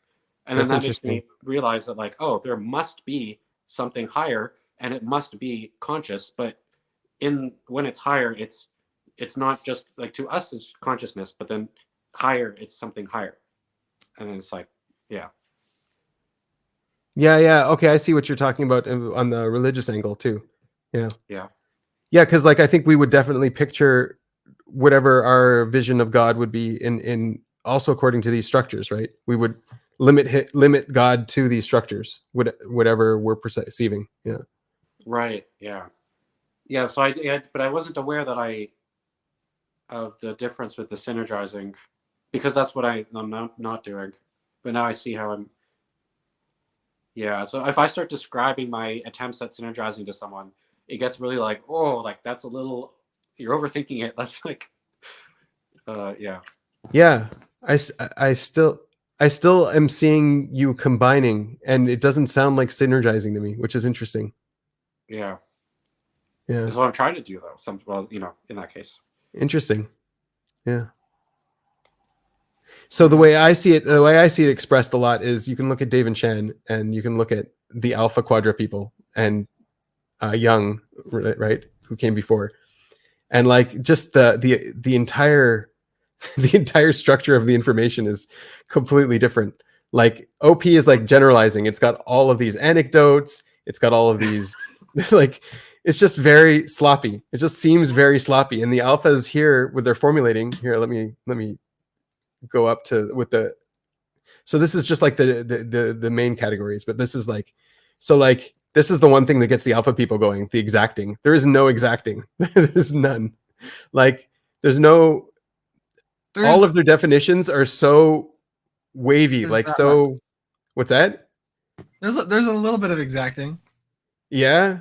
I feel like that's what keeps SIs around, when you see people that are like it's, I guess I'm intuitive, so I am like associating a lot of stuff, but like people that are type twins that look the same, talk the same, have the same stories, there's some element of I've heard it be exact, which is what's been keeping me around a little bit. Yeah, but it's not. That's the thing. But like I get, so I have like here. Listen. I have SE. All right, I have SE. Everything that seems exact is just an anecdote. It's not exact. That's what's funny. I'm like, how are you guys ever going to learn this if everything they say is just anecdotes and you guys are taking it as exact information? It drives you guys nuts. Because eventually they'll give another. Yeah, I have that's my last function is exacting. So like I do the generalizing because I'm 2 and 2. No, you're still doing it with TI. TI is doing all of these. Like you're even examining and truthing with TI. Sure, but like, okay, if I were to say one thing about what we're talking about, is it may be a case between inductive versus deductive reasoning. Do you think you can see that at all between the alpha? I have that here. You do have that here, huh? Scrolling. Explicit? No. I had it here. It was something to do with here, these orientations. Yeah, what was it pointing? Was it pointing to? Inductive is more externalizing, and then deductive would be more internalizing. Yeah, because deductive, you're going to the specific facts. Right. And if it's reasoning, that's thinking. So it'd be TE. So that would be, and this would be TI. So inductive would be TI and deductive would be TE. Something like that. Something like that. Yeah. And yeah, let's go to the bigger, you got the 4 quadras right there. Yeah, this one. Yeah, so yeah, catering. You guys, I see catering. Catering is SIFE. That's catering. And also Also, yeah, Claire should also see catering in his SI. Mhm. Your SI would be catering. Yeah. Applying the sensory. Yeah. Applying the sensory in some way is catering. What are the interesting ones here? We have Yeah, uniting. I can feel it. Kind of It's thing. like if I apply the sensory right, it like feels like it feels right. Yeah. Like whether it's for me or someone else. Yeah. Yeah. If I don't, if I I think- try to apply it for someone else and I don't know if it felt right for them, it can stress me out. Yeah. And you also should have the exacting with the SI.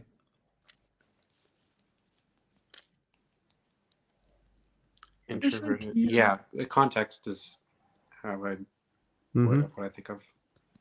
I see SI a lot with preferences. I feel like when I think about my preferences of certain things, Yeah. I'm coming down to my SI. I'm like, what? Like, oh, I have no goodness. preferences. I have no preferences. There's that Yeah, you got to get some foreign word for me. preferences. Yeah, I don't have any. You got to be like, oh, I like this guy over that guy. I mean, you I have have preference. circumstances. Everybody I have has them. circumstances. I'll take whatever's best. That's why you see them all say the best. Oh, I what don't about have a preference. Yeah, I'll the take- NCFEs. Oh my yeah, gosh. yeah. how do you know what's Oh. best? And so if you have like a bunch of food, if you're at like a buffet or like not, or just not just a buffet, but like you'd have like a bunch of options, like this restaurant, this home cooking, this type of food, that type of food. Like you just have like Yeah, I have no I feel like you- preferences. I have no preferences. If the restaurant's bad, I won't go there. But if it's an okay restaurant, why not? No preferences. I go there. I'll look at the menu and I'll just look at what's best at the moment within the circumstance. I feel like you like pizza, right? Who doesn't like pizza? Why not? Sure, pizza. Okay. Pizza's Do the you best. like pasta? Why not? Sure, pasta. Okay, which one do you like more than the other? Depends. Yeah, absolutely. Depends on the circumstances. All right, whatever. Well, What makes it the best? Okay, I mean, this is really cool. I really like the colors and Right? NT's like mixed green, and then what like essential. Or we're missing the bottom row of words, but yeah, essential for sorry. NIFI. Let me zoom out a bit. Oh, here, this one. No, it's too far. There we go. I can like barely read them now. I feel like the one you hit dead on is the catering and the analyzing. Those are like that's Yeah. and then I don't know.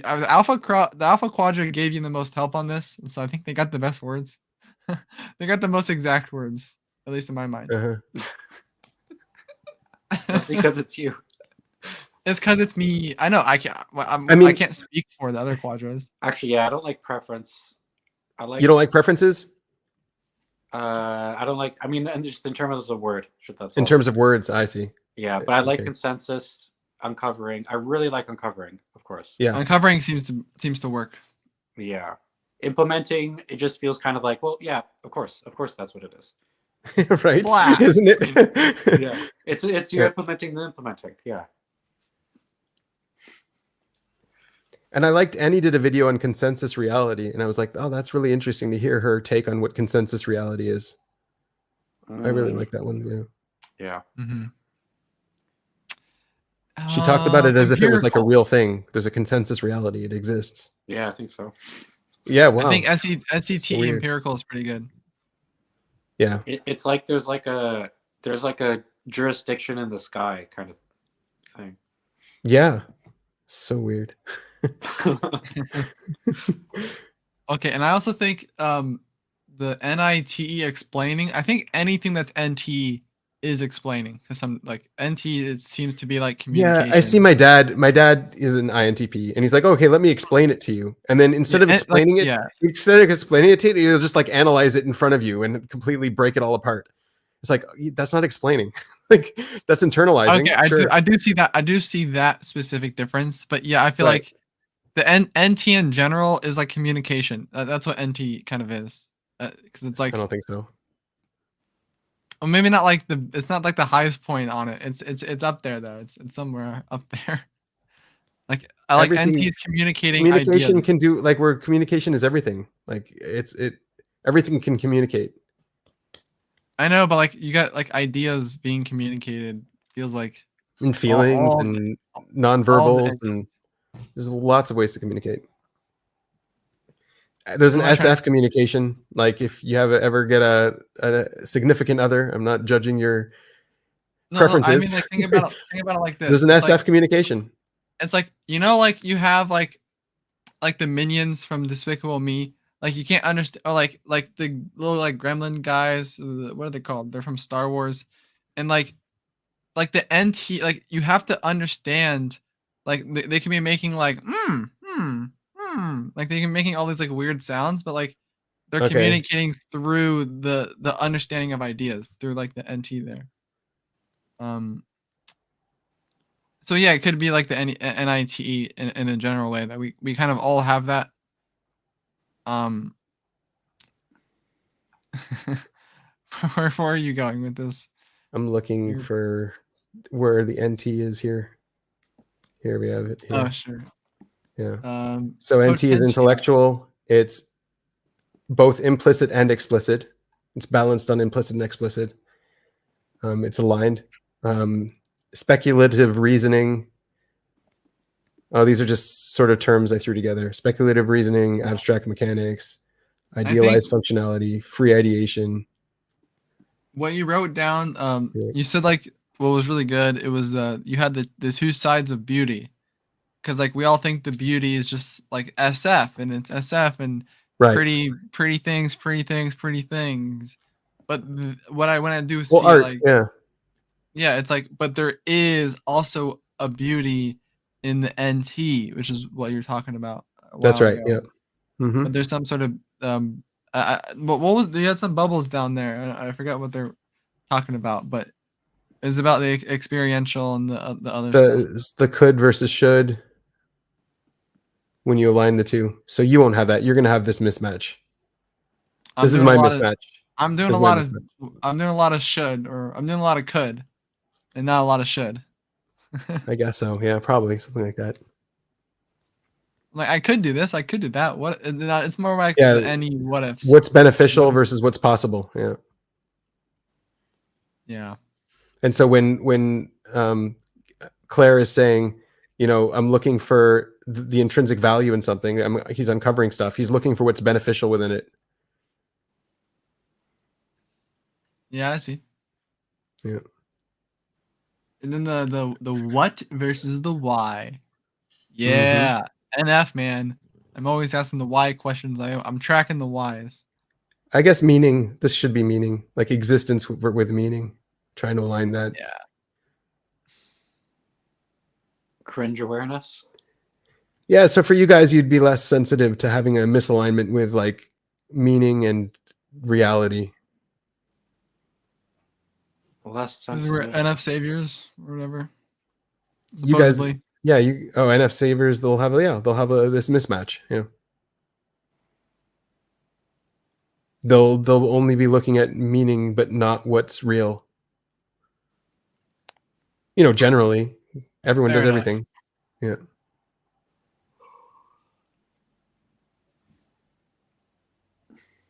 Not what's practical. Yeah.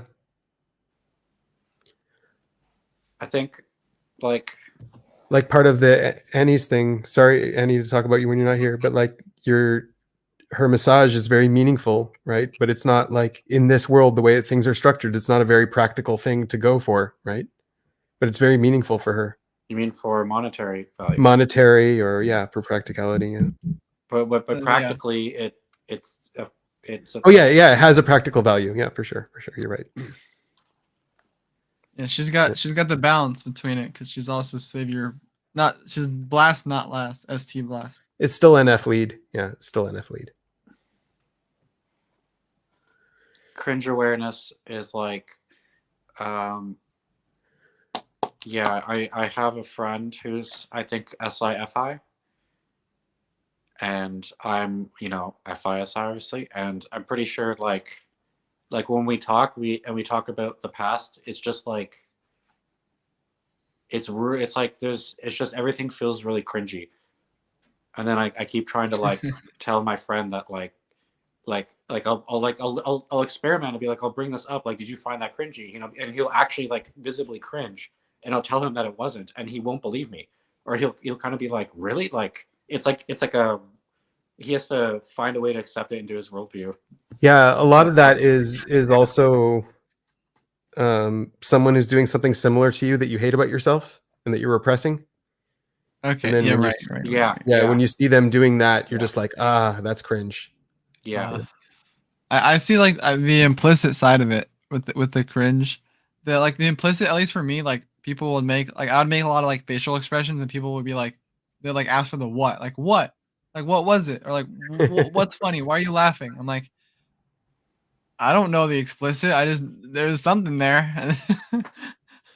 There's something there that like it got me, and like the impliedness of stuff is like I feel like that's how I program my mind, is to find whatever is implied.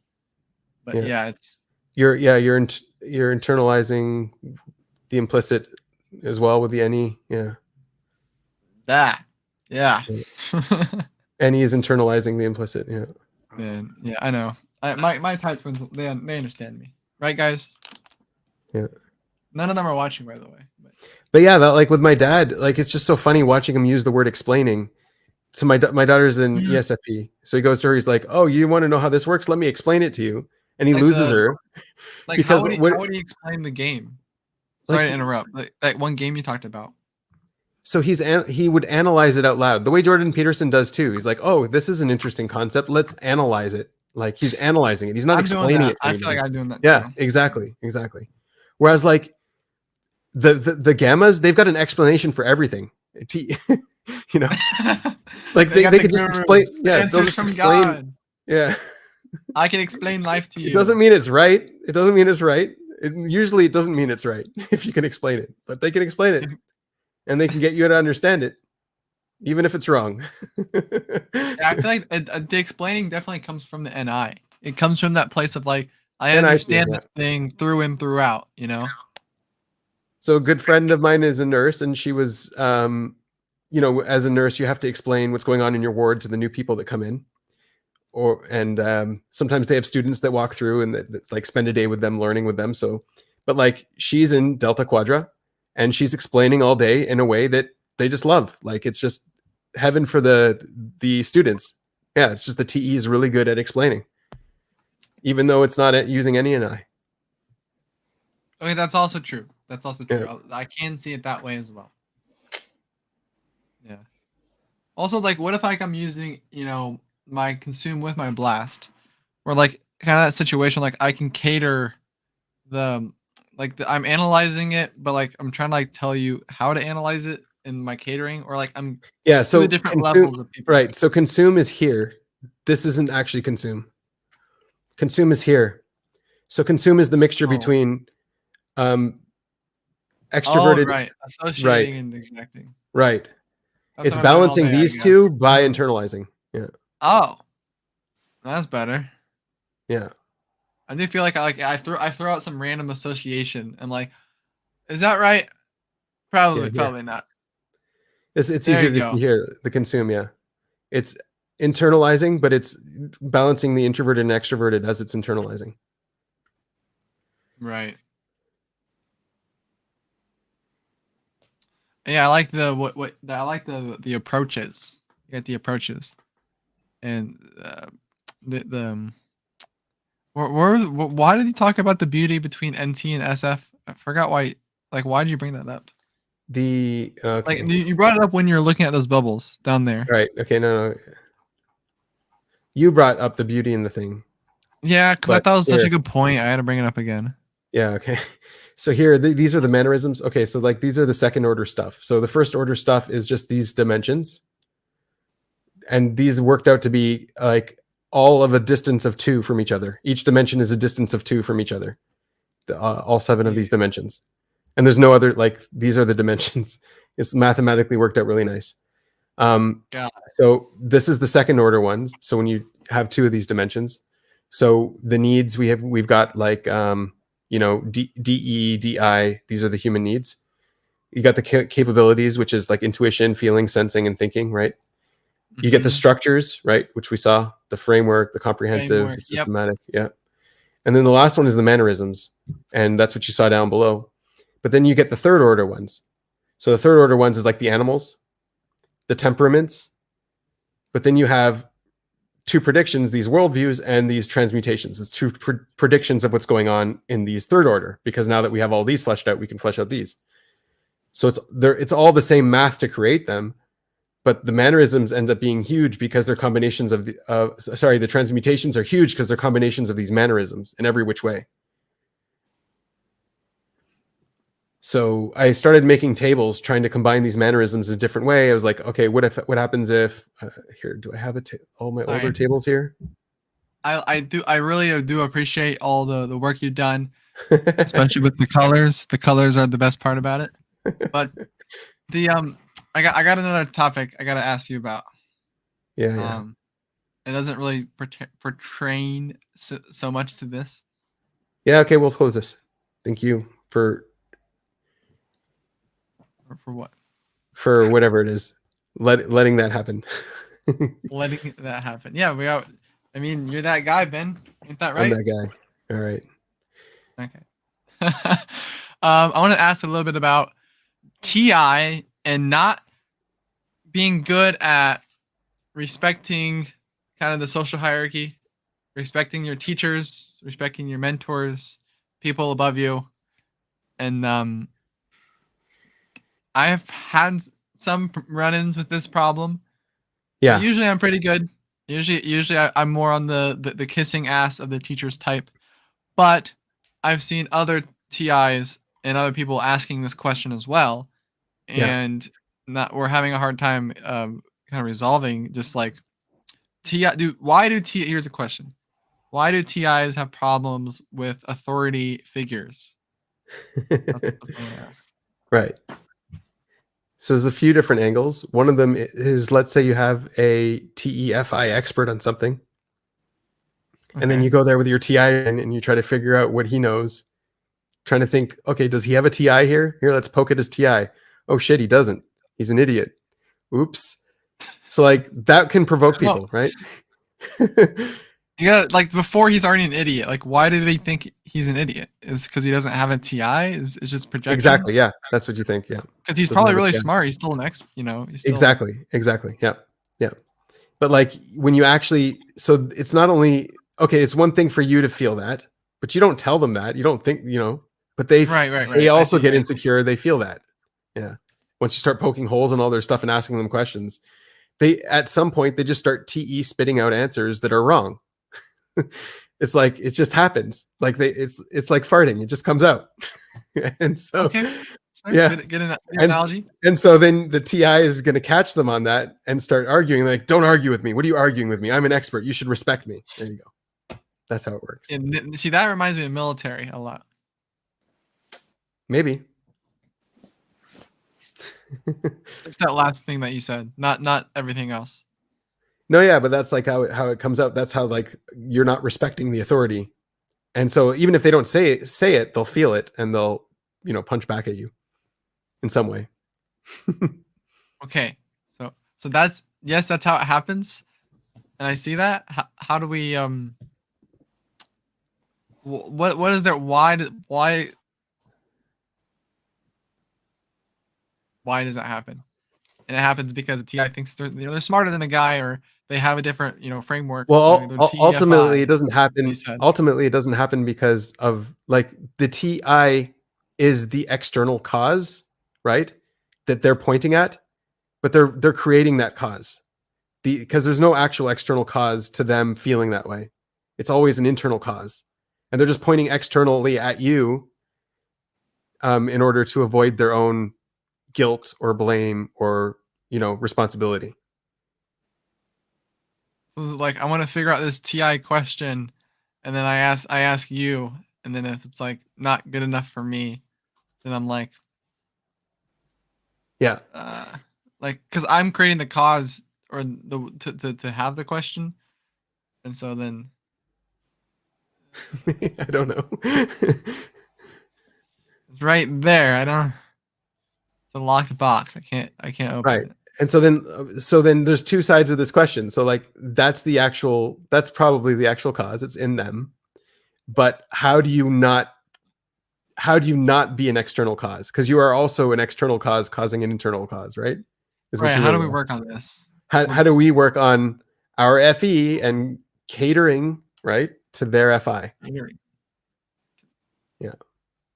So how do you cater to their FI? That's what FE does. You lie to them. No, you don't lie. You just cater the TI to them.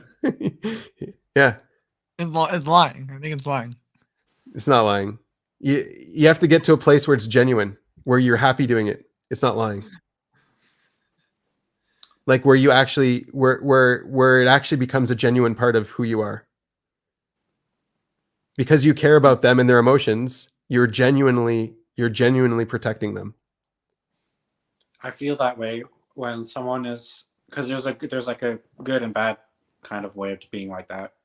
And like when someone's good and they're like that and they're an FE dom, it feels like you're really being supported. Like you actually can be whatever you want and it's supported. But then if it's negative, then it feels like they're only, or if it's bad, or it's like, it feels like they're only doing it just to like make them feel like they're nice to you. And that's a terrible, slow and dreadful like relationship. Right. Yeah. It has to come from like they'll also catch you if you're manipulating them. Like it has to be genuine. Like with FE, you have to genuinely care about them, genuinely care what their emotions are and what they're feeling, and genuinely, genuinely cater your information so that it doesn't trigger them. Yeah. But then at the same time, you can like hit them where it hurts on purpose with your FE, because you can also cater in that way and just be a prick. Right. It's also a skill. Yeah, but there's the narcissistic FE can make everyone like give them no options to call out that they're not actually making you feel supported. They're only doing like things like if you're to take it to court, like you can't call them out for doing anything wrong, but it's leaving you feeling like you're wrong. There's something wrong with you. It's like the opposite of supported, but then it's like, but look, I supported you. Look, there's evidence right here, but you don't actually feel that way. And then it's like this kind of FE doesn't do anything that you can call out. But it's bad. I feel like that's something you personally have seen in this live stream. In this live stream? No, in my life, yeah. But yes, in your life. But today. No. If you're referring to what I was trying to say to be nice about, I don't think that's what I was saying. That's a different thing. Okay. That's more like that's more of a like, yeah, you got the shit testing and the whatever. And what I did was like, I'm gonna make it so now we have to talk about how we feel about it, and then that'll make us feel better. The bigotry. I know that there wasn't bigotry in that case. I was just I was starting to do my Jubilee. That's what it was. Yeah. That's not that wasn't relevant to the actual scenario.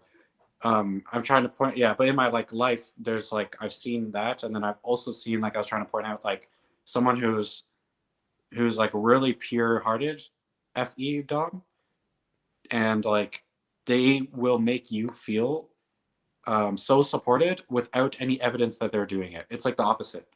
It's like the like yeah.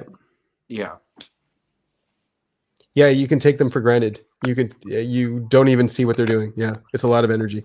I think NFs do that in general. All NFs in general can do it without you noticing, and then you take all the NFs for granted in your life. They make you happier, in general. Yeah, that's so true. Especially like when you have feminine feminine blast, people don't know you're there. You know, or like you sneak your blast in there, and then you notice a few things, and then Who are you talking about specifically? Himself. I'm talking about myself, of course. I'm always specifically talking about myself, but like, Yeah. no, know, we I'm both talking about have double Seinfeld. feminine blast. We both have feminine blast, David. Seinfeld. You know Seinfeld? I took this from him. You know what I'm saying? Because he was like Oh. this. He talked Yeah. about this. He's like, I want to be like a ninja. I want to be. So like he wants to be going, and when he's there, he doesn't want no one to to see, or afterwards, like I thought about this, like you why am I okay, anyways, like this sucks because now I'm big screen, now everybody knows I'm there, but like the point is, it's like I want to say something that flows so well with the conversation that like it just feels like it was a part of it, and it doesn't stick out.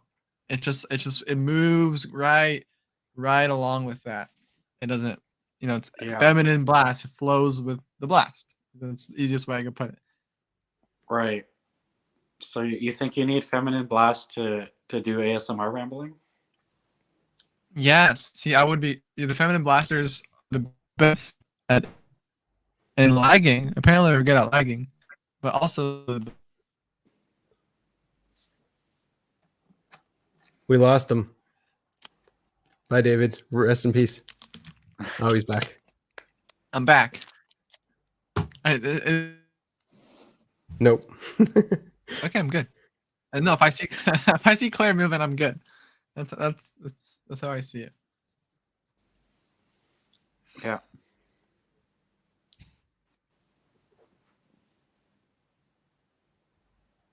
Yeah. It's this is feminine blast right here. Like they don't realize my plans.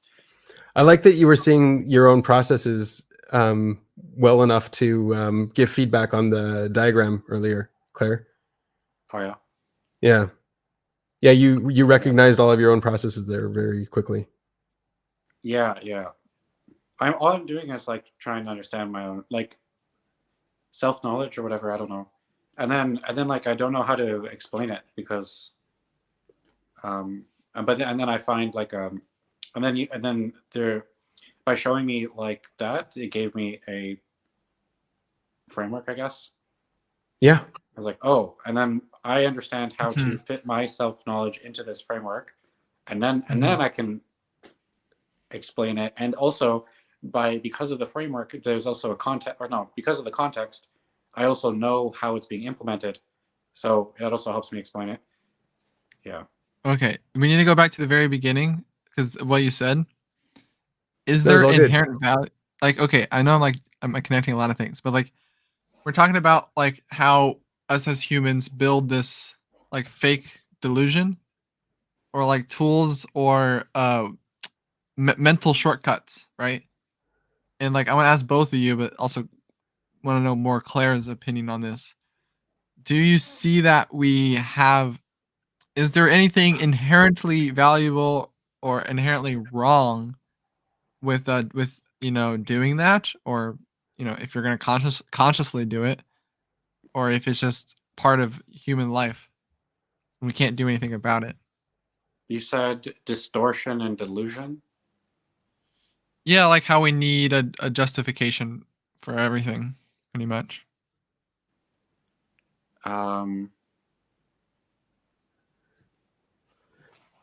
Yeah, it's like a false sense of safety. Yeah. So sorry, let me give you more context. You're talking about how you're looking at Benjamin's Venn diagrams, and you're able to see your own processes and fit them into the little things, right? So Yeah. like after that, like you might not do anything after that, but like after that, my mind would be like, how do I start using this? Can I start thinking to myself, oh, I'm catering here, or I'm doing exacting over here, or analyzing. Oh, implementing there. it. Yeah. How do you implement it? Yeah. Well, I guess I'm that is the seeing, question. I'm taking out like more self knowledge. So I'm now aware that this adds to my awareness of how I'm working. So if I'm thinking how I'm going to work like that. So in the future, when I'm trying to implement, what like something productive, then I have to consider that, like, if I start recording a video of me talking, like, that's how I'm going to work. So if I just hit record on a video and start talking, like, and it doesn't work, and then, well, now I have the self knowledge that, like, it works when I did it like that. So maybe I can somehow find an implementation so that I can produce something.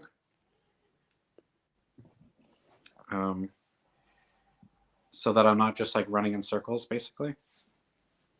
Yeah, right. How are you optimizing the way you implement things? Well, I'm basically just waiting. Yeah, that's what you're talking about. You're talking about the process of optimizing your implementations. Yeah, so it's Sorry, kind of like synergized. I'm not doing what doesn't work. And so, like, I'm not trying to force myself to do something like make money with something about that's valuable in me. I'm not trying to like make. I'm trying to continually expose myself until I happen to stumble upon something where I'm implemented properly, and then. What was your question, David, about the intrinsic value in all this? Yeah, so I was trying to tie it back to vague. the first thing that we talked about on here, and Claire probably wasn't here for it, but you were talking about like cause and effect and Right. Nietzsche, Yeah, and I was trying to like process, like, I feel like one thing I see consistently with Benjamin is he's got this like view that like there's something wrong about that. There's something like that's not like, or like he doesn't like maybe he doesn't say anything about it. It's just like this is just how it works. It's not, but it feels like there's like and this thing is negative. There's something bad about this, and we shouldn't be doing this. Like that's the philosophy or some. Okay. That'd be a guess. Not 100%. Right, and this Like, goes even back further, the topic of like how narratives are bad. It's the same thing, same topic. Yeah, I guess I somehow connected that to Benjamin saying that you are fitting your worldview into the diagrams. Yeah. Benjamin asked me, do you have narratives or whatever? And I'm like, what do you think? Okay, so you're basically like, why is that good? Is kind of what my answer. Like, yeah. Also, like, I know that you can see the inherent value and stuff. Yeah. So why is it? What's the inherent value of it? Well, it's like it's you just gotta like the thing is like you don't know. And so like the approach can be like you take something that you do know, you take what you think you know, and then you run with that. And if you have faith, then you are willing for that to be destroyed, and it will be. And then you just keep doing that. So you like it's you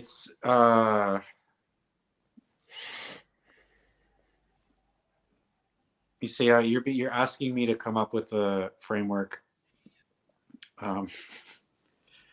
Yeah. So the narratives is like a structure of causes is as well. Yeah. Which is I was seeing that with Deanna. She was like at the end, she was really trying to figure out the structure of causes. Like she believed she had this optimal life she was supposed to be living. That like if she made all of the right choices and followed all of the right pathway decisions, she would be living her optimal life. But ever so slowly, she got pushed off of this optimal life. And her narrative was, what are these causes of pushing me off of this life? Where are they all coming from? And trying to piece that entire narrative out as to like without any blame, no blame on what happened, just on like how is the structure of society doing this, how is like looking at all of these different events in her life and how she got pushed off. And like a lot of it was taking self-responsibility because she's to blame for like a whole bunch of it, right? And that got her. Yeah. But like that was what the narrative really was, she was trying to do with her narrative, was sort of see where the like where the problem areas in the world are, like in herself, outside of herself, that kind of thing, where the problem causes are, trying to identify them all. Make sense? Yeah. So yeah, no, it sounds like she like there's so it's important to take the whole person into perspective. Like there is something wrong in her life that it's not necessarily her narrative, but in the narrative you start to see it go wrong. So, but it's not necessarily the narrative that's wrong, or that what was driving her. But it's kind of like, but yeah, Her it's kind of narrative was really maybe- malleable though. Like she could change it on a dime, right? She was really trying to fit the right, like it was like a puzzle. She was trying to fit the right narrative. Yeah, Yeah, like a puzzle. it's like Do you resonate with that, David? I'm still trying to decipher. Okay. like what happens to people when they like the trauma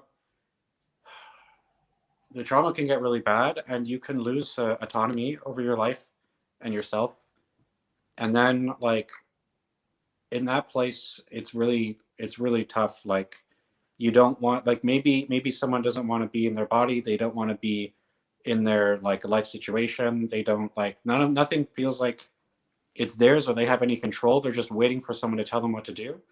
And then they go around trying to get help from everyone, and it's just like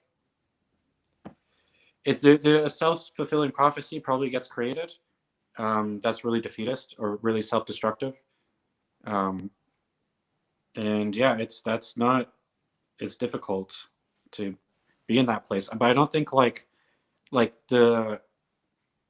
sounds like there's something self-destructive happening, and then but that's it's not necessarily that the narrative is like the cause. It's just like the narrative wasn't The narrative she was didn't have being control. to solve the problem. Yeah. She didn't have control over it, but she also probably didn't have control over anything, or didn't feel like it. So the problem was more, something. It's not. It's like. Yeah. No, there was nothing wrong with the narrative. There's nothing inherently wrong with her doing the narrative stuff. That's how she was processing the information. Yeah. Yeah. That's how she was getting to the bottom of it. Because like once enough of the puzzle pieces fit in the right order, then like it seemed to make sense. Yeah, it's like yeah, I don't know. This trying to answer the question more. Like the meaning can be a coping mechanism, or it can be, but if you're thriving, then it can be thriving. It can be like a story that like breathes life into life. Yeah. And then if it's evil, that's one thing then, she was doing too. She was picking like the most extreme and shocking narratives she could to tell them to people, because she loved watching people just get excited about what she was saying. Like it would just sound outrageous and crazy. She'd be like, oh, there was this time where like a shark bit me. You're like, what? A shark bit you? Yeah, tell me about that. And it's like, oh, well, like it ends up that like whatever narrative it was, she like took the punchline out of it for some, like, I don't know how to explain it. Yeah. It was like, it was a talent. It was a skill. Do you think also like I worry with like maybe like a DE dom where they'll kind of present themselves to people like, look, I'm a bad person, or I'm like someone made them feel like they're like, maybe someone made them feel like there's something wrong with them, and then so they'll go to other people and see, look, I'm this thing that someone thought was wrong with me. Look, and Right. then She was doing that because too. they're doing that, now they're treating that. She was trying out, she was trying out different narratives to gauge the reaction from people. Yeah. And like whatever gave her the best reaction would stay. So like, Oh, That's right. like So it's learning like, how to tell jokes. That sounds Right. similar to that. but it's also like she also trying to figure out who she is by doing it, because it's like, well, if I act like this and people reinforce it, then that's who I am. No. It wasn't for her. Well, it was for her in the end, Maybe because that's she gets good emotions Oh, okay. from it. Like, but it's like, it's really for the people, like what would get them the most excited and the most surprised and the most engaged. Oh, maybe I was thinking of a TE Dom kind of approach. Right. I've seen more like NF. She's doing the NF thing. Right. Exactly. That. Yeah. Oh, okay. Just giving people emotional surprises kind of for the hell of it. Yeah, it wasn't lying per se. It was just like a way to word the SI and a way to a way to present the narrative, like all the events in the narrative, like a way to frame the picture. like it wasn't that's not actually what happened, but it's the way like the what is still true. Just the framing is in a weird perspective to give that shock. Oh, yeah, interesting. I think that the like basically maybe what you're trying to point out the narratives is that like they have to be destroyed. And it's like, so I think it's always the case that like narratives have to be like when they get built up, they have to be I don't know how to say it. It's like you have to like build up this narrative from your child, and then you have to break it down, whether that's all at once or slowly or whatever. And it's like that's the point of finding meaning, is like to build up a meaning and then break it down. And then when you arrive at the place where you are in the unknown, like you don't know, then like the more you can build up the meaning and then arrive at that place, then the more like safe you feel there, more comfortable you feel, the more capable you are of building up meaning that is going to be like is going to provide like a renewal of life, and it's going to bring peace, rather than like you have to realize how like what you were doing was like bad, right? And then something was evil about your narrative. Now you have to break it down. And then, so it doesn't mean the narratives are bad just because you have to. Yeah, no, I don't think I ever said narratives were bad. I don't think. Okay, I guess I'm trying to address like if that's like the. Yeah. I don't think narratives are bad.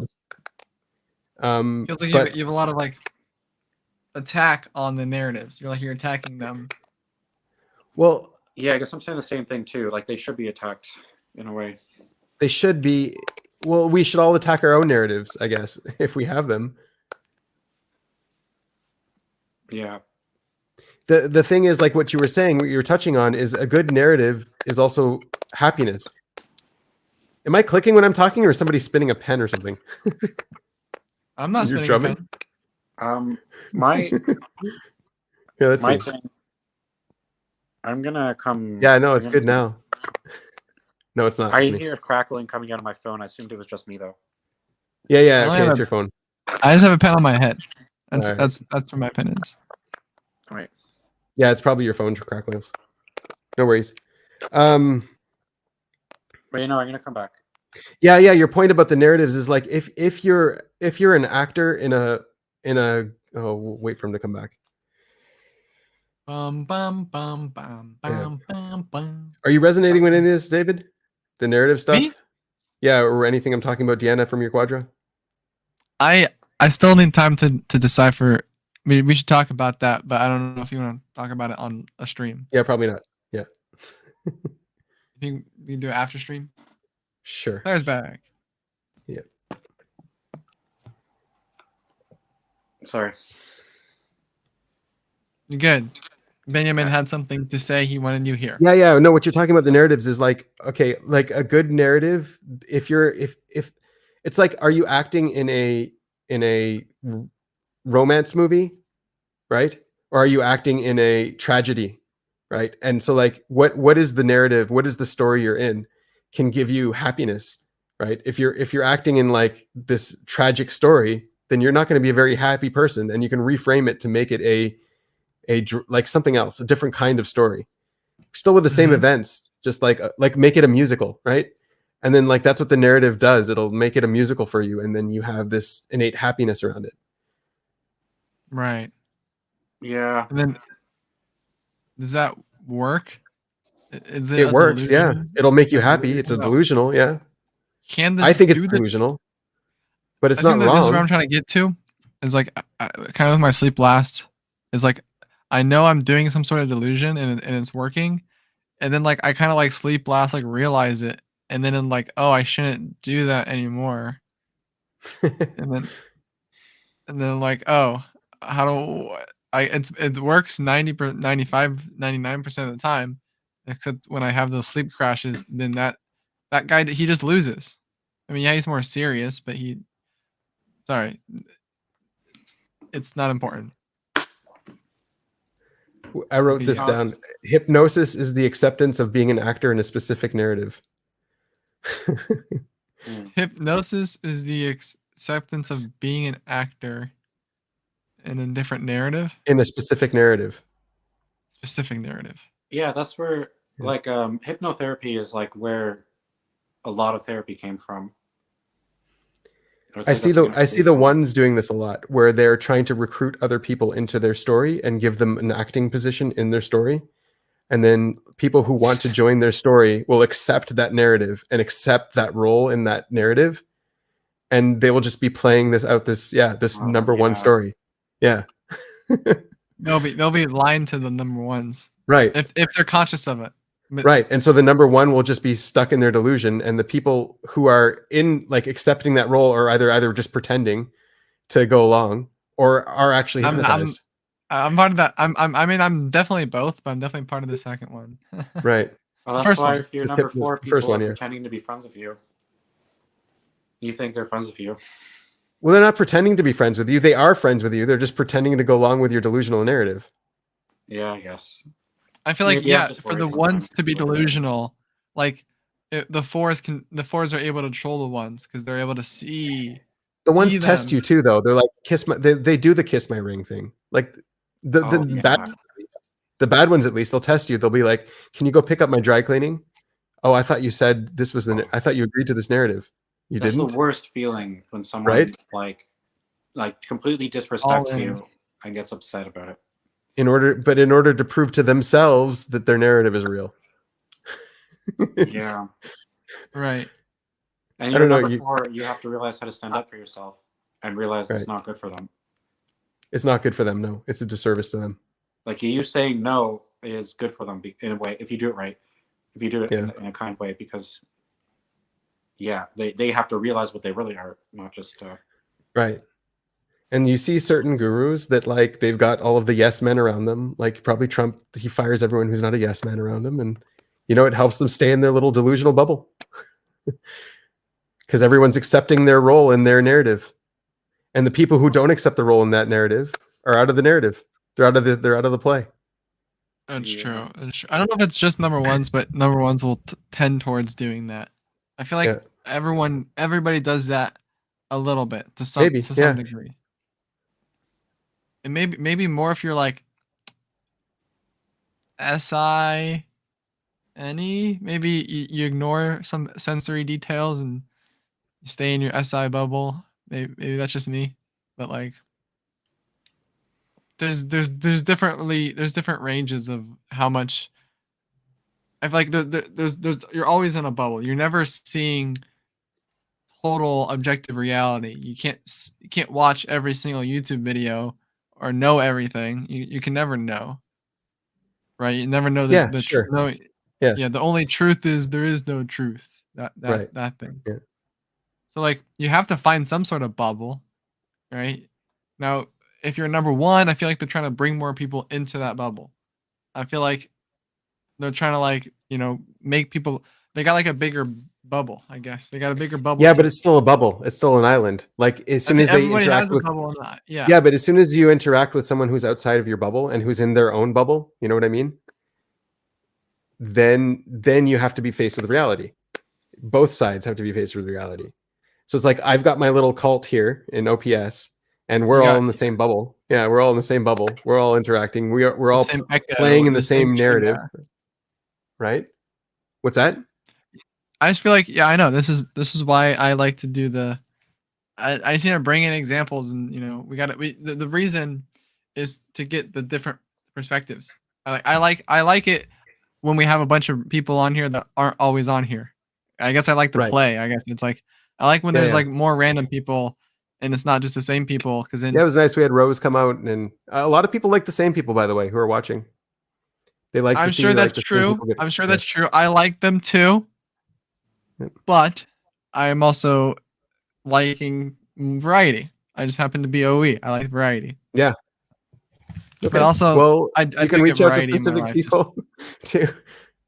anywhere I go, I scream for variety. Also, my head is sunburned and it's been hurting today. It's been very painful. Anyways, I don't know. This is definitely a topic that we've gone a lot into. I think we had some good discussions early on. Those are pretty good. Yeah. You don't like this topic? I feel like I don't know with my functions they just like bring it down to an equation, and then I kind of already had a guess of what that equation was, and then like you said I derailed you. I'm like, oh my bad. Okay, let me just What do you mean you discard that and derailed not me? say it again in front of you. What do you mean? I can't say. What?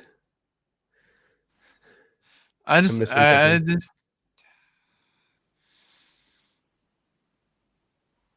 I lost it. I lost what I was trying to not say. I was also toying with the idea that there's like there are extroverted narratives and introverted narratives, right? We all have our own narrative, and there's a tribal narrative. So, like, how big is the bubble? Is it like a worldwide bubble, or is it just like a you bubble? And then I know it's a pull up, or not like same pull up. thing with I know what you're worldviews. saying, but Yeah. there's definitely that extroverted like you're just your like something that will hurt people if you just make them just their extroverted identity, just who they are in the tribe, right? And that's like the objectivity. It's like, yeah, sure, you're objectively that, but then there's also the like in ops, so just like, oh, you're just your op type, dumbass. You're not anything else. It's like you're just Right. that objective thing, and so that can be kind of dangerous because there's also an introverted. Well, there's a big difference between personality and identity, and yeah. Yeah, I don't know. I'm kind of ready to talk about some stuff. Cognition and consciousness are different things too. Yeah, how your mind works between how your mind sees your mind working. Yeah. I've been trying to think like because I keep trying to frame it like you know, it's like God versus the devil kind of frame. And Okay. keep trying to think like, well, if like there's like, you know, you're not supposed to sin or whatever, and what is that? That's just basically like by doing that it makes you like weaker, and it's like you're losing the fight like to reclaim God's kingdom. I'm this is, you know, and then it's like you're straying away from the path if you sin. Yeah, and then it's like but what it is like so if you give up, and then it's kind of like, you know, it's like Jesus says, deny yourself and then take up the cross, and you follow Jesus by becoming yourself one like willing to be persecuted, and then like by being like that you're like also following like the path that you're denying yourself. It means you're giving yourself up so that God can right. So and then it's like, but what does that actually end up looking like? Because like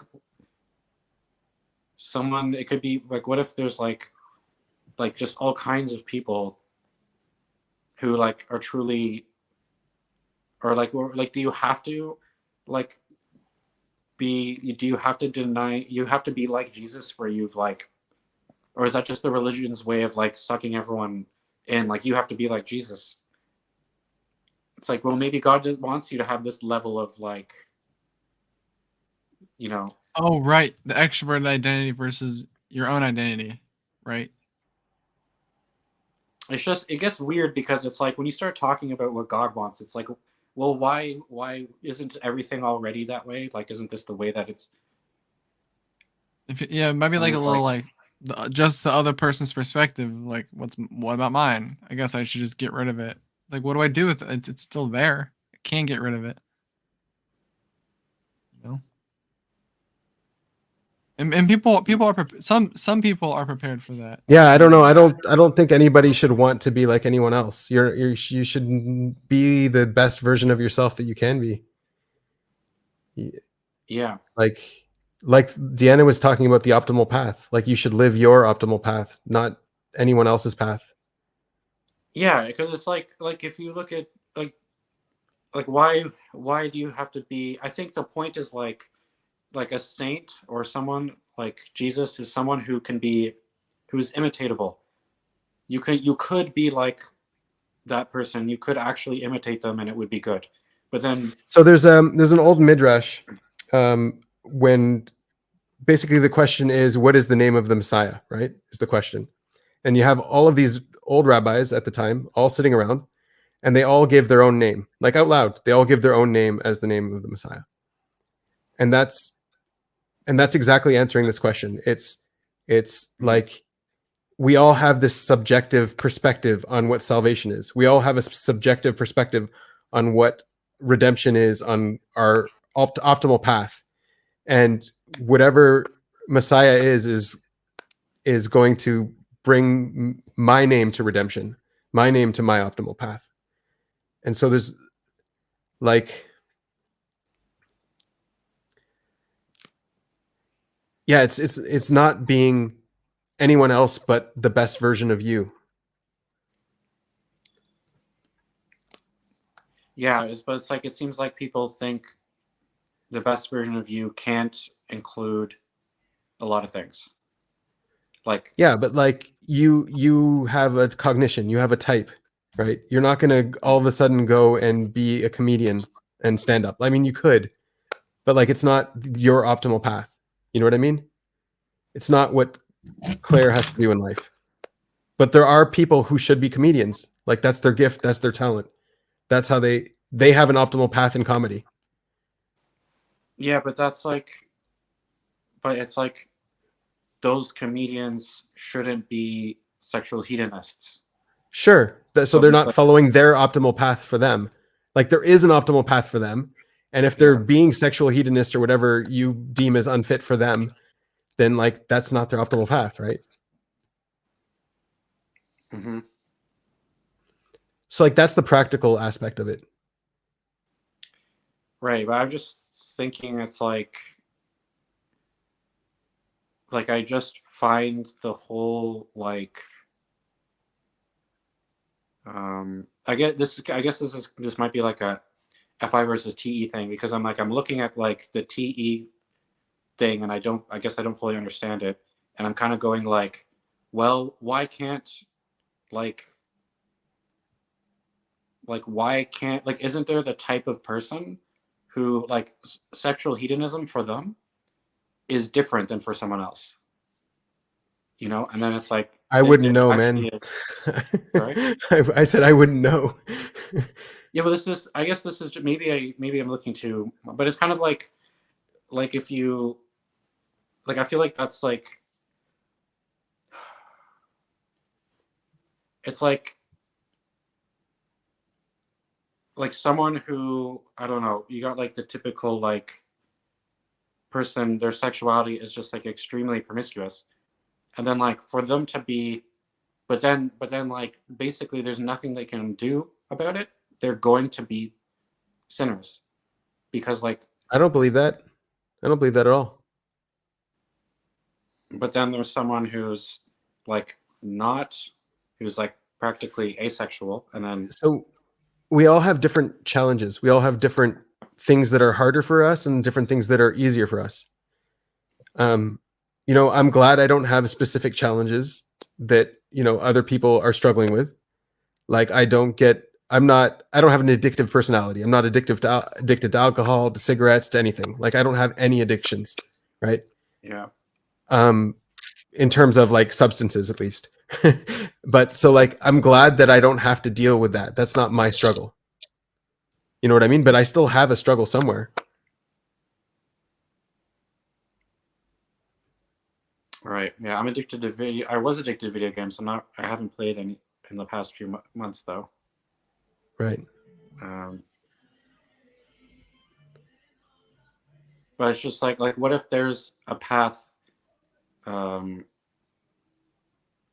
includes like things like murder and like the things that are just like basically unanimously agreed, like that's bad, never do that. Yeah, it's not a good path. Yeah, that's not an optimal path for you. What if like that's just that person's role, like they have to go do this, like they I have don't to believe go that. to battle I or don't believe something. that. Oh, if you have to go and fight a war because someone else is fucking up their path and like you're forced to, that's like, okay. What if your path is because there's like because of other evil happening or whatever, your path ends up getting mixed up in it. And that's Yep, that's that's what right. you're meant to do. Yep. You know? But Yeah. that's not. I think the danger is like, well, then you're starting to like try to justify things. Maybe that's why people really don't want to talk about that, because that can't be a justification. It just has to be An acceptance. You just have to accept it. It's not. There's no justification. That's just like that is just where your path is leading for sure. Yeah. Yeah. Yeah, I talk about this in one of my videos too, where it's like, okay, there's a kid drowning and there's a lifeguard and there's you. And if you jump after the kids, you'll hit your head on the lifeguard's head. It's just like, let the guy, like, you know, everyone has their role, their job. And yeah, just stand out of the way. Like the best thing you can do to save that kid in the water is like, just go and do what your path is. Let the lifeguard do his. Yeah. Yeah. I get, yeah. So that's why I was saying it's like, well, if everyone's has to like follow Jesus's path, then like, don't we all, doesn't that practically, or doesn't that mean like, it just feels, I guess like it doesn't matter. Everyone needs to be an INFJ. Like, I don't know.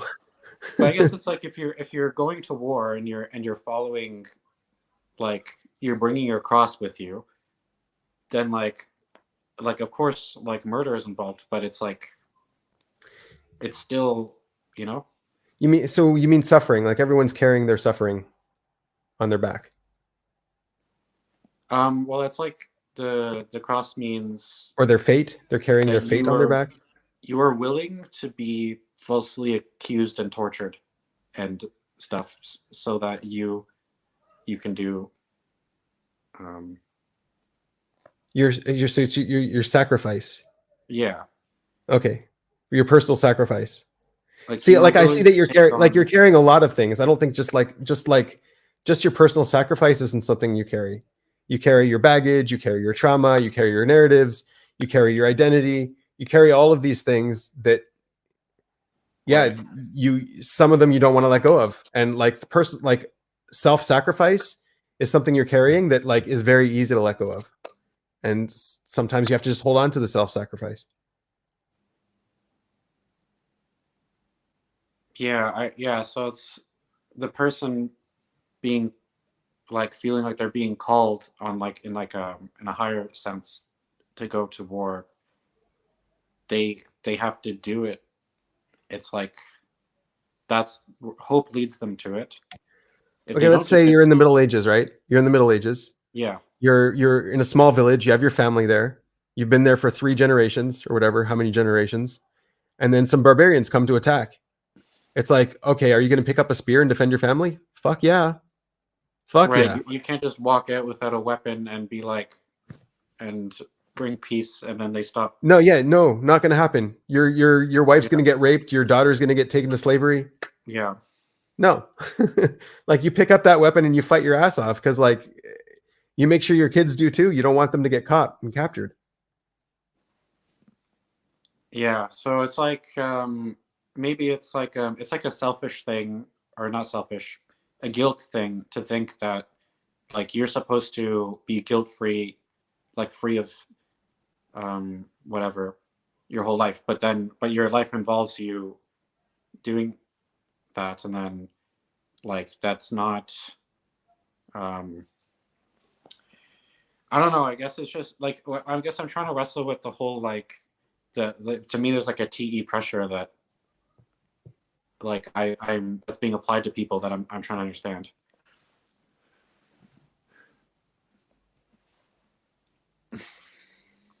Okay, so yeah, unpack that. What do you mean by the TE pressure? Like you're supposed to oh, it's just kind of like if you say that you don't go to church, it's just like that's just more like a small like a simple example. Okay. You didn't read the Bible. You didn't do this. I mean, if you say that and they don't understand why, they're not able to give a reason or a cause, it's going to bother them, right? Like that's what we were talking about before too. They need a cause. They need a reason for why you don't. Oh, just because you're not sure? Here, let's talk. Let's have a conversation. Maybe I can influence you, right? What's the reason? Mm-hmm. What's the cause? Right now, but now you're having a conversation with someone who's really rigid about what the cause is supposed to be. Right, but then you have your narrative. That's where your narrative is going to come to protect you, because your narrative is going to have a whole bunch of causes. Yeah, so it's an opportunity. You bring up your narrative, and then you right. You now it's your narrative is exposed to whatever. Right. So that's the thing. Like you have to frame your narrative in a way that, you know, it's a romance story, or that it's a, you know what I mean? Like that's how you frame your narrative in order for it to be engaging on the one hand and accepted on the other. Yeah, you're basically like, well, like not everyone can. I guess you can do that if you've really have it sorted out, but yeah, it's like you. So it has to feel like, hey, what's up? Hey, it has to feel like hope, like you're like bringing hope into the world, and you're. I mean, those are the framings that you want to have on your narrative. Then yeah, that's fine. You're a writer, man. Write your story. And that's the framing. You want to frame hope? Frame hope. I just don't get like it seems like I don't see people. I don't see like because then I what I'm worried about, I think maybe this is like the kind of fear that I'm trying to talk about is like someone like people aren't going to share theirs. So the conversation isn't going to be the conversations that I'm imagining aren't like someone gets an opportunity to share their story. What I'm imagining is a bunch of people not sharing their story and then kind of attacking someone who is. Yeah. Well, the thing is, like, okay, let's say you don't have a story and someone asks you one of those questions, right? What are you going to answer?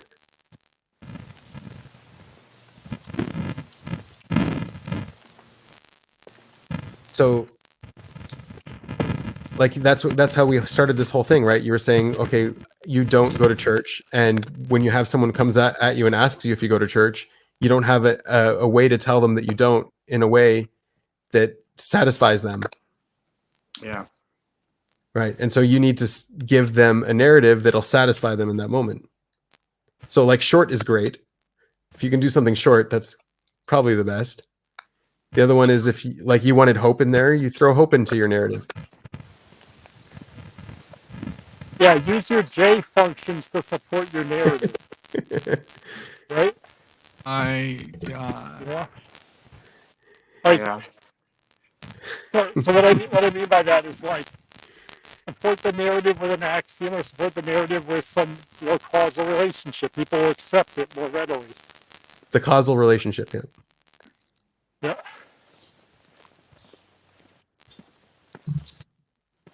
Yeah, I mean, I just like I don't feel like it. That's what and that's a bad thing to say. Yeah.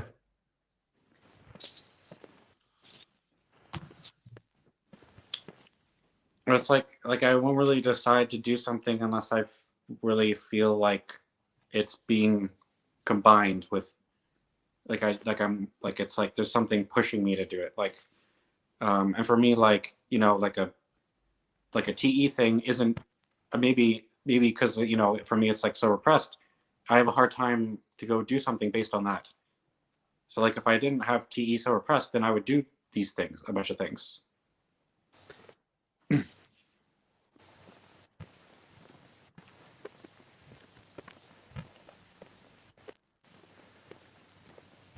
Well, I don't go into churches because I'm not allowed. Really? Yeah. I'm not allowed to enter a house of idolatry. Oh. And churches are places where people worship creation. And so I'm not allowed to go in. That's a good point, Ben. That's but you see, Ben, that's you're using an axiom there, not a narrative. Yeah, I know. Oh yeah. Well, that's another thing with having repressed TEs. I just don't even consider all you know.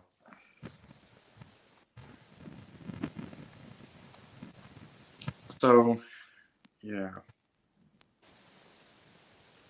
Right. So then, okay, right, because then you open it up and it's like, well, then, do you have to be following a religion for you to be like living out your best life? And then it's like, well, if you aren't, then what is it that you're doing instead?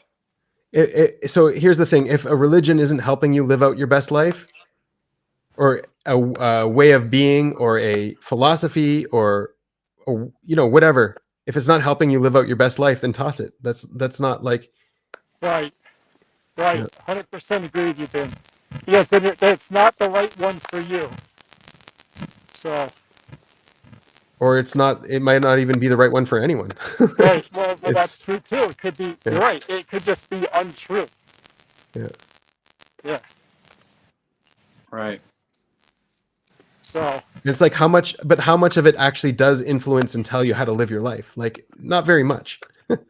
There's a few things that are actually good from like have a family, get married, have kids. Like, these are good things that a religion would help you to live your best life, right? Yeah, because there's so many things that really do make you weaker, that you won't like,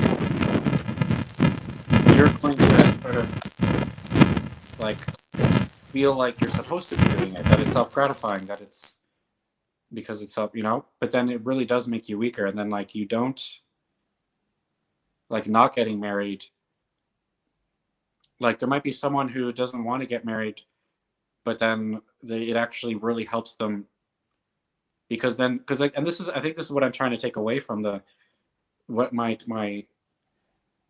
I'm getting out of it, is to think of it in terms of like, it's not my life, because I think I fall into a trap where it's like, I think I have to have such an extreme amount of ownership over everything, and that's like that can get into like a real hole for me. And then if I go like, well, it's not mine, it's something greater, then I actually gain more ownership or autonomy. It's like, it's kind of like the devil has taken like maybe my relationship away from me. I have like a relationship with someone important. It's like been taken away, and now I have to take it back by recognizing that it's actually meant to be God's ownership. So for me, Yeah, that's very. I don't do that same process, but that's an interesting process. That's pretty cool, actually. Yeah, I like that. Yeah. I don't fully feel like I'm doing that within the religion that I was born into. I feel like I'm doing that by internalizing it. Yeah, that works. Yeah, that works. Yeah, because like you're saying, it's like some people might, like if they were left up to their own devices, they might never get married, might never have children, might never live their optimal life. But because religion stepped in and is pushing them to that, so their life is more optimal in that religion than it is outside of that religion. Yeah. Right. Too is what about society's expectations also being a religion? Yep, right? that's true. Yeah, a culture. So, Yeah, forced conformity, right? Right. 100%. Yeah, it's all grouped in the same category for sure. Yeah. Yeah. So you never know what you'd actually be like without those influences. You know what I mean? The only thing you could do is try to keep those influences out as much as possible, but that also comes at a cost. Well, but then the other thing, are those influences good for society as a whole and for all of the individuals? Like, is it better to do away with those influences or change them or modify them, optimize the influences themselves, right?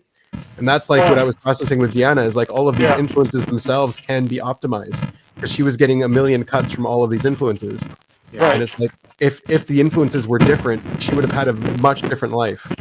But she wasn't blaming the influences, she was blaming herself. Like at the end of the day, it was all her responsibility. But she was still pointing at the influences as things that pushed her off of her path. Yeah. Yeah. Well, that's like, what was she a JI lead? JE. FE down. Oh, okay, well, well, yeah, it's just a similar problem, just in reverse, you know? Yeah. So, but, yeah, that sucks. I mean, I don't know, I came on the conversation late, but, like, honestly, man, you know, like, happiness is going to come from within you. Like, no one else, nothing outside you can really make you happy. So that is sort of like an unbreakable axiom of life. Like, it doesn't matter at the end of the day, like, what other people think if you're not living for yourself. Spoken like a true JI.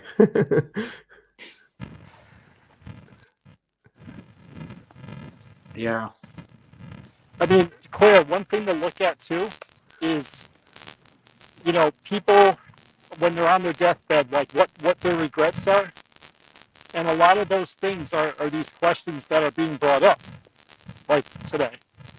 You know, like are kind of answered there where, you know, they say they wish they didn't work so much. They wish that they had spoken up about things. They wish that they didn't live for other people. They wish, like a bunch, it's all the same. It repeats, you know? So, you know, that's also, that wisdom is the most vulnerable of all. Like, I mean, it can be said that that's probably the most true, because when people are in that state, they have nothing to lose. Yeah, that's exactly the state Deanna was in. Exactly, 100%. That state. Yeah. So, but yeah, I don't like when I think about the regret on the deathbed thing, I always think of, like, you know, David Goggins, because it's like for me, like, I probably maybe because of a type thing, but it's like the last thing that I would be worried about. Like, I'm not going to be like worried. I'm not going to be regretting my life that I didn't like become, I don't know, like, I don't care. Like, if I don't exercise for like the rest of my life, I'm not going to regret it on my deathbed. I mean, maybe it's like I will a little bit, because right. Well, there you go. But you won't regret. But Claire, you will. Your deathbed will come a lot earlier, maybe. Yeah. Yeah. You're also speaking. You're. Let me guess your age. You're probably 25 or 26. Late 20s. Okay. Closer to 30, yeah. Yeah. Oh, okay. Well, I mean, dude. I mean, let's be honest. You know, like, I'm just past noon in my life. You know, you're still in the morning. You know. Yeah. So, I mean, that can always change. You know, and those people have not only their whole lived experience to, you know, either feel an integrity about or a despair about, but they also watched everyone else live and die, right? And we kind of, we're kind of just dipping our toes into that. Like some of us are unlucky and we've lost our parents or a best friend or something like that. But like we're not looking around and saying, hey, no one else is around but me. And that's coming from me, you know? I think that's a totally different mindset. You know, we have like we kind of live with the comfort of the assumption that tomorrow is guaranteed. Where when people are dropping like flies around you, you don't, and you think of other things. Like, what is my, you know, if I don't really, if everything becomes kind of hyper normalized, you know, and there really isn't any more opportunities for me to say I'm like 78 years old. Well, I'm forced into that like,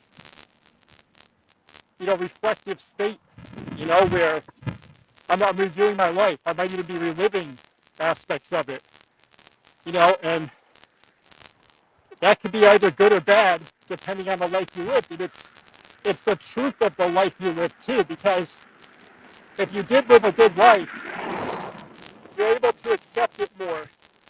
And if you didn't, you go kicking and screaming. And we know this is true. People do go kicking and screaming. And that's the worst thing to see. So, you know.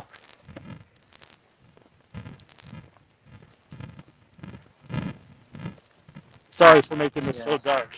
No, you're good, man. Yeah, Good stuff. I actually like I think about the deathbed a lot. Probably when I was like 20 years old, I started having like a fantasy about being on the deathbed, and it was like something I wanted, and I was thinking like, because when I would imagine that, then I would imagine the gratitude that I would feel, and the like it would have a, like being on the deathbed would be like an opportunity to think about everything that's already happened in a way that like to be like appreciate it and like be like amazed by it and like, and I would do that probably like every year, so for like 8 years. Yeah. And then I think it actually was a bit of a fantasy,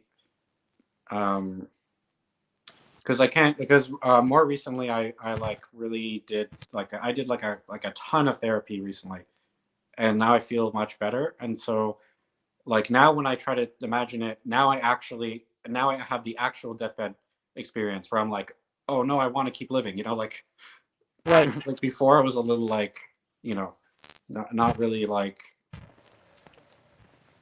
I was looking for something else. I was looking for yeah. Another thing is like another fantasy I have is like to kind of like wake up one day and then no one's around. Like everything's the same, but all the people are completely gone. Yeah. And I really like it's like this, you know, and this probably goes into like where I'm struggling with. It's like I just wish that there was like no people to pressure me, like just like at all, just for like a good amount of time, like a few days, maybe like a week, and then like bring the people back. Yeah. Yeah. Well, I mean, that makes sense, man, especially given you're an introvert. I mean, I think every introvert would say the same thing, you know? Yeah. Like, maybe not in the same way, but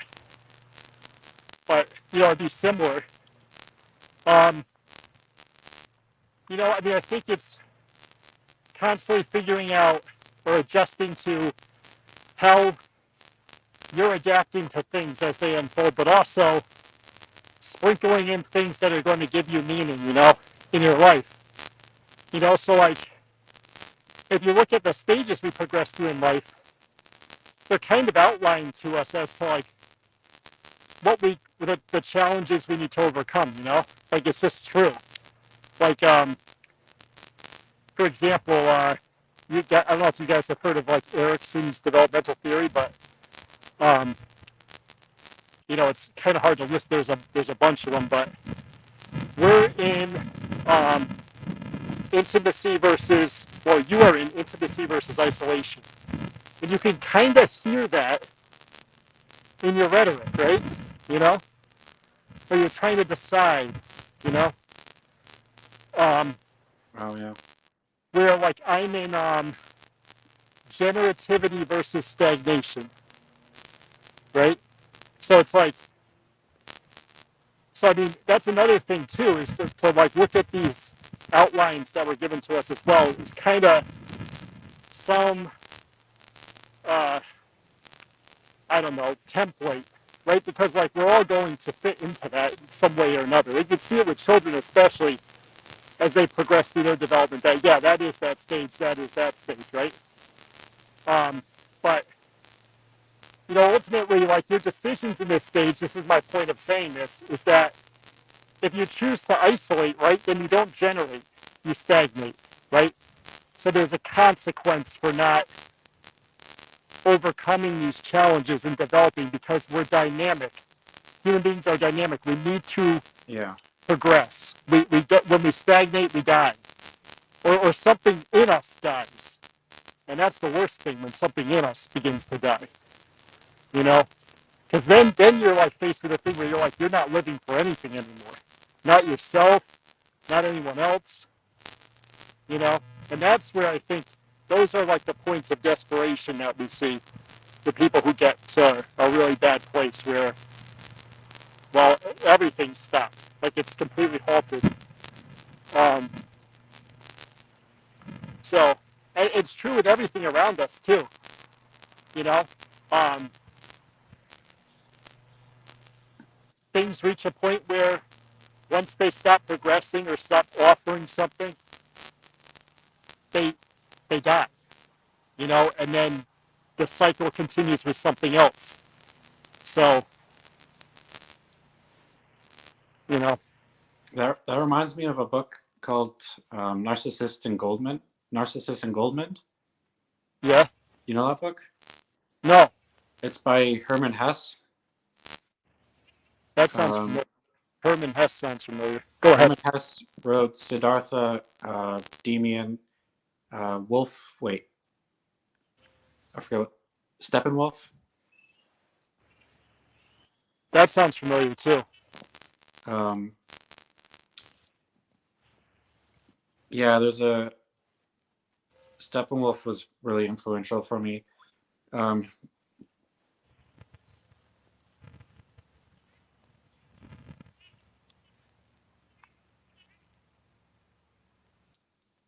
Sorry. Sorry. In Narcissus and Goldman, the basically like Narcissus, they start in the same school, and Narcissus becomes like a perfect student and stays there, and then Goldman escapes and then goes and sees the world, like sees famine and just all kinds of horrible things. Right. And like, and he makes love, and you know, and then he comes back, and it's like the, yeah, I thought like it's like exactly what you're saying. I think, were you pointing out in like well, these are kind of like motifs, you know what I mean? Like they're going to reappear over and over and over again, no matter where you are. So, I mean, but yeah, and it's true. You get taken by this advice or whatever like that. You know, you'll hear it any continent around the world, any culture, whatever, will have some variation of it. So it's like, I think it's got some. What would it be? It's like it's archetypal, I guess. So it's like yeah. I don't know. I can't think. I'm going on 3 hours of sleep. Oh man. Yeah. You gotta sleep. I can't sleep. I've been so stressed out. And when I get stressed, I don't sleep. I stay awake as if like, you know, like I'm like Scarface or something. I'm waiting for him to come for me. Yeah. Right, you can't like you can't let your guard down. That's right. I've never been able to let my guard down ever. I think a lot of times people mistake like the way I am for like aggressiveness, and I'm actually quite peaceful, believe it or not. I just have a bad habit of like sometimes not having tact or saying things that people aren't ready to hear or whatever. But I don't know. Oh, Yeah, fuck. that doesn't sound familiar at all as a TI. Nope. Anyways, guys, I'm sorry. I gotta go eat dinner. I'm getting the Yeah, radio thanks for station. stopping by, Jay. See, Yeah, no problem. now we're not boring. Now we're an actual interesting stream now that you're here. See that? Well, I say that just to break your balls, you know. No, But I yeah, know. I'm good. We're good. We're good. it's interesting when I'm in here. I go back and I listen to myself. No, I'm just kidding. All I right, know you're not. I'll talk to you guys later. Peace. All right, bye. All right. Yeah, guys, I think I might call it soon as well. We had some good talks there at the end. Yeah. Yeah. Yeah. Thanks. Always another week. Always next week. Did you have something you wanted to do, David, with this other stream at the bottom? This guy? Who's this? All right, we lost David too. All right, all good. No, here he is. Hi, yeah, I was just on the bathroom. Hold on. Make sure you wipe more than once.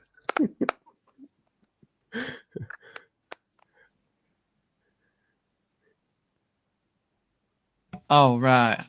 All right, you're back. I'm back. Did you wash? Yeah, I just wanted to.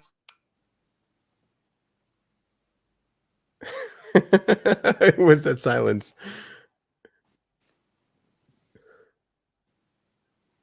Oh, I guess maybe we lost him.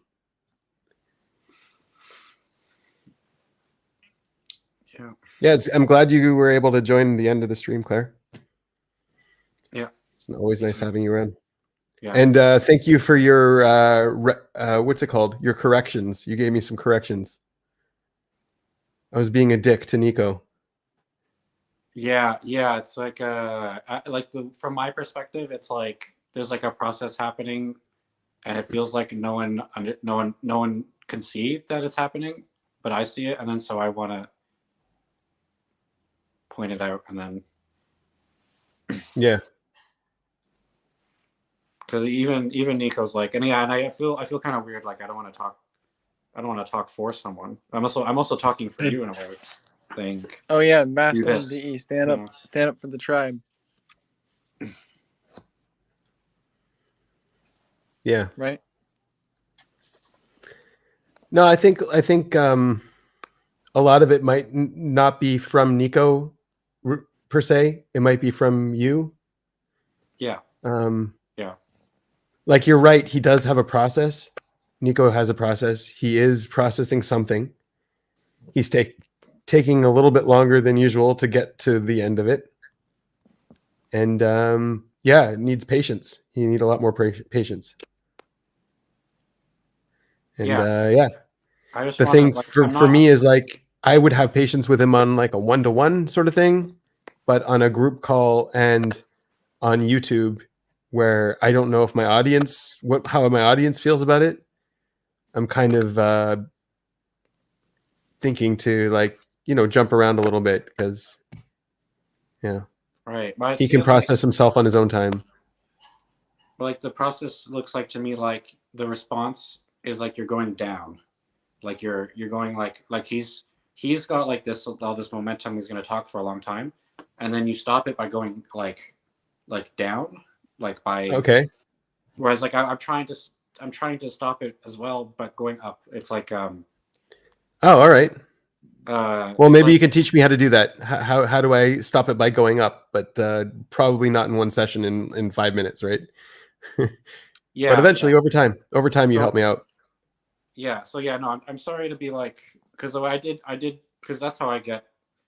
When I see an opportunity where someone might be maybe they're fine, but like when they leave off kind of feeling like because I've been told over and over and over, like you're just overthinking, and then like just it feels very like I was dismissed. So I'm Dismissive. just like, Yeah. I know what you're talking about. Yeah. I don't like that. I want to not feel. I want him to feel like he was heard, and then, you know, that. Yeah, no, I'm not dismissing him. Like I'm definitely not dismissing him. Like that's 100%. No dismissal. Right. I'm like speeding him along a little bit, and if he wants to talk one-on-one anytime, I'm down with that. I'm definitely not dismissing him. That's not what I'm doing at all. Yeah. Yeah, that's good. If I thought that you were and I saw you keep doing that over and over, then I wouldn't even. Then it would be a different response. It's almost like I'm trusting you by even saying something in the first place. Yeah, no, that's great. I appreciate it. Appreciate it. Yeah, it's better you talk to my face than to my back as well. So I appreciate that too. Oh, I'm not gonna do that either way because I don't like that. But... Oh yeah, no. I mean, whatever. It's a turn of phrase. Yeah, but I appreciate you coming forward as well. Yeah, it's good because that way I can learn from it. I enjoyed the random perspective because yeah, I need to learn how to bring him up instead of down.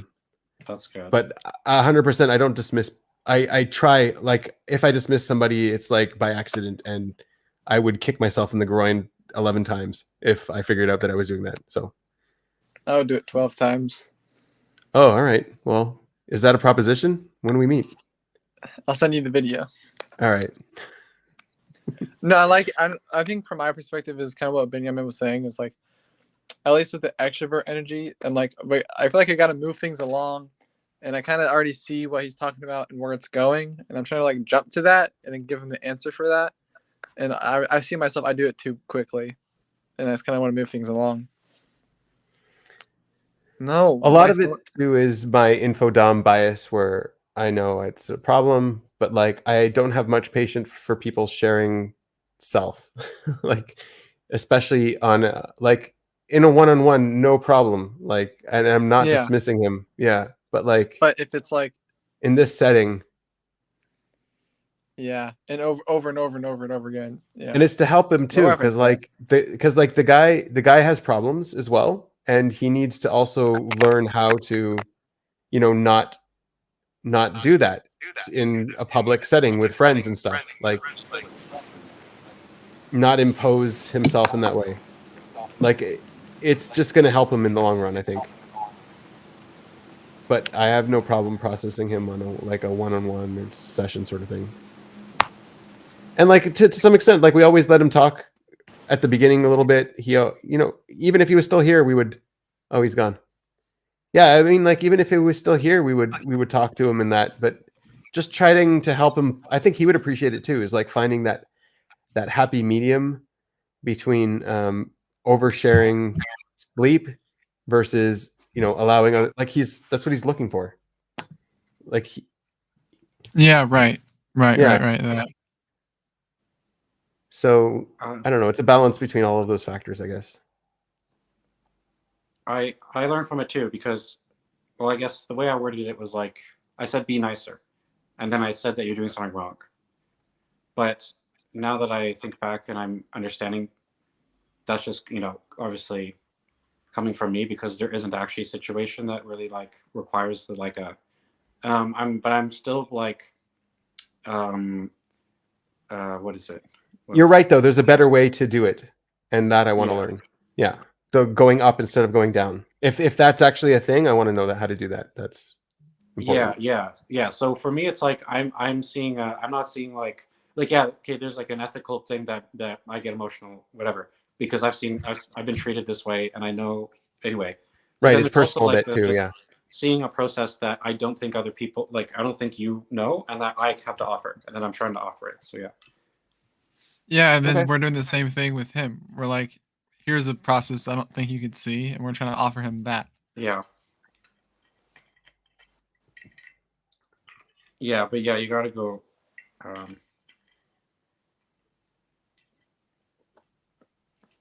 Yeah, do you have anything you want to share before we get out of here?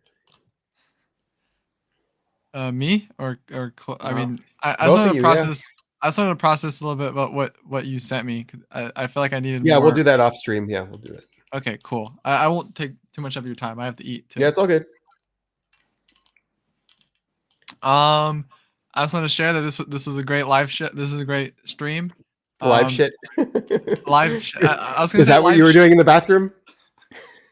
Yes. Okay. I was shitting live, and then I just wanted to say, like, I'm glad that people are coming on. I'm glad I get to, people are seeing and they're watching, and we're creating a racket here, and we get to talk about some deep topics that I don't really get to talk about with normal people.